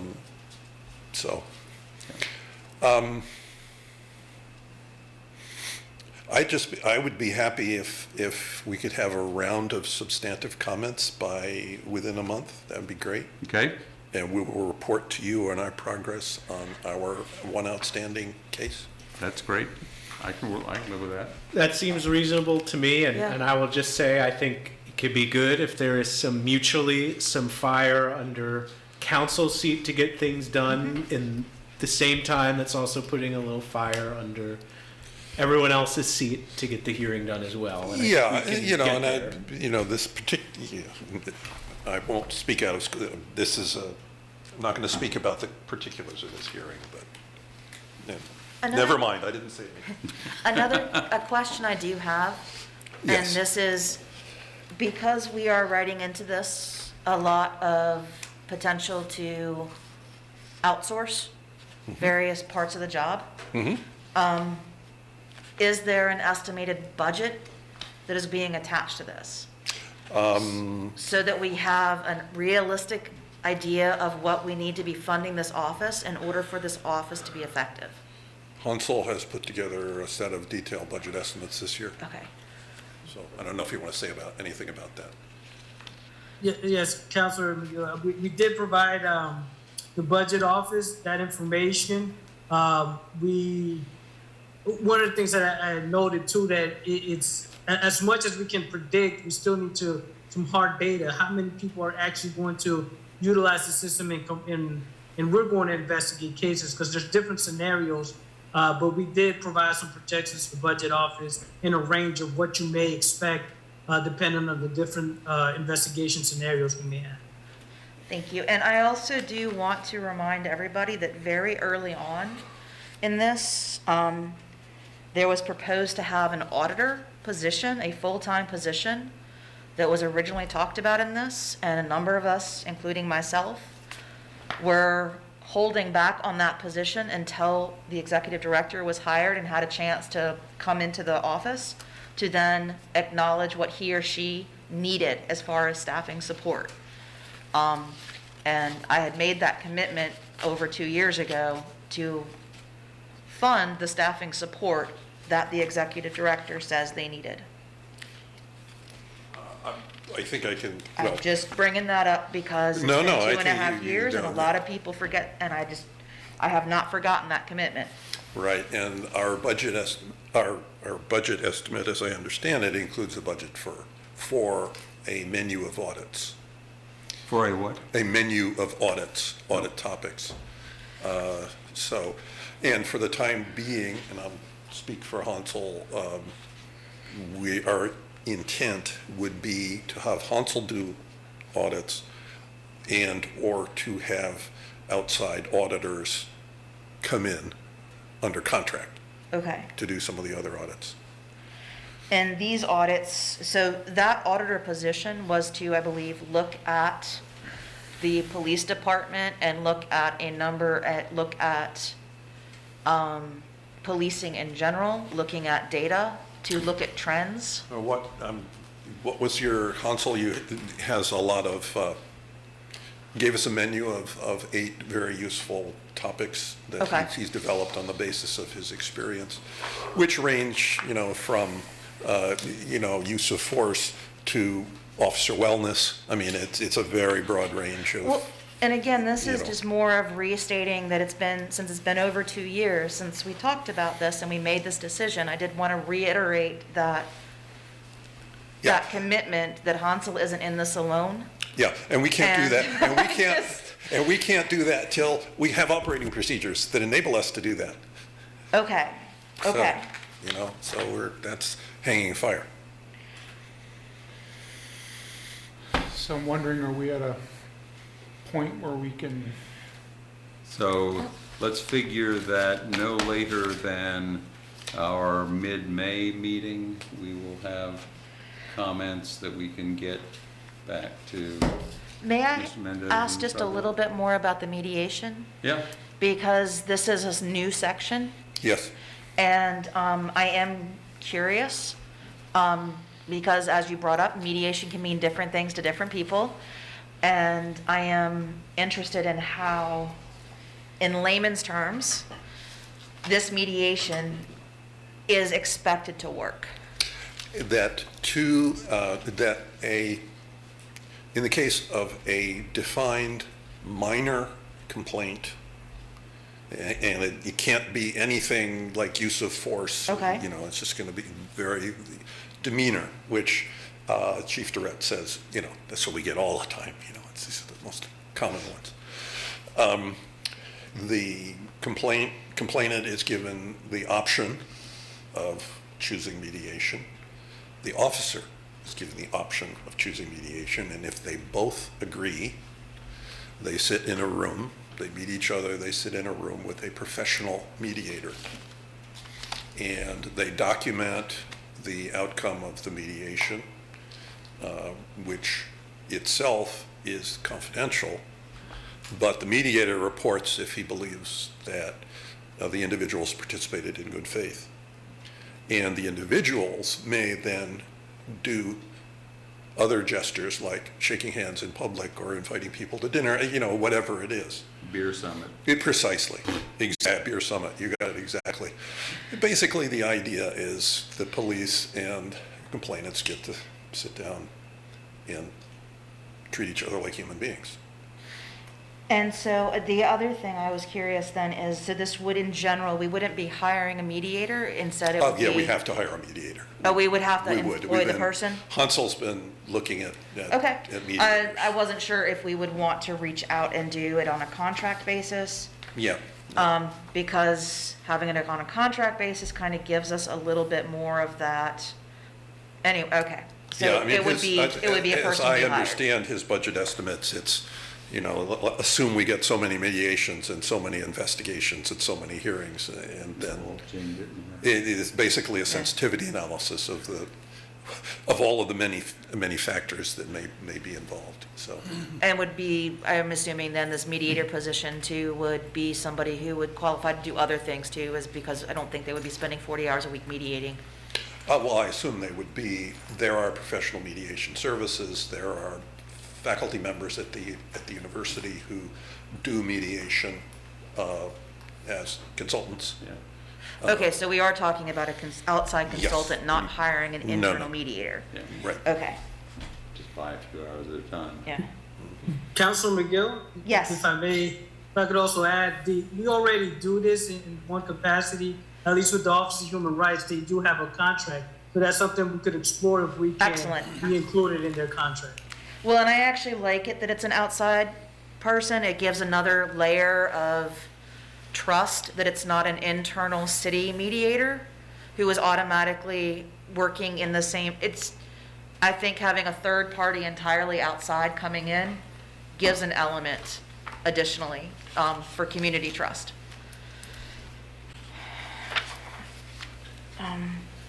At least in the beginning.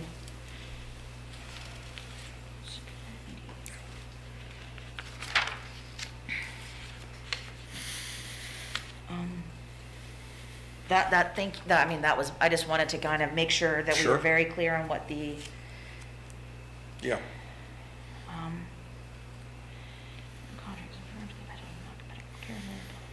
So I guess we look forward to receiving your comments.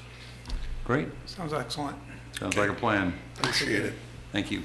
And- We'll keep you posted on our hearing. if I reached out to maybe talk to the two of you at some point with my own, like, as I've Absolutely. been able to write more notes down and have any questions? Sure. Excellent. Thank you so much. Thank you. I'm crossing my fingers we can be on the other side of this soon. Thanks a lot. Okay. That's the last item on our agenda. Are there any other business items for consideration for any reason? It says, councilors, do you have any questions for city management follow-up? First is the Crescent Halls bus stop. Got it. And the second is the CDBG committee. Got it. Seconded. Yes. Thirded. Okay, and now the final speaking opportunity for members of the public. Speakers will be given up to 3 minutes. You may join the speaker queue if you're online by selecting the raise hand option in the Zoom webinar, by pressing *9 if you've joined by phone, or by standing in line behind the microphone in council chambers. We'll alternate between in-person and virtual speakers. Is there anybody in person who wants to say anything? Ms. Edwards. Good evening. My name is Shelby Marie Edwards. I use she, her, and hers, and I'm the executive director of the Charlottesville Public Housing Association of Residents, also known as FAR. So I am pleased that council has approved the resolution regarding Midway Manor. Thank you so very much. I want to go on record that Midway Manor residents have connected with FAR, and per our mission, we work with all low-income residents of Charlottesville, and I reached out to both the property manager of Midway Manor as well as the portfolio manager, and they declined my very nice invitation to work with us. While managerial support would be nice, it is not a prerequisite for FAR to engage with residents, especially when residents call upon us to help them. So we will be organizing with Midway Manor residents, and I'm also going to say that, again, but more bluntly, FAR has reached out to Franklin Johnson, and they initially declined what the residents wanted to do, which was work with FAR. And I know that they are new, but if they're already picking and choosing which aspects of what they choose, like whatever the residents want to do, and they're not listening, I question their capacity to be resident-centered. I'm going to give another example. They cited that they were going to do renovations while residents were living in place. And I think everybody in the city of Charlottesville knows that that was attempted at Crescent Halls and it was not successful. And I really hope they don't do that. And, you know, I fundamentally believe that we can get more done together than apart. So my hope is that they will change their mind and begin working with residents and with FAR. Council, so my hope is that as we begin working with the residents, you will use your power and influence to push their agenda.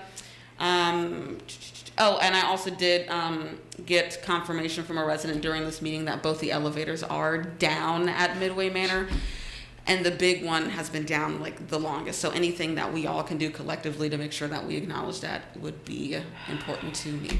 So again, thank you so much. Have a good evening. Thank you. Is there anybody online who wants to talk to us? Yes, Mayor Snook. Our first speaker online will be Ange Khan. Ange, you're on with council. Thank you. I would like to raise some concerns regarding the removal of the bus stop. As previous community members have stated, it's a disservice to the elderly and differently abled community members. CAT is utilized by many members of the community for grocery shopping, visiting others, going to medical appointments, and also provides a sense of independence. Let's see, in regards to affordable housing conversation, I have yet to hear the topic of rent control or rent stabilization efforts in Charlottesville being discussed as an effective measure to limit outrageously high rental costs. Rent prices are continuing to rise and fluctuate daily based on the current market. Tenants are being evicted. Funding and relief efforts are dwindling. What we're going to see is an increase in the unhoused populations, individuals, and families with nowhere to go. I also was calling in on the PCOB business, but I can discuss that at a later date. But I do want to bring this to your attention. When we are discussing police violence against community members in our community, it is not a joking manner. Another thing that is not a joking manner is housing, education, all of those things, but particularly as it pertains to the conversation that we just had.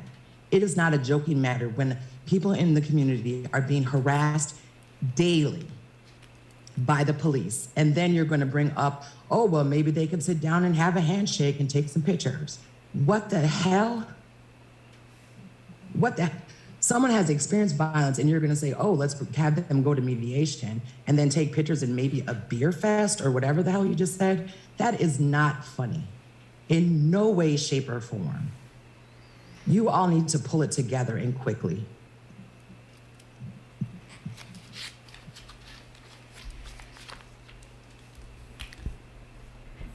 I guess Ms. Khan is done. Is there anybody else who is present? Mr. Sales?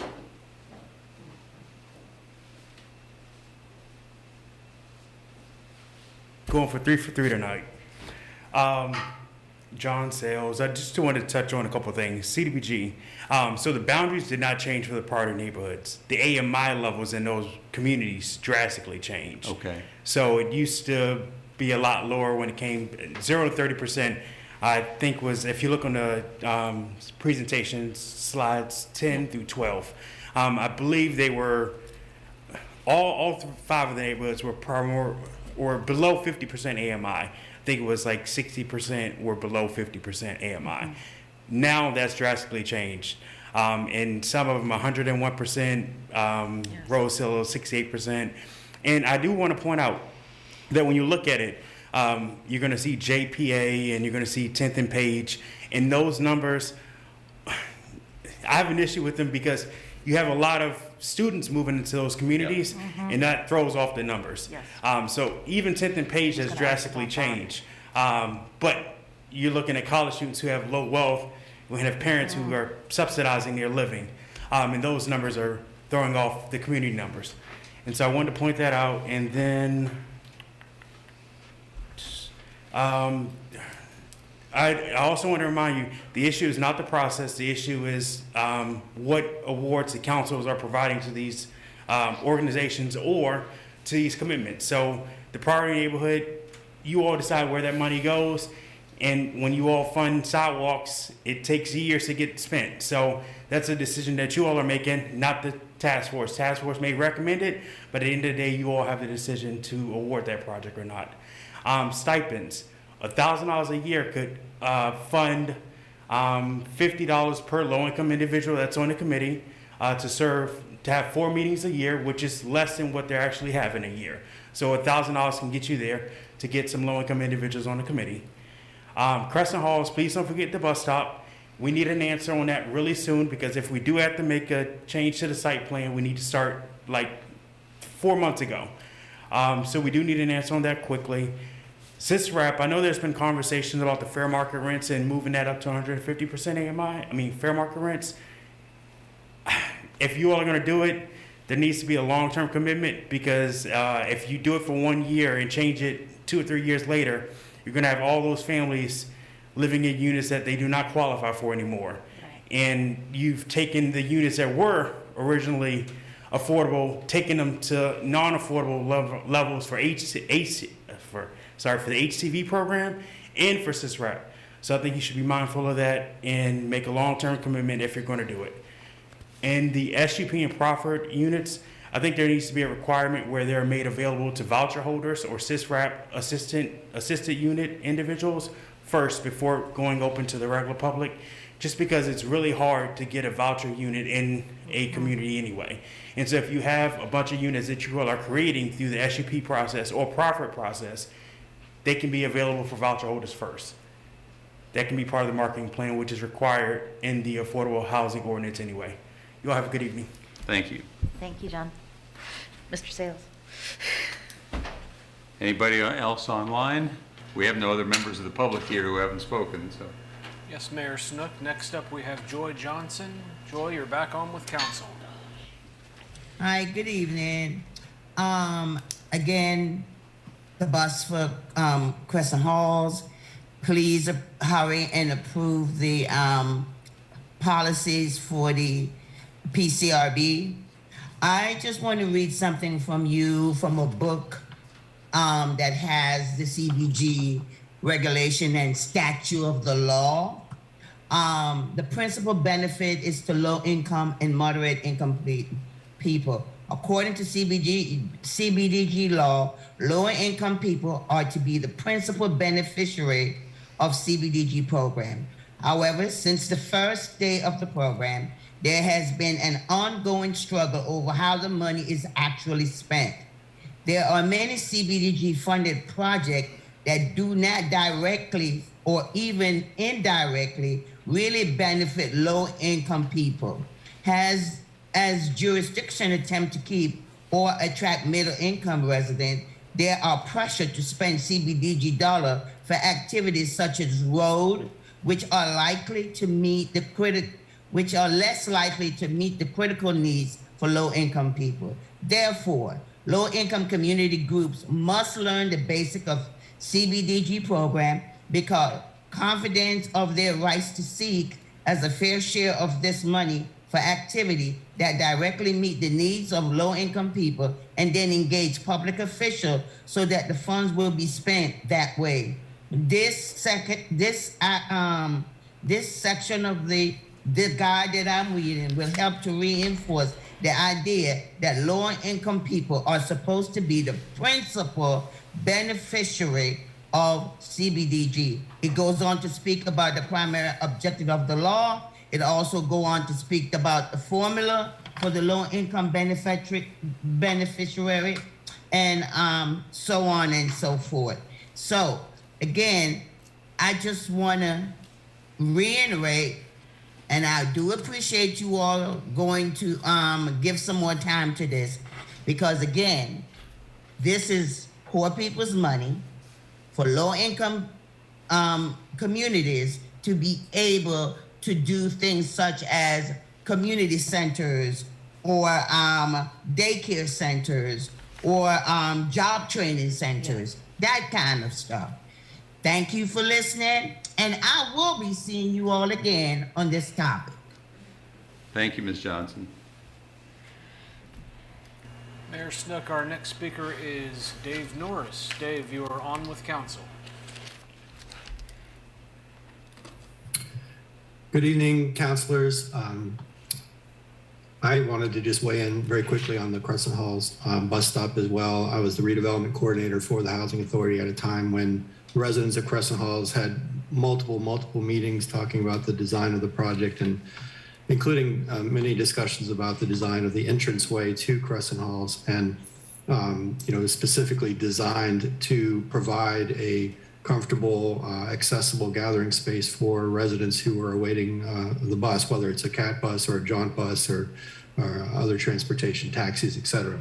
And so I want to push back a little bit against the argument that by relocating the bus stop, that's going to increase route speeds, because I think what's likely to happen is that when the bus pulls up at this new bus stop, you're going to have residents of Crescent Halls waiting where they're accustomed to waiting in this comfortable new gathering space in front of the building, and it'll take them time to get across the island to the bus. So I don't actually think it's going to save much time. It'll also be an inconvenience for residents, specifically for residents with mobility limitations. And for all these reasons, and to honor the commitment that the Housing Authority has made to the residents, I would encourage you to stick with the original plan and figure out a way that it can work and not delay this project many more months. Thank you. Thank you, Mr. Norris. Mayor, I see no additional hands. Okay, so we will end that community matters. Any reason we shouldn't adjourn? I just want to state for the record, because it came up, rent control is in our formally adopted affordable housing strategy. Is also not allowed by 107. state law. And that's what recommends, advocating state law. So just wanted to say. For advocating it for the General Assembly, yes. Yep. Okay, we are adjourned. Thank you all for coming.